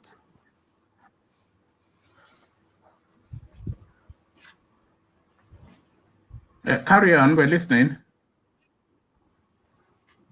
Are you there, Meadowman? Meadowman? Okay, let me shuffle Meadowman to bring in Ayo. Also, sorry, did somebody want to come in? Was that you, Nodi? Yeah, that was me, yeah. Yeah. Come in and then we'll bring in Ayo. Yeah, so go on. All right. So, engineer, you see, I think that was what this guy was saying, the guy that left a while ago.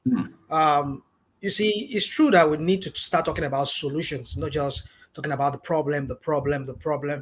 But you see, the only problem I have with this solution or talking about the way forward is that we don't seem to see eye to eye on this.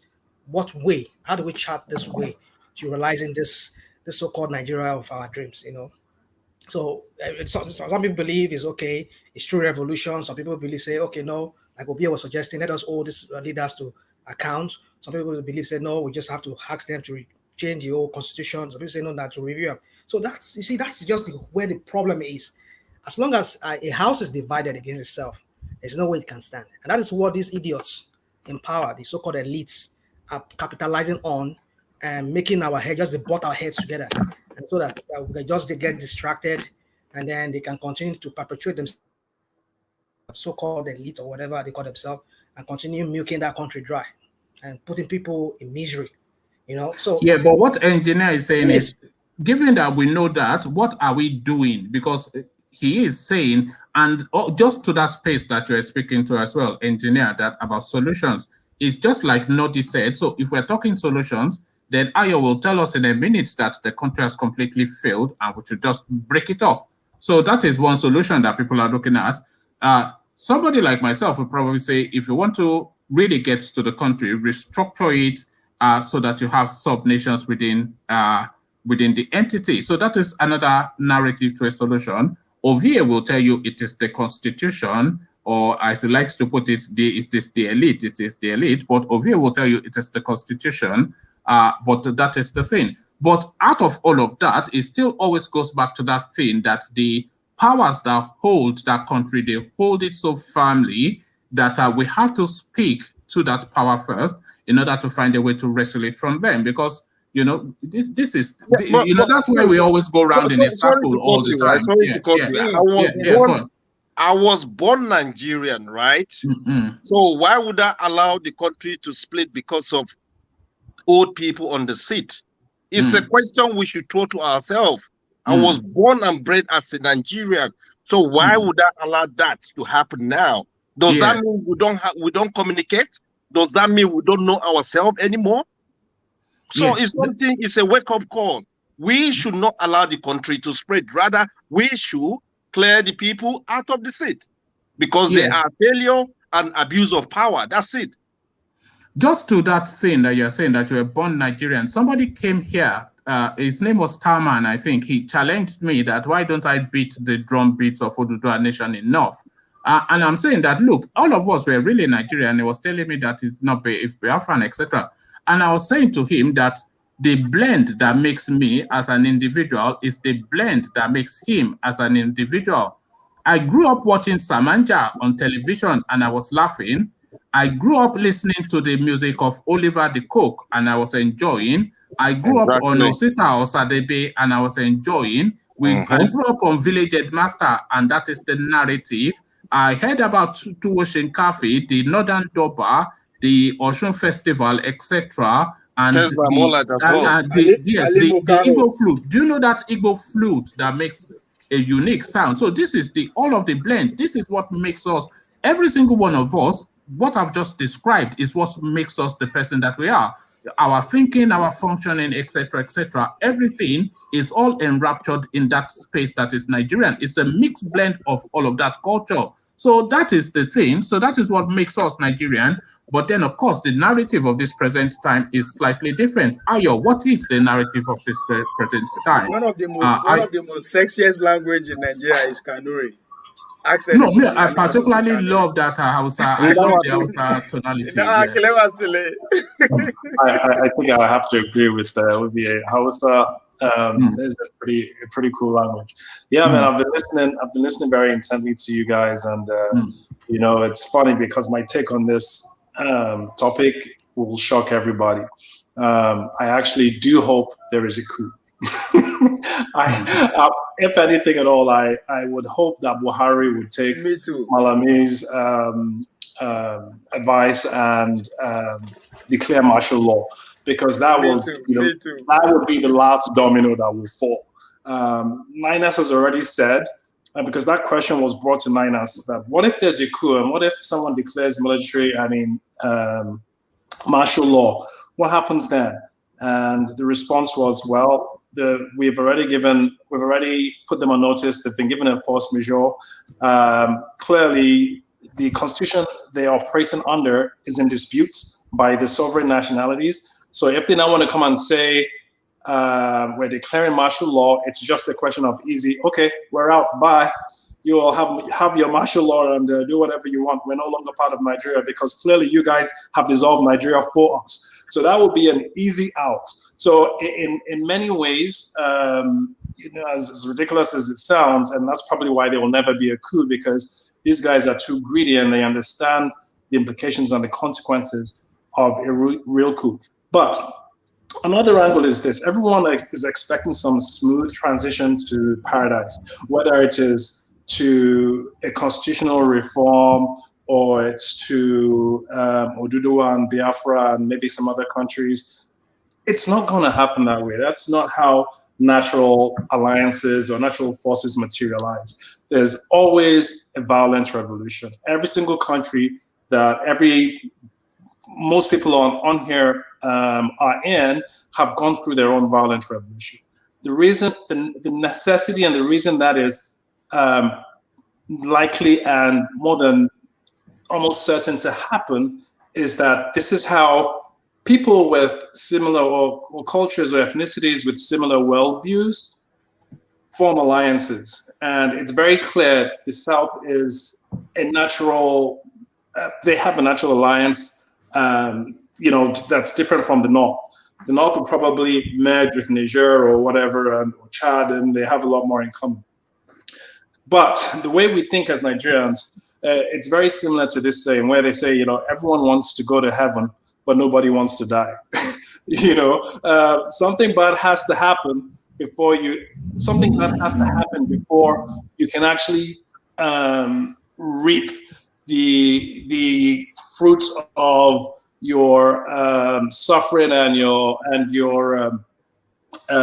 agitation and whatnot. Yeah. It's not going to be smooth.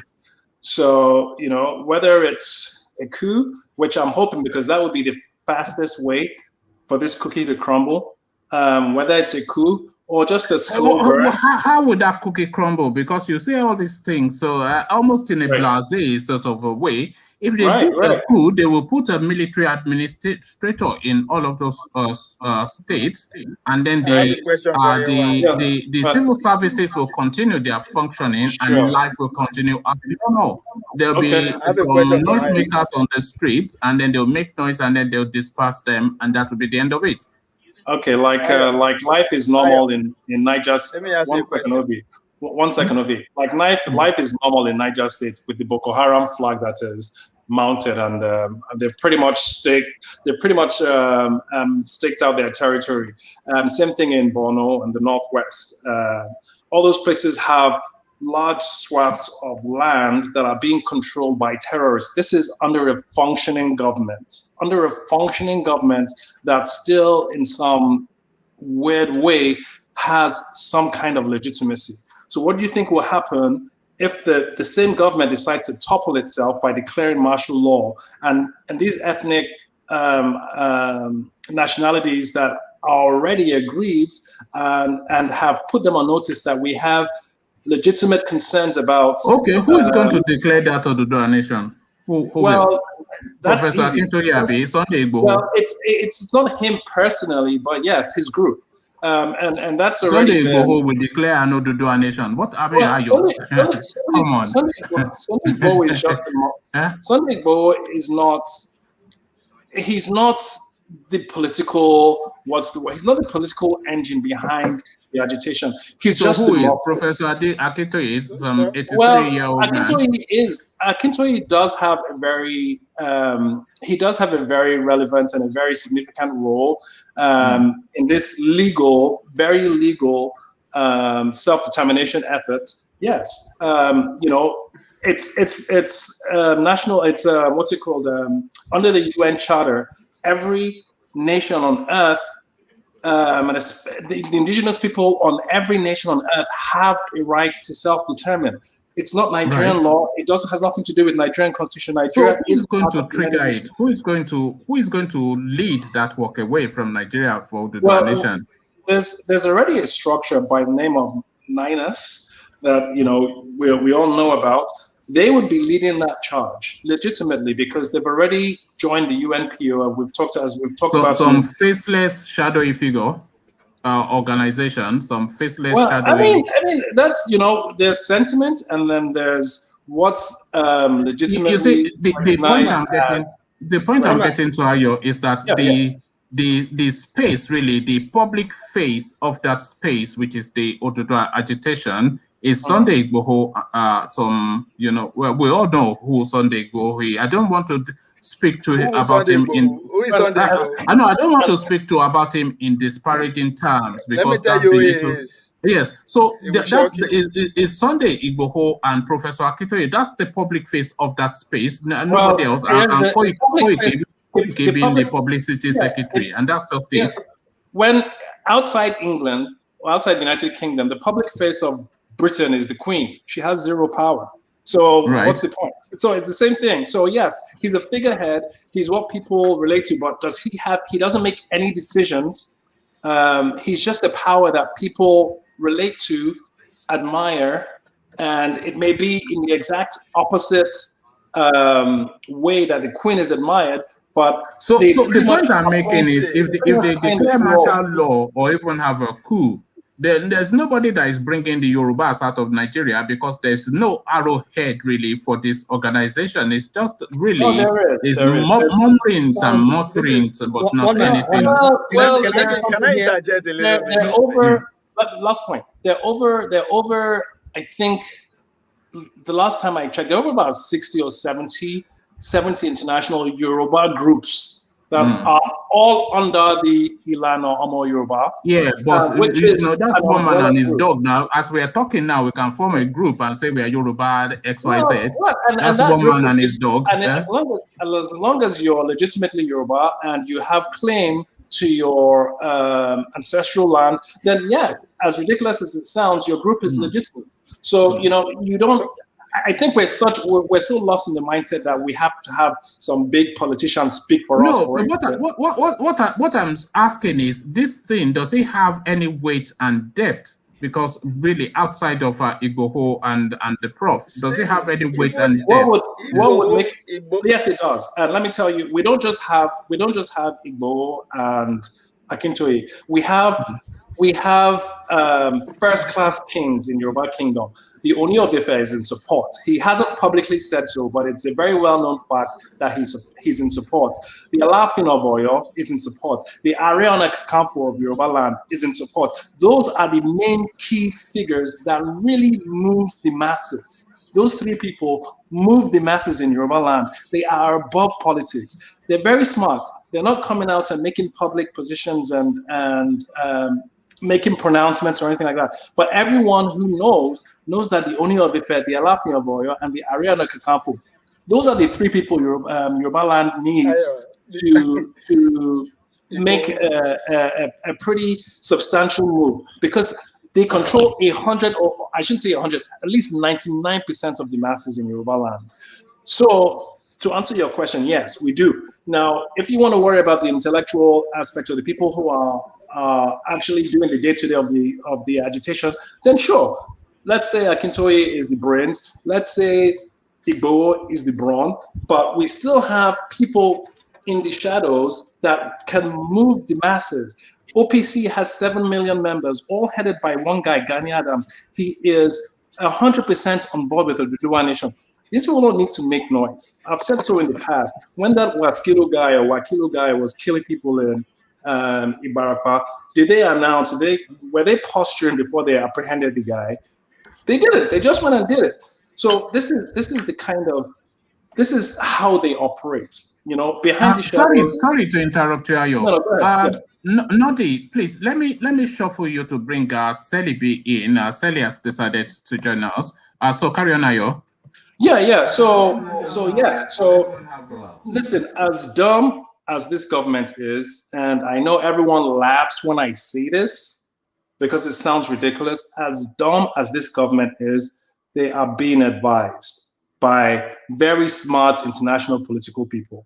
So there will never be a coup. So anyone who is thinking Buhari is going to... The one thing that is looking unlikely is that Buhari will be handing over to anybody in 20... but I don't think we'll be having a democratic something in 2023, the way things are going. Let me make this point. Yeah, go on. I know you and AY we disagree with me, or we play it down. Igbo is Tinubu plan A. Either him or Yoruba president. Okay.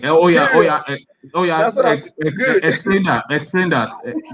You will expand on it. You will see. No. You put it forward. So expand on that logic. Expand it. Now Tinubu plans A for Yoruba presidency. Either him or anybody from that region. Now one will be that. Okay. So expand on that. Just leave it at that. But as time goes on, you see, this is you always call 80%. 80% is your mark. So okay, that means there's substance in it anyway. No, there's no substance. You are fishing. You are wanting us to No. say something so that you can use that to leverage that thought. No. It's not I an just put it out. I just put it out there. I'm not even expecting a response. Now, AY is painting a picture as if we have never seen anything or anything close to like that before. That bandits are taking over everywhere. You will recall before Jonathan election, before the 2015 election, the whole Northeast is gone. Now Boko Haram territory be that. What happened when they decided to say, make we push election 2 weeks in? You hear them again. So forget that. That's why I said the election will happen. Election will happen, and it's going to be very peaceful. Now, listen. Let me finish. No. It's not. Don't say it's going to be very peaceful because that is. You see, that is your 80% right there. I was going to agree with you that every chance of election, but then you are saying it's going to be very peaceful. What in the situation in the country now? Listen, the situation in the country is being caused by some people. Now they tell you now. We just are talking about it as if so they will settle it down before spiritual things they happen. Now, what is happening is physical. We know now people they behind them. So by the time when that time reach, they go approach them, everything go calm down, and you go selection go take place. But what will happen 2025, 2026, that I cannot guarantee you. Say, boy, I know the system will be disrupted. That's for sure. After the election. Going to 2025, 2026, the system will be disrupted. But those called lazy Nigerian youths that we know we still not respect them. Now, AY, I will bring it to attention again. You talk of martial law, whatever. How you want to have no be the same administration can spray bullet for Lagos.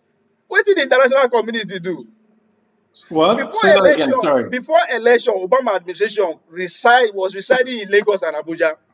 Just to calm tension down. I see the same thing going to happen. You go see. No, I didn't hear what you said. Who was residing in Lagos? Obama administration now in the name of John Kerry. They were literally living in Lagos and Abuja, making peace to make sure the country no explode. Fearing that Goodluck might not leave presidency. The country was also very hot at that point. The same thing. This man, because they have their interest in Nigeria is so huge, they will come in at the 9 minutes. No, you missed that point. Election peacefully. Then only God know what happened. Okay, let Ayo answer you back. Let Ayo answer you back so that we can go to Selibi. They were there for a very specific reason. And the Obama administration was conned by APC. So a whole delegation of governors, let me finish. A whole delegation of governors, I think was led by El Rufai or somebody. This was during the Jonathan administration, came to Washington to say and claim that Jonathan was not going to leave power. So you shouldn't sell these guys any weapons whatsoever. And the Obama administration actually believed them. What they didn't realize was that these guys had their own plan. They had their own plan. Are you saying that the Obama administration are so naive? They don't even know. They just decide to play along with the game. How about you? Why?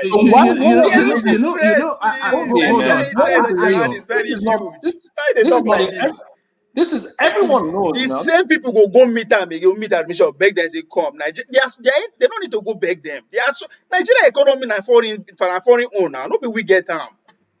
Nigeria economy is not owned by all. Okay, let your land this point quickly so that we can also hear from I hear this so many times, and it's laughable when people say America does not need Nigeria's money. There's nothing in it. Do you see how quickly the US pulled Chevron? Do you know the kind of pressure that the American economy is facing right now? It's in decline. They are looking for ally. India now their number one partner. And that's why they are projecting that Nigeria as a country to be about 30 to 50 million in the next 30 years.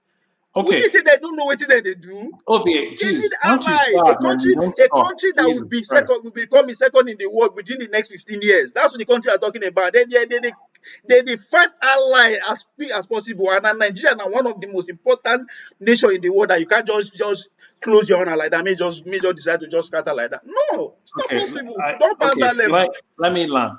So Nigeria is so important. It will be disturbed, it will be restructured, yes, but say anything, one war, whatever, no, it's not going to happen. Okay. The world don't pass that level. Give me a couple of minutes. The world has changed. The information that is out there is too much to say war I guess you like to happen like that without anything. Nobody knows. Okay. Let your land his point. OVA believes Nigeria is so important to America that once Biden became, let me finish. Don't even interrupt me. I see your mouth moving. Please, let me finish. OVA thinks that Nigeria is so important to the US that a Biden administration came into power.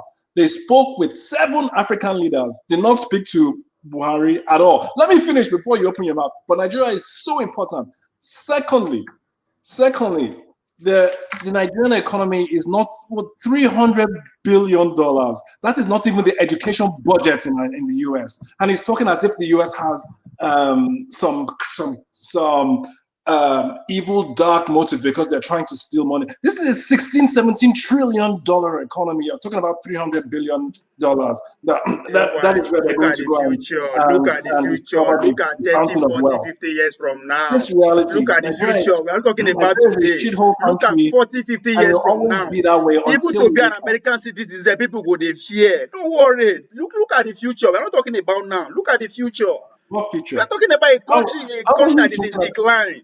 How are you? Decline economy. They say. So Nigeria is important. It's important to the world. Just because and it's part of the black race in particular. It's very important to the black race in particular. Just because I am keen to get Selibi in the conversation. It's fine. Because this is what people come for, the passion and that cut and thrust, that to and fro. So I'll round off and then we can say. Let me just ask you, how is America intending to extract wealth from Nigeria? In what is it, in the form of minerals, as in oil, or what? No, just tell me. Answer the question, please. Don't go off on a tangent. What is the future resources of the world, AY? What is what? What is the future resources of the world? In tomorrow, so what is going to be tomorrow? I don't know. I asked you the question. I'm hoping data, right? And what is data? What? Now, me and you be data. Your data is not important now. Why would your data be important? AY. See, as I said, look into the future. You understand? See, even to the black race. Man, do you believe in Pan-Africanism? Do you believe that the true freedom of a black man anywhere in the world depends on one economy of a black race, one economy, one military? Listen, you're going off on tangents. Okay, yes. No. If you believe in that, then Nigeria is the foundation of that. Nigeria just is the foundation of that. For a If you moment, believe in because that, you are taking us on I tell you how important it is Nigeria to the world. Hold on, Ovie. You are taking us on Alice in Wonderland. So, I was just saying, I suppose my point is this. I'm not saying Nigeria doesn't have any importance in the world. The importance of Nigeria is more security based because they know if Nigeria crumbles, the whole West African region crumbles with it. There are going to be refugees flowing into Europe. There are going to be refugees all over. That's the West, or at least the US's interest in Nigeria. It has nothing to do with money or extracting wealth like you think it is. Sure, there are a couple of businesses here and there that would perhaps. But they're low level, nothing major. The main export Nigeria had, the main export Nigeria had that the US was interested in was oil and mobile. This is the small katakata that happened in the South. When was this? About 12 years ago. Mobil pulled out, Chevron pulled out. They divested their assets in Nigeria. I posted just a quick search of the top economies of the world, because people sometimes want to underplay the importance of Nigeria. Nigeria has not always been for at least the last 20, 25, maybe even 30 years, has always been one of the top 30 economies of the world. Top 30. So Nigeria is a big deal. So let's not downplay it. That's just a quick search. And Nigeria is a top 25. Tomorrow belongs to sovereign individual, not nations anymore. Tomorrow belongs to sovereign individuals, not nations. So let that be when they analyze Nigerian tomorrow, let that be your focus.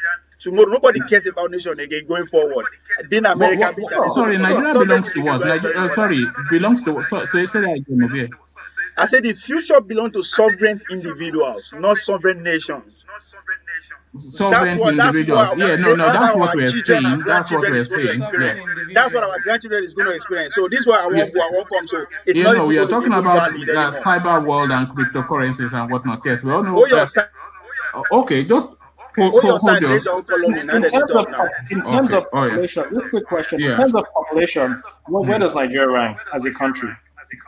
I don't know. I've not done that search. Okay, If you know, then yeah. it's definitely less than 10. It's less than I think the 10th 8. I largest. think it's It's not 8. above the 10th largest country. So if we're population wise, if we're say I don't know the exact, I think it's probably 8 or 9 or something. But let's say population wise we're 9, and then when it comes to revenue we're 30. Then is that, I mean, are we really that great? I mean, think about it. We're not, because we're not obviously carrying our weight. If you have about 20 countries that have less population than we do that are doing way better than us. So I'm not saying Nigeria is not just than us, so than virtually every other country on the planet. So Nigeria is a top 30 economy and a big deal. Is essentially what it is. But so imagine Nigeria that will be 20 or 30% improved in all sectors. This is what I'm saying, because that's what we are looking at. Because Nigeria is a rudimentary country where they're just taking raw materials and handing it over to people. So imagine then if we're able to just it will be like that forever. It won't be like that forever. Well, that's one thing we should know. Stop speaking for yourself. I'm not speaking for myself. Speak for your children and grandchildren. That's what you should be looking at. It's not about you no more. You've done already. You are just waiting for time to come and you go. All of us. Okay. So it's not about no more. The thing that will make that materialize, what you just said, that it's not going to be like that forever, is what needs to happen. The country needs what? Which is okay now. Ovie, let him speak. Yeah. So which is what? Yeah. The country needs to split or radically. The country needs to split or radically rewrite its constitution. Or you're never. I mean, how many years do you need? You've had 60 years already. We're still on zero. That means there's solution. It's not hopeless. That means there's solution. Insanity is solution. There's hope. Over and over again and expecting change. Okay. Let Sally B make sense of all of this for us, because she always has a way of digesting things into easy to understand words. So Sally B, good to see you. Yeah, nice to see you, Oma Wentumo. I missed you. I missed. Well, you are here every day, so I'm not quite sure. I watch you, whenever I can, but it can be busy for me because I'm doing quite a lot of some projects at the moment. But you finished you were doing your masters, but you finished that. Yeah, I finished, but then I've got some projects I'm doing on marketing and stuff and for people, so it's kind of like taking more time. All right. So what are you making of the conversation? Yeah, there's quite a lot of conversations. It's been all day, quite a lot of things are happening in Nigeria. It's like the whole place is falling apart. Martial law. Martial law. Martial law, and then I had this, and then I had the Twitter thing being deleted, and there's so much is going. Listen, guys, this is a charade. Really, we've gone past that. I hear Ayo speaking eloquently. Ovie, please. I like you very much, and I can see that your youngster is really doing quite well.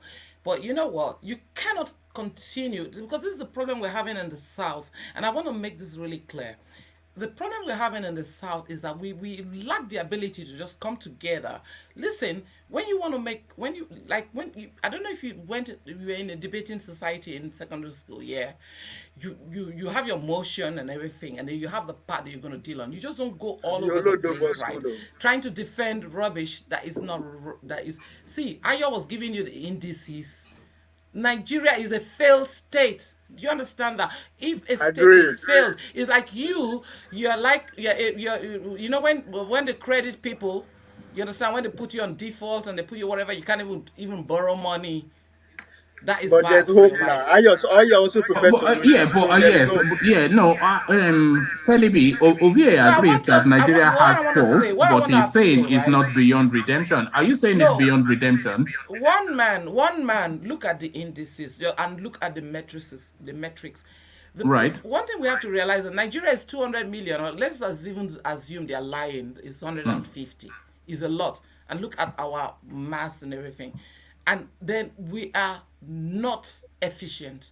We have a government that is not efficient in any way, not even just common water to run from the tap. Common water to run from the tap, we don't have it. Light, we don't have. This one, we don't have. And it's a very big country. You Sorry cannot to keep, interject, it's but like, No, now we we do produce have them. light. We do Now have we light, produce but them we now. just And don't then have not be it our in product. are sufficient. you there? Are you there? They are If our I was in product. Nigeria now, I'll put on my generator to come on this show.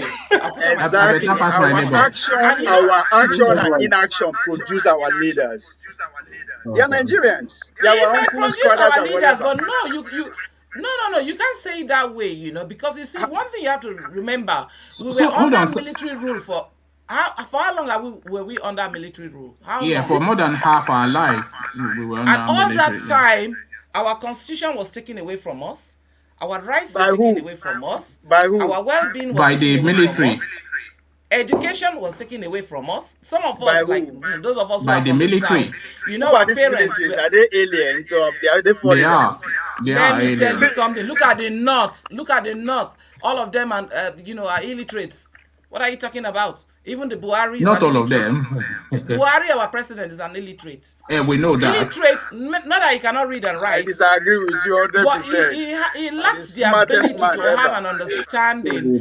Ovie, please you've been talking. I always watch you every single day. I watch you. People praise you. People say this, but sometimes you talk I'm jaggers. sorry, no vex, I beg, no Sometimes you vex. talk jaggers. I will tell you, you're my son. I'm a human You being talk now. jaggers I can't be sometimes. all right. I'm a You human look being. a lot like my It's son. all right. You see, I'm a to human Ovie So being. is passionate I is take the it with a thing. good And hand. we, yeah, Take it One with a yeah, good man, yeah. what we need to do, this conversation is very good and I think it's going places. But what we need to do is that we have to try and be a bit more bonded together, speak in one voice. Let's draw that line. Because when we draw the line, you see, they're shaking now. Hold on. Let me shuffle Ovie for the villager because Ovie will continue to interject. It needs to go drink some Ovie. water, Ovie. But don't go until I bring you back. Okay. Sorry, carry on, Celibi. And Yeah. what you're saying, by the way, is what engineer was saying as well. But I land that point. I think engineer might agree with you, but land your point. Yeah. Let's be together and draw a line because our country is wrong. Let's just take it that let's take this personal upon ourselves to make our country better. And the only way we can make it, when you're picking the listen, when you go just tell and say, listen, oh yeah, you have a fear of God. So we have to make Nigeria to have a fear of God, and that voice is not coming up. A lot of politicians, they're just thinking about what they will gain, what they will eat. They don't want to be seen. Look at them. When they are greeting Buhari, they'll be bowing. Bowing for what? Look, if I'm greeting Boris Johnson in this country, I'll just greet him like, hey, Joe Boris, you're right. That's what I'm going to say to him. We have to learn, free ourselves up. I know we believe a lot in respect, but let us free up ourselves so that our minds will be free. And then we'll be able to see things exactly the way they are. From my perspective, from business school, economics, whatever, Nigeria is finished. How we're going to patch it is what I'm even thinking. It's going to be very hard because we did not diversify. Do you want it patched or do you want it broken up? For me, I will tell you my honest truth. Nigeria will be better if it breaks up. That does not mean that I hate Nigeria. It will be better if you were giving me this as a project to write, and say, okay, take a side. I would say that Nigeria will be better off broken up, but keeping together as a community of countries, and everyone will try to do better. Everybody will start competing, and that would actually make the country better because the size will be reduced so that we'll be able to manage. Do you think it's too big to be manageable? Because who you help was saying that it was saying that Nigeria is too big for any black man to manage, which I don't agree with. But I would say that the size and the way it is structured is certainly too big for anybody to manage centrally. Ask Britain. Is Britain managing Britain? They're just trying because they got all their structures right. That's why they are managing it. Even now, sometimes they get overwhelmed. People cost them. Everybody's upset with the government and things like that, COVID and all the whatnot. But look at Nigeria, how big we are and how inorganized we are. Just think about it. It's not feasible. It's not feasible to actually, get No, Nigeria. this is why a lot of, even Nnamdi Kanu, when he first came on the scene, the language he was speaking was a confederation, which is essentially all these sub nations within a superstructure. So do you think ultimately that is where we would and should end if we continue as Nigeria?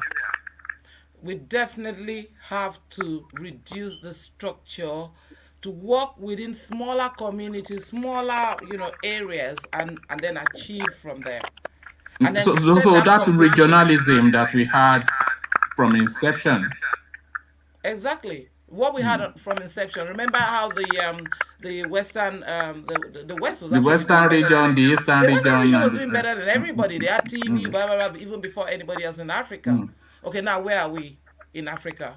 Even in Africa, we're going behind. Bottom of the class. Behind Kenya in indices. Don't think about oil because we always think about oil. Let's not get confused. Oil was just one thing that we had. We wasted it. Do you think that oil is a curse to the Nigerian state? It's not a curse. We just mismanaged it. We mismanaged every other because thing. We've rested on everything. Remember, we used to have groundnut pyramid in the north. We used to have cocoa in places like Ondo, etc. And we used to have agriculture as the backbone of the economy. And we used to look to mineral resources for foreign funds. But as soon as that oil came in, they just abandoned everything. Just had tin, and that's used to build aircrafts and all that. Very expensive, metal, But and it's rare as well. So look, we kind of wasted. This military just came in. So is that oil, isn't it? They just easy money. Because the military was too interested in the oil in Nigeria. If they really wanted to develop Nigeria, they allowed everyone. Look at beautiful Jos. That would have been good for tourism. No, that used to be, when I was younger, that was where I was thinking I would live, and I'm an Oyo man, I've always wanted to live in Jos. It's never too late for you to come and live. No. When some full animal will come and knock on my door. Engineer JM, you're from Jos, innit? I went to university. One man not get liver. I don't get liver. I don't get liver at all. Whatever. So that was a beautiful place. I saw that was so beautiful. They say it used to snow. I don't know if this is a fable or not, but they say it used to snow on the peaks of the mountain. Cold, around February. Yeah, very cool weather. That's why they say it's like European sort of weather. Yeah, they have strawberries there and whatnot. Yeah. Apple, tomato, everything in Jos. Jos was a beautiful place. And look at that. Then it now turned to a bloodbath. So and then they came in from Niger Republic and slaughtered the whole place. Let me tell you something, right? Okay, let's be honest. North and South, and I'm not adding Jos, because Jos, there were quite a lot of very educated people that I met there. Well, I'm just saying not North and South, or southern part of the North. Look at the quality of the people. We can sit down, we can reason, we can have these conversations. How many northern people? Their own is just to carry radio. Fulani people, they carry radio, fear, they are talking their own. And all their plans are always to take over other people. This is how Fulanis behave, including the soldiers. And if anybody tell me that the soldiers are not aware and are not part of this, they're lying. Because let me tell you something, right? The soldiers are all well aware of what's going on, and they are, in fact, they are not, exactly what Danjuma said, they are not for us. Because a lot of the Fulani soldiers, they are the ones that go and give out all the information, whatever we want to do. They kill our plans. So we can't continue to live like that. Look, listen, me and you, we are talking. Okay, let's bring some other the other day you were saying you wanted Northerners to come on. How many of them you see them they have come on? No, they are still listening. Maybe they think the place will be hostile towards them, but it won't be. But we're just having a robust. Nobody's gonna be hostile. You invited them nicely with your heart. Everybody was even saying they should come. Let's talk. Since we've been saying let's talk, they don't want to talk. Only recently I heard there was this northern leader that was now saying that they're going to deal with Igbo people and all. Why? I will not let them deal with Igbo people. Igbo people, I'm not Igbo, but Igbo people are still my own brothers and my own sisters. They're my friends, they're my family. So Selibi, to that space, Nobel laureate Wale Soyinka almost somewhat distancing himself from the agitation for Oduduwa Nation. Do you think now that he's in that space making commentaries, he should now just tell us how he is positioned, for or against, yay or nay? I will tell Kongi, we used to call him Kogi. Yeah, Kogi Harvest. Kongi should go and read his Kongi's Harvest again. Then he should go and read another book, one of his other plays that he staged, Requiem for a Futurologist, right? These things are all coming to play today. Let him go and read his book. You see, maybe he's getting old. Let him read his book. Let him read his own book and let him even read his own poetry and everything, all the things that he made us go through. One by one. My favorite poetry of his was a telephone conversation. Telephone conversation when he was in London. Now. Yes, racism when he was saying his ass is black. I even still remember. I can recite it still in my head. Yes. And all that. So let him go back and read his literature, and we know that at that time God inspired him, because even the Bible we read today is all by inspiration. What people wrote and how the people follow. He himself, he did that a bit because I think he was flirting with Amechi, my governor, Amechi. And then he said that's how you now came and brought in Buhari. All of them. Look at them now. What is Nigeria? Look, Nigeria was a happy place. We're all kids, lovely, happy. And now look at where we are. Sorry, engineer, you wanted to come in? Yeah, it's just like what Sally said. To be honest, I'll keep saying this. We're born Nigerian and we can't allow these people to divide us. That's just the fact of the truth. Because at the end of the day, these people, they know what they're doing. And were your parents born Nigerian though?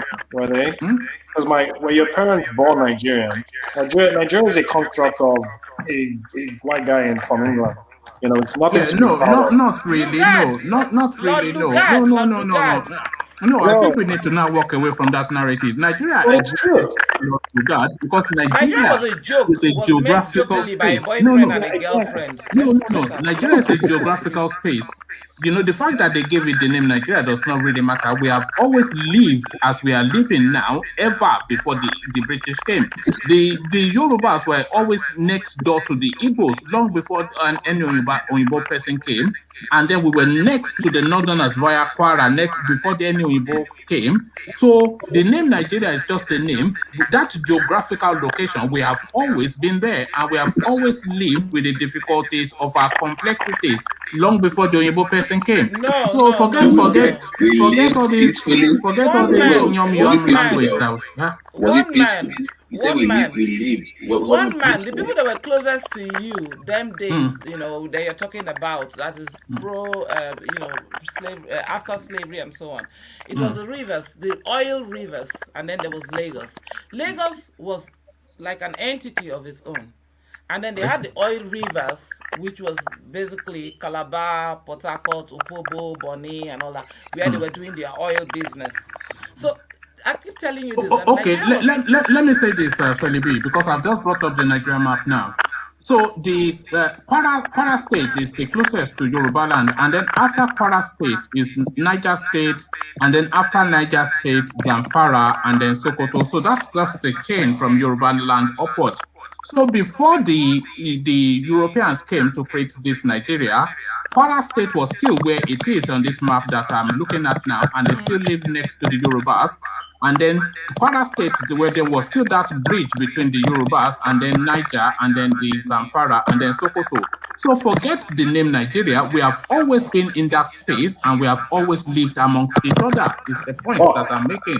And you're absolutely 100% correct. Yeah. But when there was an incursion by the Fulani into Yoruba land in 1850, what happened? Yeah, no, back and forth. The Fulani, you see that Kwara space, he actually changed hands about 3 times. I don't know who had it first. So one came and sacked one, and then they were sacked back, and then they were sacked back again, and then it's now like a neutral zone. So let's forget 18 whatever. There was even life before that period when it was just trade. Right, and I guess what I'm trying to say is, so neighbors are going to have alliances or conflicts, and the natural trend will work itself out, which it did. before the British came and whipped us all in together. The Fulanis tested the waters, and they were soundly defeated and sent back. And the region in Kwara that was lost was by subterfuge, not by conquest.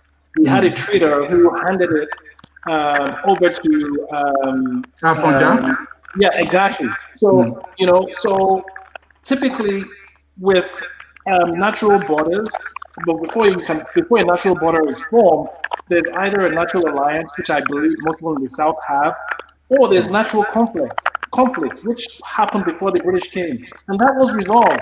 The colonies didn't come back down until from 1850. They didn't come back down to the north until 1960, until the British handed them power. And this is why they were in the mess that we are right today. The British, right? Let me correct you, right? The British were not even because you have studied that space. You have studied that space, Selibi. Yeah, the British were not really necessarily interested in bringing anyone together. Let me tell you how happened.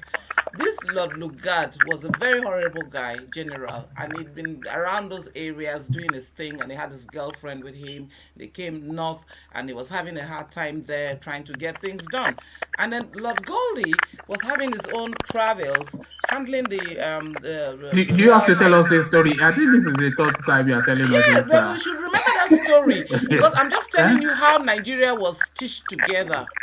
Because now the money that they were making, and then because Goldie lost that war, I mean, basically he did very poorly with the Ijos of Akasa. The Ijos of Akasa gave him a nasty fight. They collected about, I think, 40 of his own soldiers, even killed some and did whatever they would do. I'm not going to have to go back to that. But that was actually the premise. Because now Lord Lugard was there in the north, and he had all these connections in England and all that. And he just decided that, well, this guy is not... Meanwhile, Goldie was in a lot of money doing the oil rivers. This was money for him. So when he lost that war and everything that happened, they just disciplined him and told him, please sell that place. He sold it for £864. We were sold. The business was sold. This was a business that was sold for £864. So for future, basically to acquire the Northern Protectorate and then make it into an amalgamation of one country. That was exactly what happened. And yes, that's nice, and it's good to know that this is why we always bring you on Celibi, because you always speak from a base of knowledge and fact. But the point that I'm making is that Zamfara will forever be next to whichever the closest Yoruba land is, irrespective of if they give the name Nigeria or not. So we've always lived with these people, and forget the name Nigeria, we have always lived with them, and it has always been a complex relationship. And that complex relationship, it speaks to that space, June 12th. So speak to this now protest that they are looking to have on June 12th, Celibi. So 31 states now signed up internationally as well, from London to New York to Johannesburg to Kano to Kaduna to Lagos. So globally, we no go agree. So what do you say? I will urge everybody to be there, because it's about the people. Strategy, vision, everything has to start from the people. If the people are willing to be together, we will be together. So we go and attack London House again, as we usually do when Buhari comes to town. Go and carry placard. One man stop doing that. Come on, why do you always do that? Instead of your jokes, stop. You need to stop doing that, man. What's that? I'll be in London. I'll be there. I'll be at Parliament. Don't worry. What I want us to do. I like the way Nigerians protest, especially that NSAS. You see them in Gucci and Armani, sipping champagne and holding placard in one hand, saying we know what. When are you coming out? When are you coming out to protest yourself? No, I'm protesting. Is this not what I'm doing? I'm not protesting now. I'm protesting. I'm protesting now. One man. Let's see. I want to tell you that we have the most understanding parliamentarians in this country, the UK. I believe you're here. No, it's the best. It's what we are not doing. If you talk about a civilized country, this is it. No, not about being civilized, but one thing we are not doing is that we are not using that resource. We are not putting pressure enough on the... Look, like my MP is a Nigerian girl. Can you imagine? Nigerian woman. I'm even older than her. Were you not promoting a Nigerian for London mayor just not that long ago? I did. He didn't win. He didn't win. He did not win. Did it make any good? My MP here, which I also worked for her, because I work for, I'm a Labour Party person anyway. And let me tell you, this is a young girl, Yoruba Shalomi, Florence Shalomi is my MP. And we have about 3, 4, in fact, across the road there, we also got a black MP. You know, this country has some kind of understanding. When you push your point, they have to, you know, because they believe in justice and equity. You understand? So I think we that are here in the UK, we need to try and come together and see, not just going to stand in Nigerian High Commission. That one, you're wasting your time. We need to get back into the parliament. We need to find a position, because like if I call my MP now, she's a Nigerian woman, and then she will call a few of our other friends, and we go to the parliament and we tell them our situation. Yes, they will give us. Let me tell you another way of telling them our situation in the parliament, which is something that I have started. If you look in the comment section, just hold on, let me just see if I can grab it for you. So I have started a petition to have Pentami discussed at the parliament. I mean, you know how it goes, change dot whatever. So that's my petition that I started right there. So to get Pentami discussed in the parliament, so if enough people sign up for it, then we can force the issue so that the Boris Johnson will then tell us exactly what he thinks about the terrorists being in charge of digital information in Nigeria. So that is my own effort. The village trader, you're asking me what I'm doing. That is what I am doing. So I started a petition. But I carry on, Celebi. Yeah, so if we can actually come together. No comment, one man. Basically, No comment. I'm happy so far that the southern Nigeria is basically trying to draw the line. It's not quite drawn, but they're drawing it bit by bit. They're dotting it. That will be, see, because when you want to fight, I'm not a boxer or anything. I'm not a fighter. I was only an athlete. But like OVA or any other person, you know. Did you win medals like OVA? This is why OVA is so proud of Nigeria. I won golf. I won golf when I won the golf when I was like 15. You see, it's always you push people. It's golf that you're winning. The last person was who was that last person? I won tennis as well. Tennis for university. I look at that. I also won in primary school too. I won one in primary school as well. So what's the point? Yeah, but did you play golf? Did you even know golf? It's all these Ajebota people that know what golf is. Not be now. Now there's no Ajebota. That was then, them days. Not be now. Sorry, get together and try and put a good paper. I want us to put a very good paper to the parliament. I will take it personally there. I will take it there, and I will also make sure. Okay, so now that's an idea then. So do you want to work on that then, and we promote it on this platform? Because this is what people have been saying, that we talk a lot, but we don't do a lot, you know. So yes, do you want to champion that? Do you want to champion that? Like Ayo sounds very articulate, even coming from America or wherever. But everybody write what they want and all the things they've got to say. Then I will now edit it and put it into context and everything, syntax it, and then I'll put a note of my own as a constituent, and I will lobby my MP. Let us see this, because the last time we did the NSAS, she was there, and I love that lady. She's young and beautiful, and she's very, very articulate. She was there with us when we did the NSAS. She was there. So let's do something, and because you see, look, the way we are all here talking, how many times do you see Fulanis, they're arguing about everything? They're just going about what they're doing, and they're destroying Nigeria. They're not even up to 10% of Nigerians, really, because they're not houses. But they're the one destroying the whole place.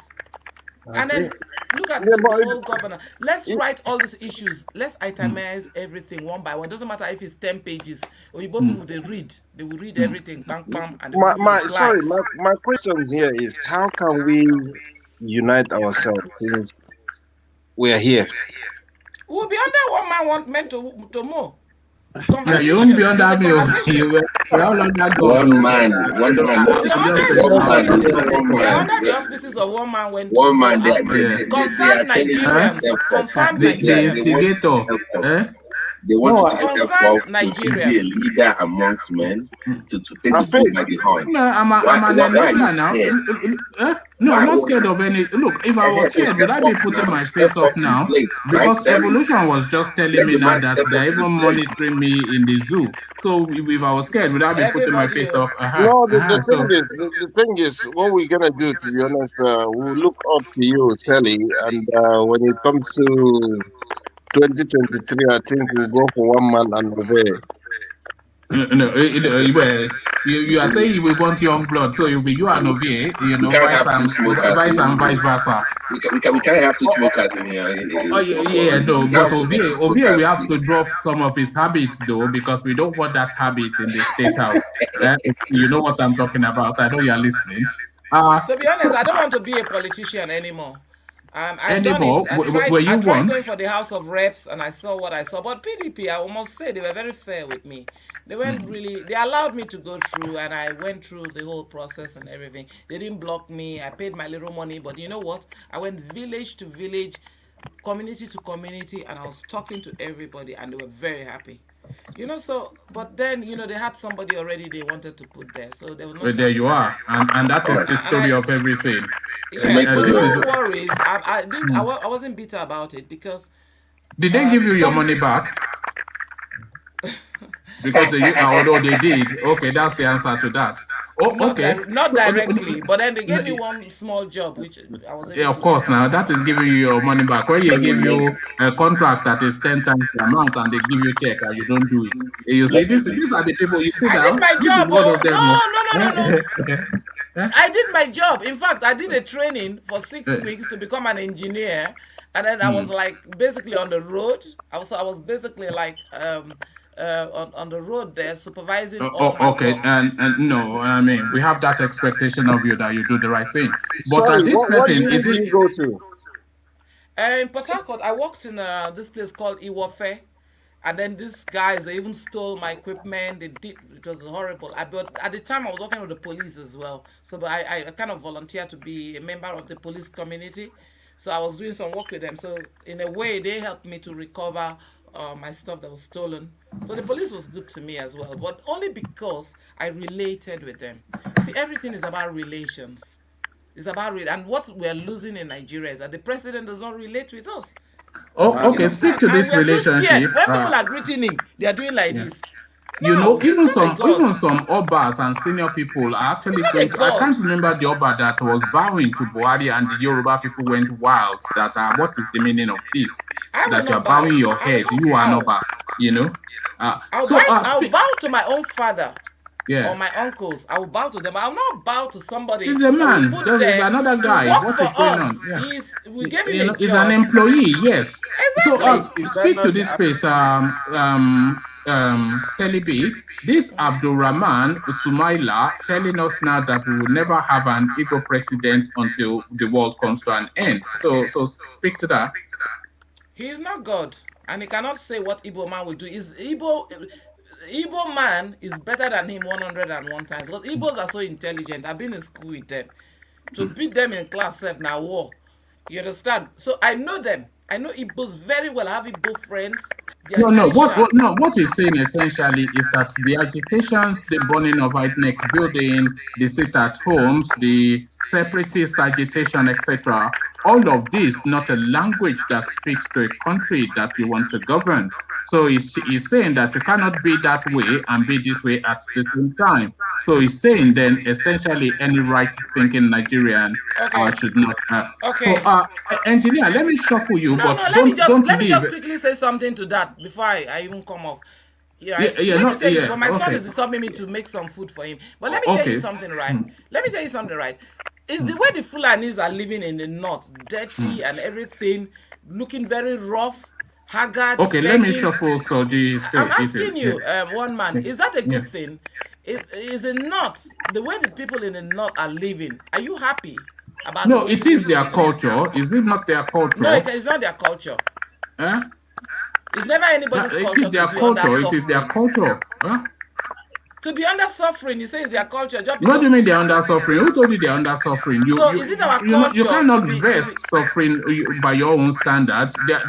What are you trying? So is it our culture to do the dirty jobs because we are black?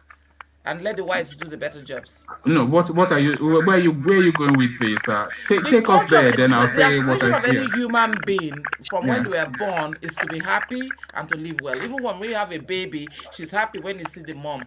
They want to become something. They are happy when they see their mom. That's the same way every human being wants to be. Every But human happiness, being aspires to be something better, but they've happiness, been deprived, so it's not their culture. No Oh, wonder. all happiness is right, very, very all close. right. Celibi, let us let you go to go and do that magic that you Maybe do in I'll the do a kitchen bar for my son. Oh, I beg. Eba. Is it not fish and chips that you people So, eat? one man, send me your email. I don't have your email, so I can send Oh, you. it's on my. Your choice best off going to the top of the Of your page. yeah, it's just there. My email and my Instagram. It's just Okay. easier. All right, thank you, Sally. You see, All right, every nice time you one. come, people ask for you to come on some more, but you're always playing hard to get. We know people like No, you, I'm not. but thank I'm you. very Huh? busy. I have so much work, researching and everything. All right, thank All you. It's right. a pleasure. All right, let's bring Sochi back, and then we go to Meadowman. I don't think we've heard. Have we heard from Meadowman? So let's hear from you, Meadowman, and then Truth of the Matter, and then we start seeking to round off. So we hear from Meadowman, Truth of the Matter, and then we take Ayo's words, and then we bring no, that's said it. She's just left. So actually, carry on, Meadowman. Yeah. Yeah, one man. Every time I come on you, I think you kick me out, right? No, I don't kick you out. Or your system dips in and out. I think it takes me too long to get to you. Is the thing. So I was conscious of that, but sorry about that. Yeah. I was the last time I came on. I was talking. I was talking to what the engineer said. I didn't know engineer was from Jos. I'm from Jos too. Though, Nigeria is the only place you are born in one place. Are and you then from Jos, or you were just born? Are you indigenous to Jos? Because No. engineer is a proper Jos man. He's a son of the soil. No, I was Yes. born in Jos and I grew up in Jos. I did my primary Okay. and secondary education in Jos Oh, before I all moved right. on. Nigeria is the only place you are born somewhere and then you're not from there. No, you're from there. If you're born there, Yeah. So Yeah. So but carry on. I was. What I was trying to say actually was that you see, I think Nigeria is at the point right now that something has to happen, and I feel deep inside me that something is about to happen. I think that if Nigeria survives this, then we will have a new country. But if Nigeria does not survive this, if we do not restructure, I really think that Nigeria will eventually break up. I don't know how. I don't know into how many places or how it will break up. But if we do not restructure, Nigeria will eventually break up. Because the situation. I mean, Ovie said something that this has happened before, but not to this point. People, how people are. Sorry, people keep saying what not to this point. That country fought a near 3-year civil war and it came back out of it. Operation Wet here and all of that. It came out of it. XYZ, it comes out of it. June 12, it came out of it. So what new dynamic is in play that is just suddenly a new paradigm that everybody is up in arms and in panic? No, this time is about suspicion. It's about trust. Like the lady that just went out was saying, let's come together. Let's come together. That is the difficult thing now. After the war ended and people said, okay, there's no more war. Let's now, focus and build a nation. And, I don't see anything like this happening now. And this time around, we are having to contend with the young people, the younger generation. That means this thing is going to the next generation. It's not going away anytime soon. So something really needs to happen. We have to have a change.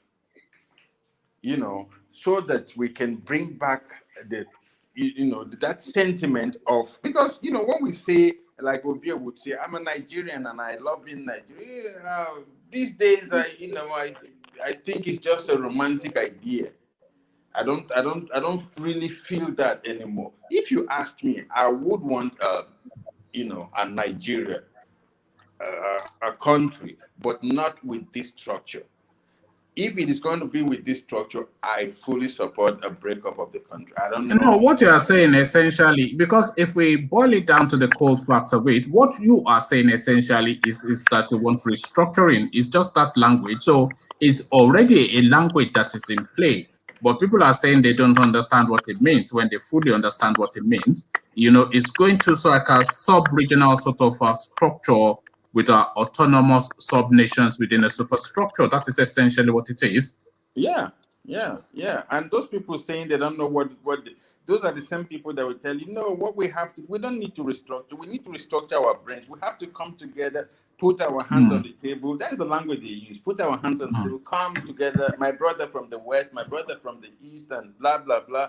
But we know that their intentions are different from what they say. It's like, maybe we never got to this point of North against the South. Maybe since independence, this is the first time the line is beginning to be drawn, North versus the South. And people were saying that the Northerners are smarter, even though we in the South, we are more educated. I think that Wouldn't it be better if we pulled the two together? If we pulled the wisdom that this wily fox sort of thing that they have in the North, if we pulled it together with the academic thing that we have in the South, and then use that to build a country, would that not be a better way rather than use that to but we know conflict? that it's not going to happen. We know that it's not going to happen. The aspirations are different. The intent are different. That is, and you talk about this smartness, this political smartness they have. They don't have. I think we give them too much credit. It's just that when you look at, an average Southerner is more educated than an average Northerner, right? And when you present yourself as a politician, for instance, to educated people, a group of educated people tend to think by themselves. They tend to make decisions, to what is important to them, and not necessarily and this is not how Northerners think. You just have to be a Northerner. You just have to present yourself as they have to see you as somebody who will represent first their religion, and those No, judges in the but North you are speak to that midwives. space all the time. But Goodluck Jonathan was the Southern Christian, and he gave Buhari a good flogging in 2011. So Yeah, but because it was Buhari because and you don't Buhari get more northern than Buhari. No, Buhari did not Buhari could not penetrate the South then. If Buhari had gotten But he beat him in some of the northern states too. Really? Good, Which yes. states? Okay, carry on. Let me see if I can bring up the results. But carry on. Yeah, because Northerners, they vote in block, and that is what happens in any group of people where you have people people thinking for them or telling them what to do. That is how they will always vote. In the South, is difficult. It's more difficult to bring people together to rally behind a candidate just because he's a Southerner.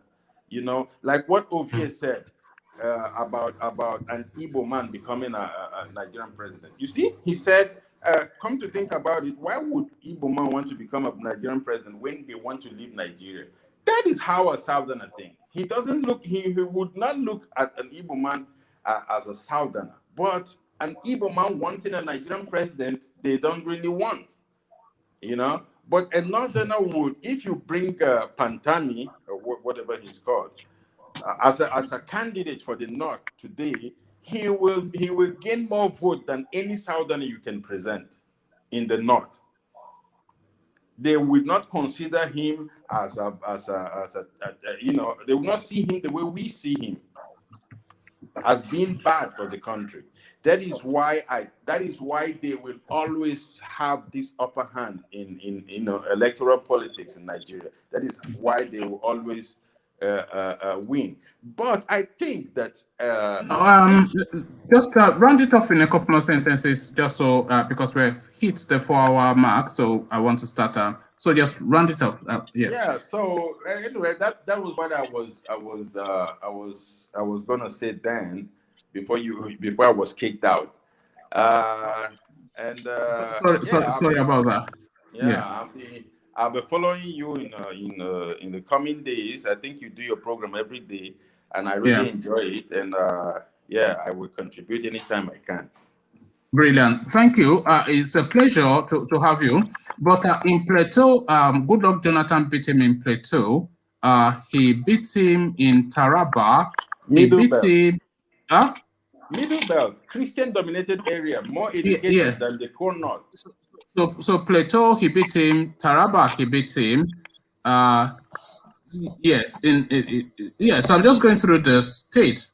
Yeah, they are Christian. Yeah. So he beat him in Kebbi State. He beat him in Kwara. He beat him in Nasarawa. So he beat him in quite a few states. This is the 2011 elections, just the northern regions and the middle belt, as you put it. So thank you. Let's hear Ayo's words. Ayo, to you. I agree with what Medeman was saying about religion and whatnot. Sorry, Ayo. It's just the quality of persons that we're now getting. So first we had obviously we have you traditionally. Now we have and then we have Alexander as well. So now we have the Southerner. Now we have Meadowman and then Ovie, etc. So the quality of the conversation is getting higher and higher, and that is a good thing. So Ayo, your words. Yeah. Yeah, no, absolutely. Yeah. So I think primarily in the North. And the engineer, of course, as well. Of course, absolutely. Yeah, primarily he was giving me dirty looks. No, it wasn't. Primarily in the North, especially the core North, I think religion is definitely used to control the masses, and poverty as well. Because believe it or not, poverty is a tool that can be used to control people, and it almost seems like that's what they're trying to spread to the South. It's like they're trying to impose poverty. Do you think they are deliberately keeping them impoverished for exactly what you're just saying? Yeah, absolutely. When you're poor and you have that level of poverty, and especially when it's generational, you're reactive. You can't plan. You just view the world very differently. You're desperate. So any little thing you'll sell your future and your kids' future for a meal of 2 days or whatnot. This is what happens because it's a very core basic function that humans have to feed and to revert to base instincts. Exactly, and you can't really make any executive decisions. You can't engage your executive faculties when you're desperate. It's impossible. So it's a very powerful tool they use in the North to control their masses, and it almost seems like they're trying to impose that on the South because they know if they get enough people that impoverished, it's done. Elections are over. All we have to do is give them a loaf of bread to vote away their rights for the next 4 years, which Tinubu is trying to do already. It's almost like that's his master plan. He's just trying to really impoverish the South so that he can have maximum control. Unfortunately for him, his Southerners are a little ahead of the game in that, yes, there's a lot of poverty, but there's still a very powerful thinking group of people who will counter his efforts. He's trying to weaponize poverty. In essence, they've already weaponized religion to the nth degree in the North, and now they're trying to. It's hard to control the South using religion, so they're trying to weaponize poverty in the South. That's why all the borders are closed. And why would they close borders in the south? It absolutely makes no sense. If you're going to close borders, I will never understand for my life why they closed those border, the semi-border for months and months. What was, you know, and you wonder why the whole economy has collapsed. All of the, I mean, I can't get these people ever. Different mindsets. Yeah. So, you know, like I said, we just need people to stay on their game in the South and counter all these charlatans, all these people who are just interested in their greed and you know, the opportunity that being in power will give them, because these guys don't care. They don't care at all, and they're coming for everybody. They really just want to impoverish the entire country. They could care less about whether Nigeria is successful or whether it remains whatever, as long as they can just hold on to power and keep on stealing billions. They'll just keep on doing that. People need to stop being reactive, and I guess it's just probably because overall in Nigeria, we're desperate people to some degree. We react and we wait for things to happen, and then we react and then we react. But you're never going to get a favorable outcome if you're always reacting. You have to think a couple of steps ahead, anticipate what these idiots are going to do next, and then counter it before they can bring it on you. And I really do hope the Yorubas have a think tank. I really do. I think they do, or not even just the Yorubas, at least the ethnic groups in the South. I really hope they have think tanks that are sitting down and mapping out scenarios, as ridiculous as it sounds. Yeah, this was where I was trying to lead you to when I was prodding at you earlier on, that we have these two key names, like you said, one from the streets and one from the faculties. But then, of course, I mean, that cannot be the Yoruba narrative, Professor Akintoye and Sunday Igbo. So I'm wanting to see the depth and the reach of this thing, you know. Yeah, so this is really where we need to be now. Yeah, absolutely. And just like you said, I think Akintoye he's a smart guy. Have you heard that guy speak about different things? No, I mean, you are just enraptured when you hear him. He's just a compelling... Just things that you wouldn't expect him to be knowledgeable about. I think someone asked him a question about, well, why hasn't he reminds me very much of my own father, because he will just charm you with his knowledge and his... Right. So someone asked him, why hasn't there been sort of like a uniform Yoruba fund and this and that? And a couple of people were trying to volunteer. He was like, no, you can't do it that way because everyone is just going to end up fighting. You need a board of trustees. I mean, just things that you wouldn't expect him to have. Yeah, I saw him trying to put together that funding for them, and he was saying that, before I lend my name to it. Right. He's a thinking man. And he's obviously a very useful resource for the people in the South. Igbo, I know a lot of people don't like him, but I think he's very effective in what he's doing. No, he is what he is. He is what he is. Yeah. He's given his people courage. I mean, before that guy came along, everyone in Yoruba land was like, oh, who are we going to turn to? What are we going to do? Are we cowards? Oh, this and that. This guy gave his people courage. He did. And he may, they might want to call him a thug or uneducated. Sure, maybe he is. But he has served his purpose. So, on all fronts, people just, we need people of all sorts of backgrounds that have different skill types and skill sets that are useful for the struggle. But just to round up, I don't think we're going to pitter patter until I don't know. I keep on saying this every time, like a prophet of doom. But 2023, there's no way we're going to just stagger into the way things are going. There's no way that we're just. I used to laugh at you when you used to say that. I'm still laughing at you, but not quite as barely laughing as I used to, because of course. As I say, every single day, tomorrow again, it will be even more shocking, almost certainly. Yeah, exactly. Someone is going to make a serious miscalculation somewhere, and then the dominoes are going to fall. It has to happen. You will see. Anyway, all right. I'll try and catch up with you guys again tomorrow, man. All right. Thank you, Ayo. Always a pleasure. Egbaman, let's hear from you, Egbaman. Do we still have Egbaman? Oh, yeah, thank you. We still have you. So let's hear from you. Yeah. I thought I got lost in the shuffle somewhere. No, so sorry about that. It's just, I mean, obviously you saw the conversation, so yeah. No, Sorry actually, to keep no. it. So, Yeah. actually, I prefer sometimes just listening, to soak in more knowledge as we transition into a new Nigeria. I think that's one thing that we can all agree, that regardless of how this ends, Nigeria is never going to be the same way again. No, I think we all So agree on that. regardless, we all agree that I think that so for maybe God in his wisdom finally opened the eyes of people, because this is probably the In first many time. ways, this Buhari is a blessing because he's now brought us to this point where we have to now have that conversation. Yeah.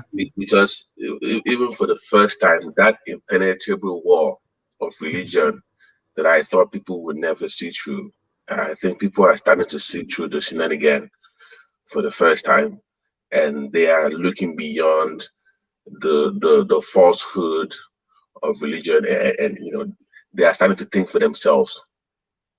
So engineer was speaking into he was kind of comparing the South to the North in regards to why they have a more powerful voting bloc.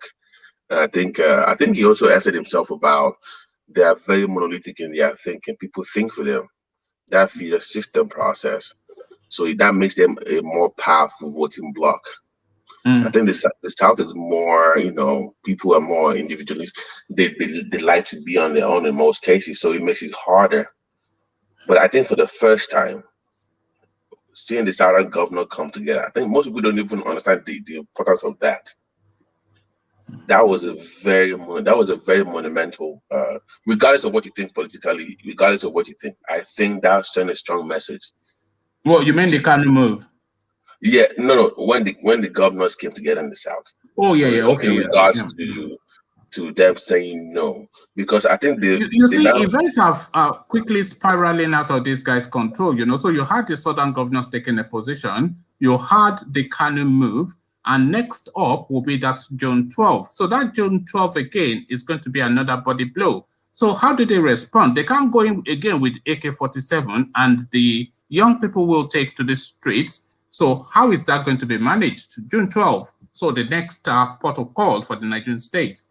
Yeah, now this is where my fear. I think I mentioned that maybe a couple of weeks on your show. This is where my fear of religion comes in, because historically, anytime the South tries to come together, they divide us. They play that politics. This is where the Yoruba Muslims have a role to play. I know people don't see it, but this is where religion comes in. If they can hold firm, because they are the buffer between the North and the South, in my opinion. No, I think June 12th is actually going to cut through that divide. Let me give you the list of states already signed up.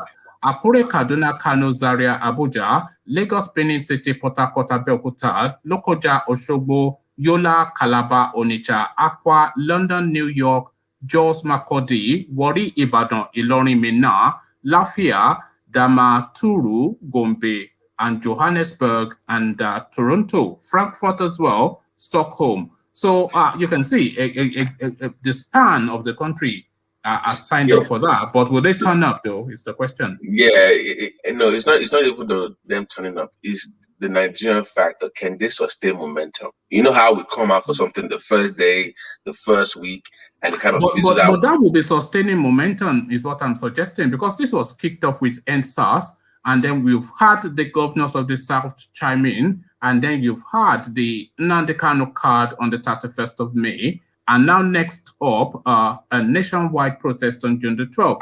So yes. if they turn out, then, that will be another, body blow.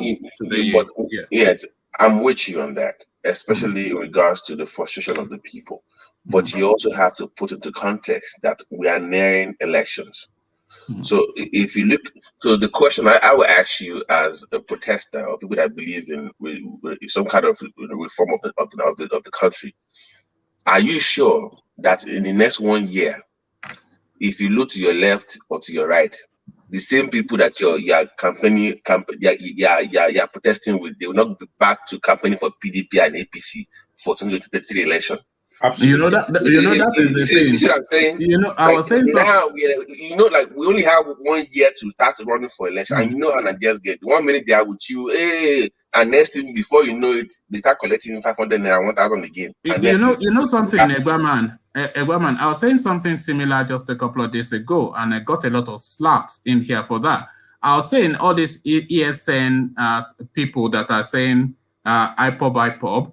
When we get to the real politics, when all the big monies and the big players come out, all these ESN members, they will go and cross carpets to become political thugs for the political movement. And then when politics finishes and the money stops flowing, they will go back to IPOB and they will be doing anybody. Exactly. So and so my point is that if we have any opportunity to strike when the iron is hot, it's only this year.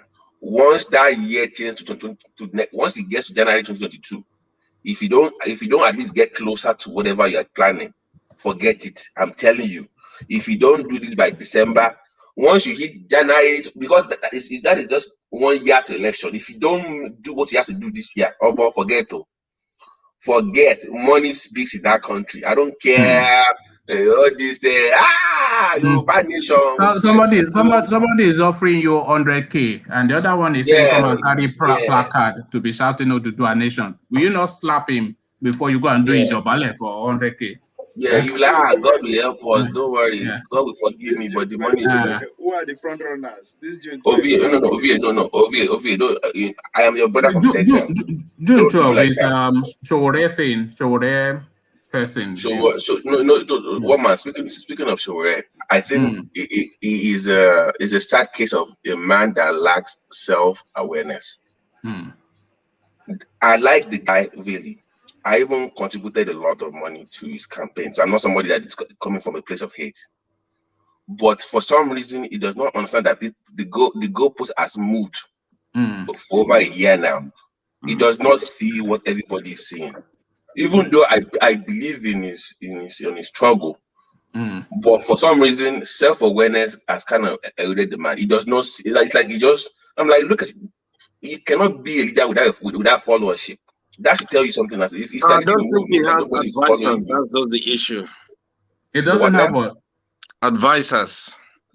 No, but as a grown man, sometimes you have to self-reflect. When you know that your time is up. Right. You see, in a struggle, everybody has a role.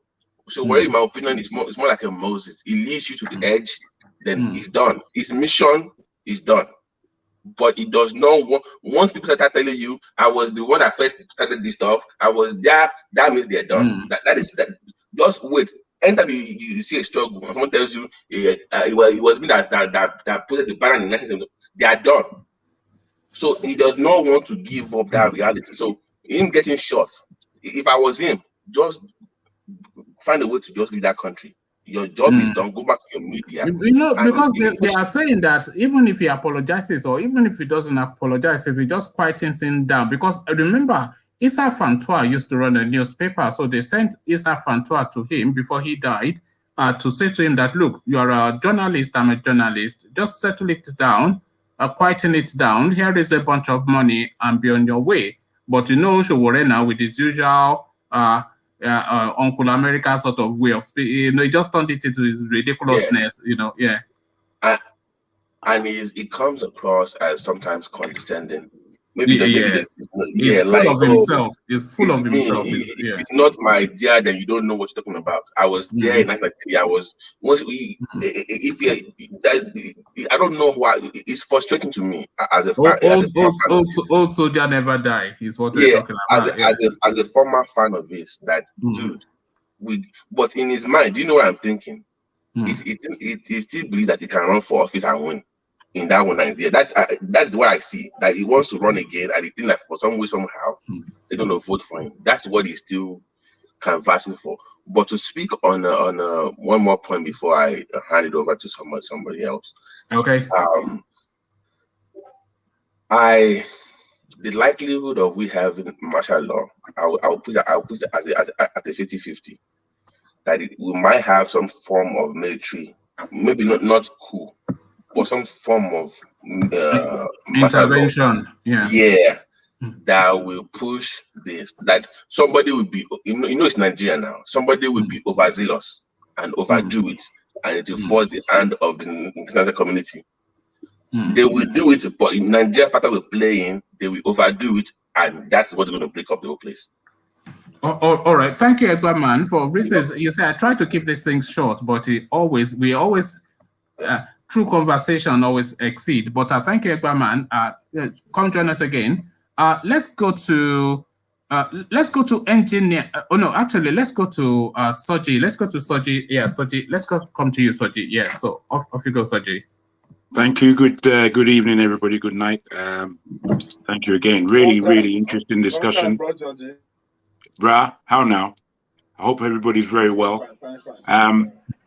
Again, a fantastic show. A lot of information coming out. And the conversation about 2 or 3 days ago, I really was disheartened by where communication went. It went to a place that was belligerent and harsh and intolerant. It was awful. What happened? Well, it just on the chat line, really it became really intense, and it ended in that way. And I could see who was on. Well, I don't really want to bring up names. I don't want to bring up names. No. So I know it's what not what I want to talk about. It's not what I want to talk about. I just really want Starman. Those are the usual list of names. Let me just be open and use my time as best I possibly can.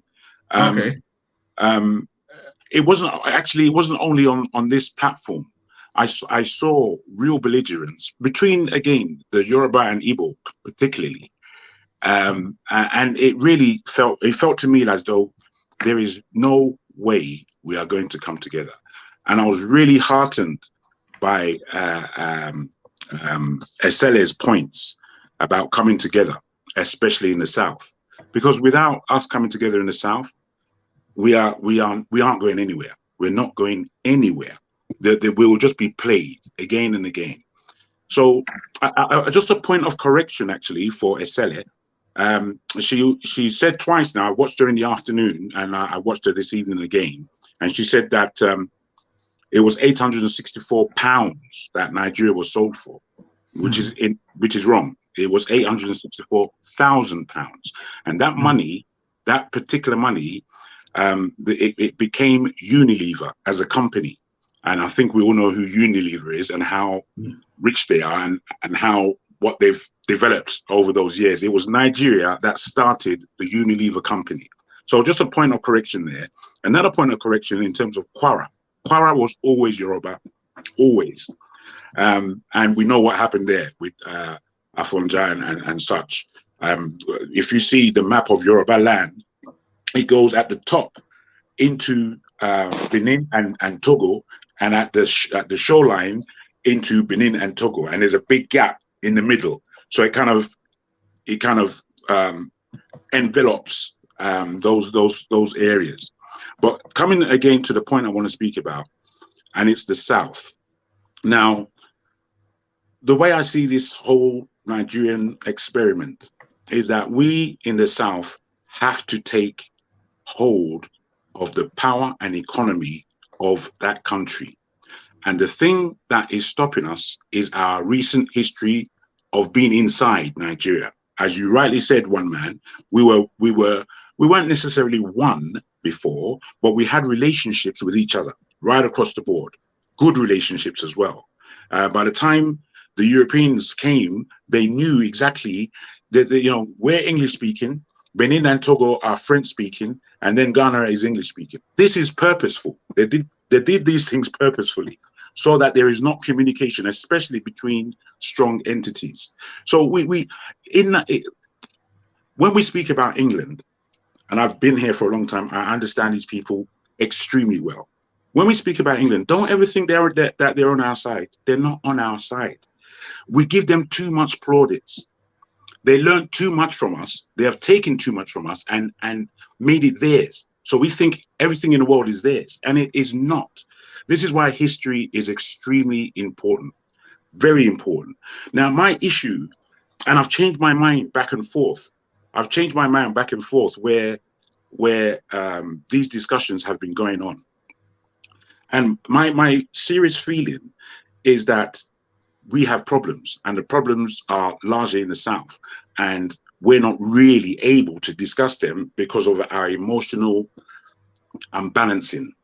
We are very emotional in the South, both Yoruba and Igbo, and we don't allow ourselves to speak to each other. So calming down and having a real conversation, it just gets fractured and silly, and it breaks down. And I don't think we can afford that. We can't really afford that. In terms of Nigeria becoming something new, I'm not sure if you've read I read in the BBC today that there was a petition for a new name for Nigeria. And it's a stupid name as far as I'm concerned. They're calling it the United African something or the other.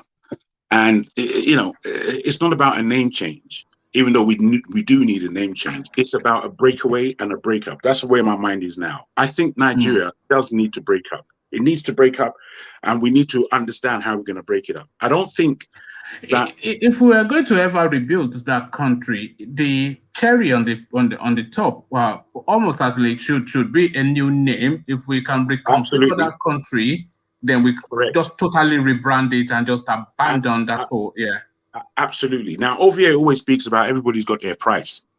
And it's true. Everybody has got their price. And then I've just told you that £864,000 was what Nigeria as a company was sold for to create Unilever. Now, if everyone's got their price, I need, again, even Ayo spoke about being 2 steps ahead. We don't need to be 2 steps ahead. No, we need to draw our own understanding of what it is we're trying to get to.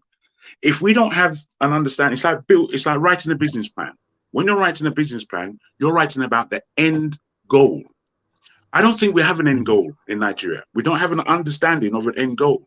Biafra is doing this, Oduduwa is doing that. Middle Belt are saying, well, I'm not quite sure, left or right. It's quite a mess. It's quite a mess. And we're not going to achieve anything in a mess. We have to perform a real business plan of what it is that we intend. I see you shaking your head, OVA, but it's a serious thing.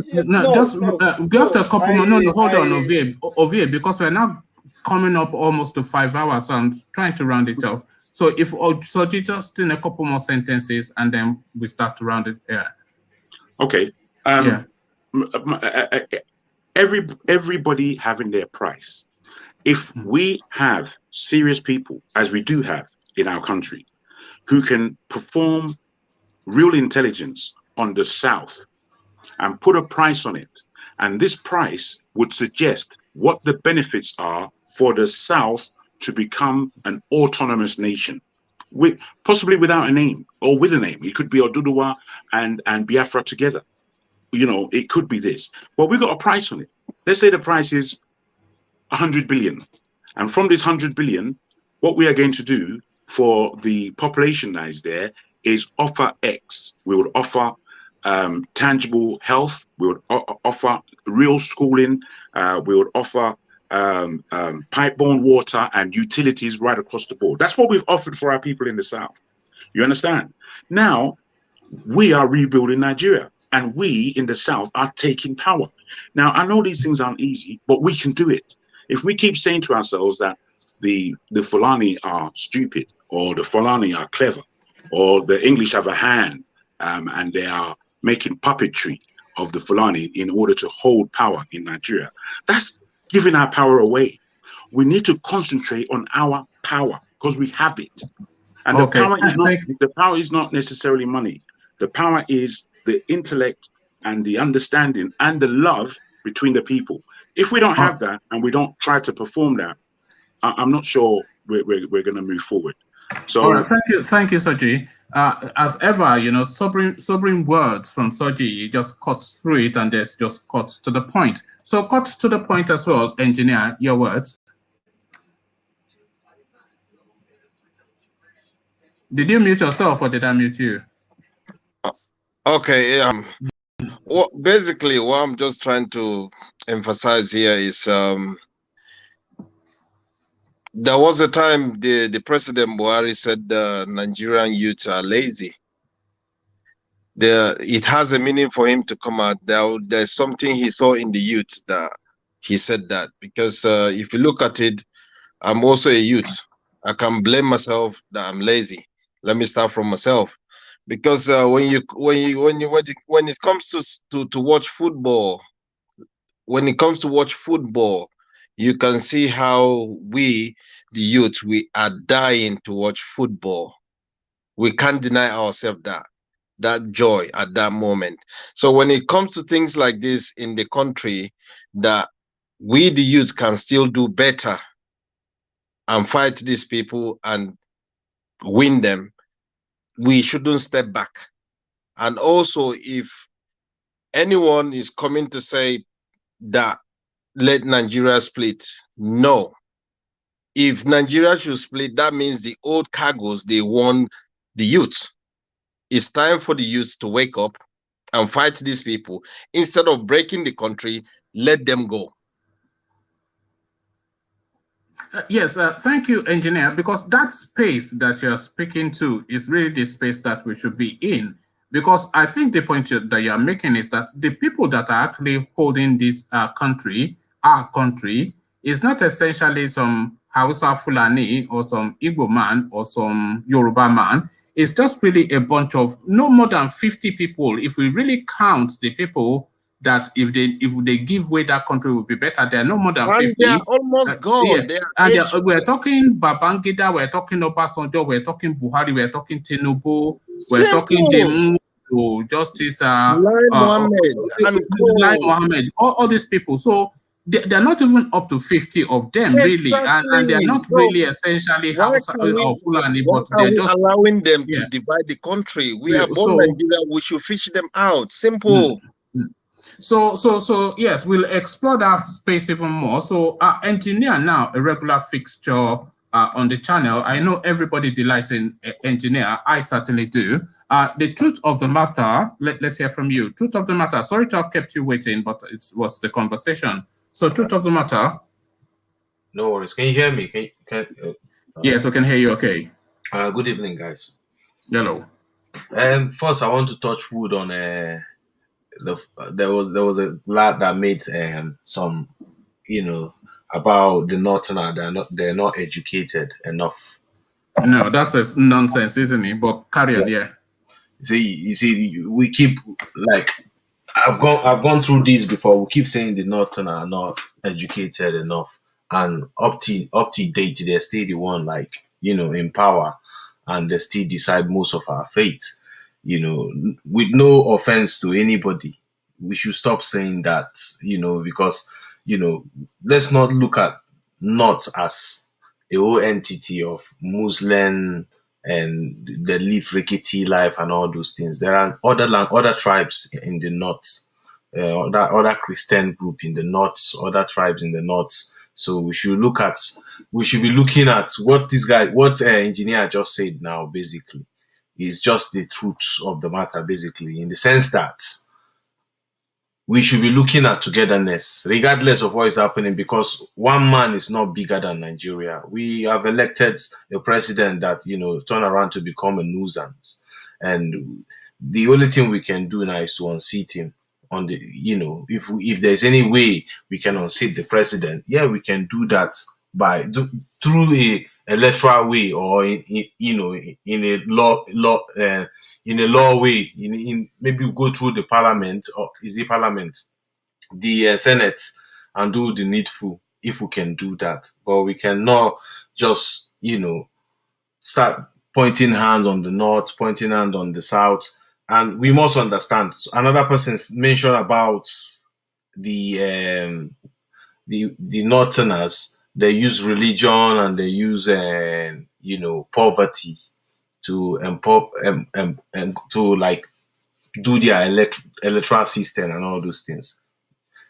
I don't think it's right.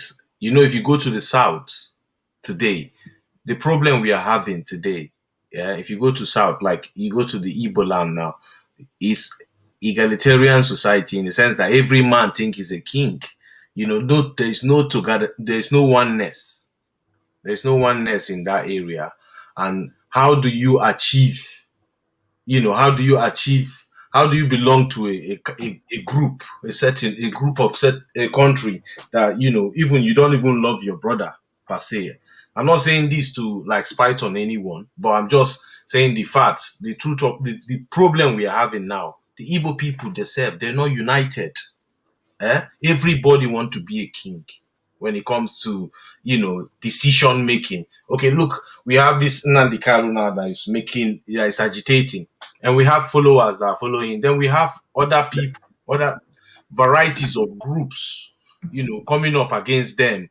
You know, we have their governor, which doesn't sit right with them as well. So we just need to understand that, to be honest, I know many people will say, oh, we have always been separatists before the creation of Nigeria and all those things.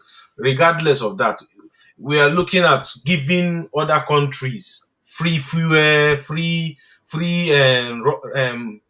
raw material and resources. Want to share our resources with other country, but today we cannot look at the ones that are close to us. We're still fighting each other. I think the problem we have, yes, we have bandits on the loose. We have terrorists on the loose. We have bad cops, police on the loose. We have bad politicians. Those people, they're not more than us. We are now a country. If we have problems, we have to come together. Apart from coming together, whatever every individual can do, let's all start doing it. Let's start talking as we're talking about it now, rather than, you know, started choosing a side that doesn't exist. Because if Nigeria broke up today, trust me, there will be no any entity in that place. Okay, look at the seat at home. I was watching a video on the news about a guy that was driving Okada, and some of the IPOB member were like, I saw that they were flogging me. Was it a girl? They were flogging her or something. You see, do you understand that? Is that what we are agitating for? Is that the nation? Is that what we are agitating for? To agitate after we get freedom or whatever they call it, then it became a lawless place. So we need to get our jungle justice. Yes, we need to get our sense of reasoning upright, so that, you know, there is a problem even in a family. When there's a problem, people come together. Okay, so martial law in the martial law. I don't think martial law, that is just a moral panic. It's a threat of no holdings, because you see, look, I know they might be able to go like what do you call it, state of emergency to you know, to calm things down. But martial law is certainly, I believe that is not in our constitution. If they do it, that would be the first time in the history of that cannot hold that one will not hold water. You understand? I know for the fact that they've get away with so many things. They've not get away with so many things. They've embodied some wrong ideas and stuff, supporting terrorists and all those kind of things. But martial law is the last resort. I don't think any right thinking head, even you cannot say, oh, because the government have failed, they can't go that way. No way. No, there's no chance. You understand? Even with these people that we have there, that they have no respect for constitution or law. We should understand that. I want people to understand in Nigeria that, look, there is no Jesus Christ coming to save anybody. There is no Western war coming to save anybody. We are by ourselves. We need the quicker we educate ourselves that, listen, nobody, America is not coming to save you. In Britain is not coming to save you. Russia nobody is coming to save you. China is on. If we are on our own, so we decide what will happen. If we want to look and let people do what they want to do, that will happen. Nothing will stop it. And if we must speak and rise up and do the needful, then we need to do it. And let's stop looking at people are coming. If there is martial law, people will come and save us. Look, before last 2 weeks, Malami, the Attorney General of Minister of Justice, yeah. He went to Channels TV openly and said that the Benin people will not get their money. They have already consent to it, that they'll use it for roads from Kanu to, he made fool of himself. Then look at the news the next day when they called them in the House of Assembly. They are quickly to say they have remitted that money to the Benin. So there is something holding everyone in check in Nigeria, regardless. Okay. Abdul Rahman Sumaila, a former ex-aide of Malam Buhari, never is his answer to the question of the Igbo presidency, because everybody is of the thought that the Igbos have not yet had a proper go at being president. But he is saying that because of the sort of noise that we're hearing, the sit-at-homes, the burning down of facilities, and the general agitation for secession, he is saying that no right-thinking Nigerian would ever want an Igbo presidency. So you sound like a right-thinking Nigerian. What do you think? No one hold the autonomy to decide who will be the president of Nigeria, in a real world. So he's not in a position to come out and say an Igbo man cannot be the president of Nigeria. No one is in that position, because if there is true election in Nigeria, and if there is right to vote in Nigeria, nobody can come out and say, oh, the Igbo man cannot rule the country. But again, we need to watch. Maybe it's coming from analysis point of view. Maybe it's his own point of view, as in, just like what I've just said. Maybe that might answer the question, in the sense that, there is no unity between the Igbo. There is no unity. And like I say, it's not that it look. The Igbo are egalitarian people. They believe everybody is a king. Nobody want to dobale. When you go to Yoruba land, that space is there. When you go to Hausa land, that space is here. But the Igbo, it doesn't work like that for them. Everybody, is smartness. Do you understand? It's kind of smartness. Oh, okay. So what is the smartness in Professor Wole Soyinka is the question. You say a funny question, a Nobel laureate, but he has come out to debunk and distance himself from a fake Facebook page purporting that he supports Oduduwa Nation, but he has not spoken to the number one topic in Yoruba land, that they want a secession. So should Wole Soyinka declare his stand in terms of the Oduduwa Nation or not? Should he say one way or the other where he stands? Truth of the matter. To be honest, in reference to Wole Soyinka, I have a lot of respect for Professor. Professor has been, a big team player in the Nigerian space, and we must respect that. But, and again, this is often the problem. We seems to be celebrating grandfathers, when they're not dead, rather than to be looking for a new writer like, what is her name? I forgot her name. This English, that fall out with Nnamdi Kanu one time. Chimamanda. You understand? We should look inward to our own generation, because what would my great grandfather do in this space? If we're still looking up to people like Soyinka, they've done their part, they've played their part, they've wrote a lot of books we have read, and they've shaped the country to the level of their understanding. Now we need to be looking to our children. What are they saying? What are we saying? Do you understand? We shouldn't. They can't decide. Old people cannot keep. So go and sit down, Grandpa. Is essentially what they are saying. Go and sit down, Grandpa. Retirement. Stay in your farm, and he's already living a beautiful life. The life that everybody wants to live. He's married to a very pretty younger woman. He lives on this vast estate, which is in farmland in the hinterlands. He's surrounded by art and beauty and books and farming, and is living amongst his own people. What more does he want? He should go and sit down. Okay. Tomorrow you hear Obasanjo say this. Look, these are the people that have had their cake out of this. They've had their fair share, and nobody's probing them. So they should sit down and let's face what is in our front burner. And I know trust me, the new Nigerian we're walking to now, imagine we never went through this, our generation, we didn't went through slavery. You understand? And we are hot in this manner. We didn't went through Biafran war. We are hot in this manner. Imagine what our kids will be like. Do you understand? So we are heading to a new Nigeria, and that must come. Regardless of people who want cessation. Look, the whole thing about all this cessation, it all will die down. Trust me, because when do you think it will die down? Because I am saying that by the time we get fully into the elections, it will slow down. And by the time, if we have a southern president by 2023, that's Biafra and agitation, it will just go back to what it was before, just noise making. What are they agitating for? Tell me.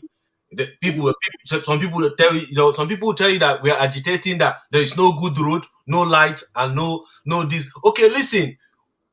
The Western world. No, the climate. You have to respect the agitation, because the climate in Nigeria is too harsh, and Nigeria is a land of plenty. It's a land of milk and honey, and the people are eating grass. Let's be plain. The agitation, people are saying they've been marginalized for position. What do you want to do with the position? Is it not infrastructure, good road, lights, water? Is that not what we are agitating for? All these things exist in the Western world. If you living in the Western world, are you not paying for it? You are paying for it.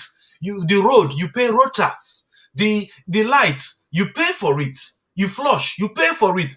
Can people pay? What you are agitating for, if it comes to you, would you pay? Would you want? Look, they're asking for what?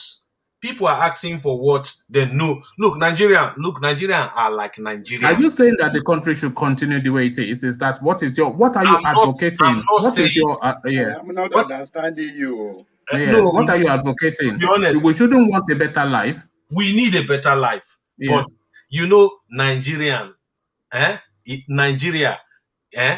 Nigerians are like Nigeria. Do you understand? What I'm saying in the essence is that we are shaking, but we'll get there. But the agitators, I'm saying now, per se, what they're agitating for, what they're agitating for, they're saying, some people say they want good road, they want this, they want that. They want let me tell you what the agitation is, because you see, I just posted a link. Maybe you were not here to see it.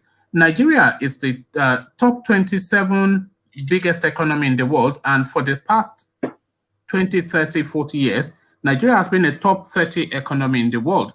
But you go to Nigeria, you don't see that. Nigeria has everything. We have more gold in Nigeria than they have in Ghana. We have more oil in Nigeria than they have in any African country. We have iron. So, I don't need to go through it. Nigeria is a land of milk and honey. And the life of Nigeria is in abject poverty. So there's no correlation between that. But where you see that milk and honey, it's in your Mr. Big Man that has 7 private jets, and then the roads are the way they are. The children cannot go to school. People cannot feed, and this is the situation, and it is unacceptable. And it is unacceptable because we have more than enough in that country for that not to be the case. So that is the thing. The people on the space now, on the political space now. Yeah. What are they before? Are they not agitators? Do you know Malami? He was an agitator. And the chairman of APC that got sacked, was he not? Does he not agitate before? He did. You mean Oshomole? Oshomole. So if you look, this thing, we need to recycle it. But we can't. It's not by agitating. Do you understand? Agitating for cessation. That's not the point. That's where I'm going. No, maybe I missed. Truth of the matter. Yeah. Truth of the matter. When you say Nigerians cannot afford those amenities you are talking about, we are missing the point, because the Nigerians of today are not even asking for government to provide job.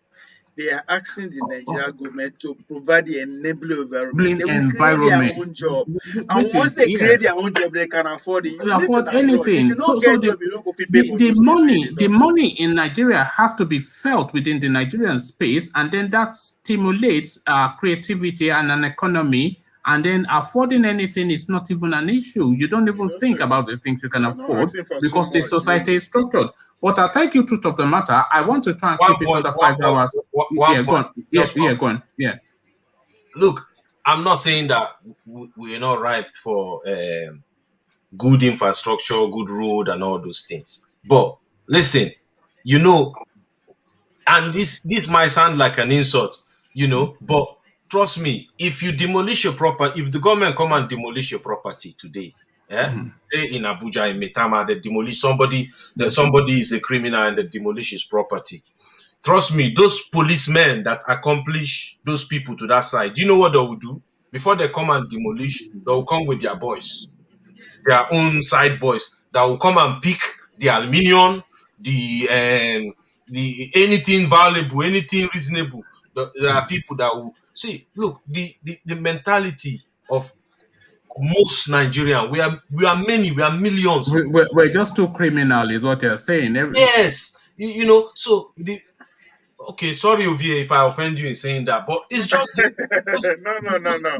It's just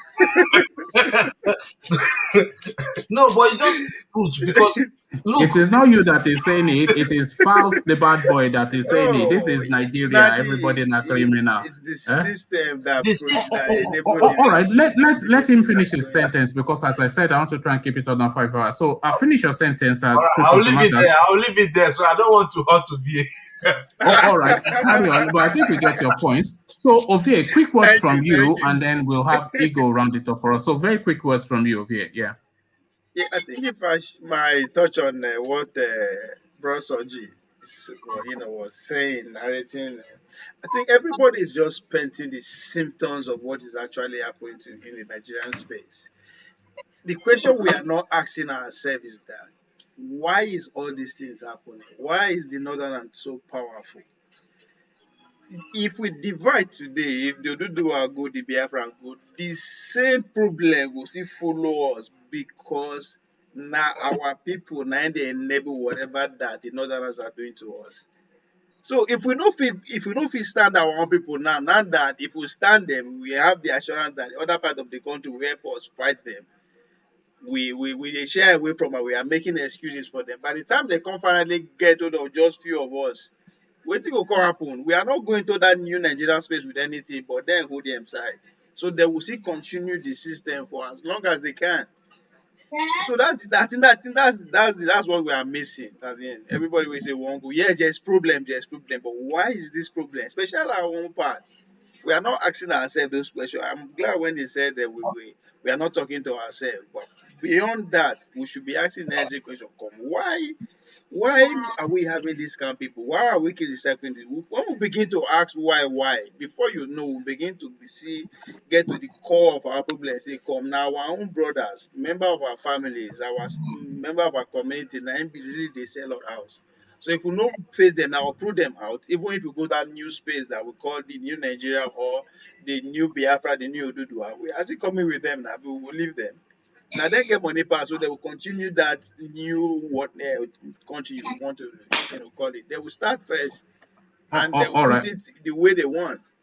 All right, thank you, Ovie. You always land on that same point. On our politics, we have to go after the ones that are immediate to us, and yeah, there's some sense in that. Thank you, Ovie. Igbo, just round it off for us, please. Are you there, Igbo? Yeah, I'm here. Yeah, just round it off for us. Why the very long day? Huh? Yes, I was hoping I try and keep it under 3 hours, but look, we're now hitting 5 hours, which is not healthy, really. I don't think. Yeah. Why the very long day? Where do you want me to start from, please? No, just a quick summary of your thoughts, and then so I can just finish it up. Yeah. Okay. Like we used to say now, we are just searching for a way forward because we're already in the problems. So the way forward is what will continue to sound. I'll prefer Nigeria to remain one, like I normally say. Then I would like a situation whereby we have a better constitution and a better electoral process to allow us to pick a better leader that will take the Nigerian people to a different level. Because from what we are seeing now, it's quite obvious that We have incompetent people in the seats. So we just beg them to make a way to create a process for a free and fair election for us. I also beg them to give us a sincere constitution. That's all.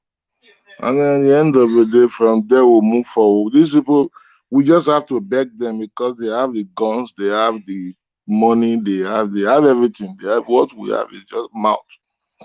So we only have to use it to beg them to see if we are going to succeed. But on June 12th, I know something is going to happen. Something very, very, very, very surprising that will change the entire status quo of what's going on in this country. I know it's going to happen on that June 12th. So let's look forward to that June 12th and know what's up. But let's keep our focus on how we have a better constitution and a better electoral reform for the Nigerian people, please. Very important. All right. Thank you, Igbo, as ever. So Igbo rounds it up for us, as he always does. So that has been the session, the longest yet, and really, I'm going to try and keep it as much as I can under 3 hours, because of course, we cannot really just talk for 5 hours, you know. So that has been the session. The main topic, the marquee topic of the thing was Malami supposedly advising Buhari to declare martial law. Whether he did or not, the Nigerians are speculating on that. But then, of course, that is a space that is always a possibility. So martial law or not, we carry on in the comment section. If you are not yet subscribed to the channel, then please do. Especially if you come here regularly and spend a lot of time here, then it's only fair that you should be subscribed. So subscribe to the channel. Click on the like button as well. So that's the contribution that you can make as a minimum. So subscribe and click on the like button. When you've done both, let's carry on the conversation in the comment section. So I'll leave you here. Carry the conversation on with you in the comment section, but here I say peace.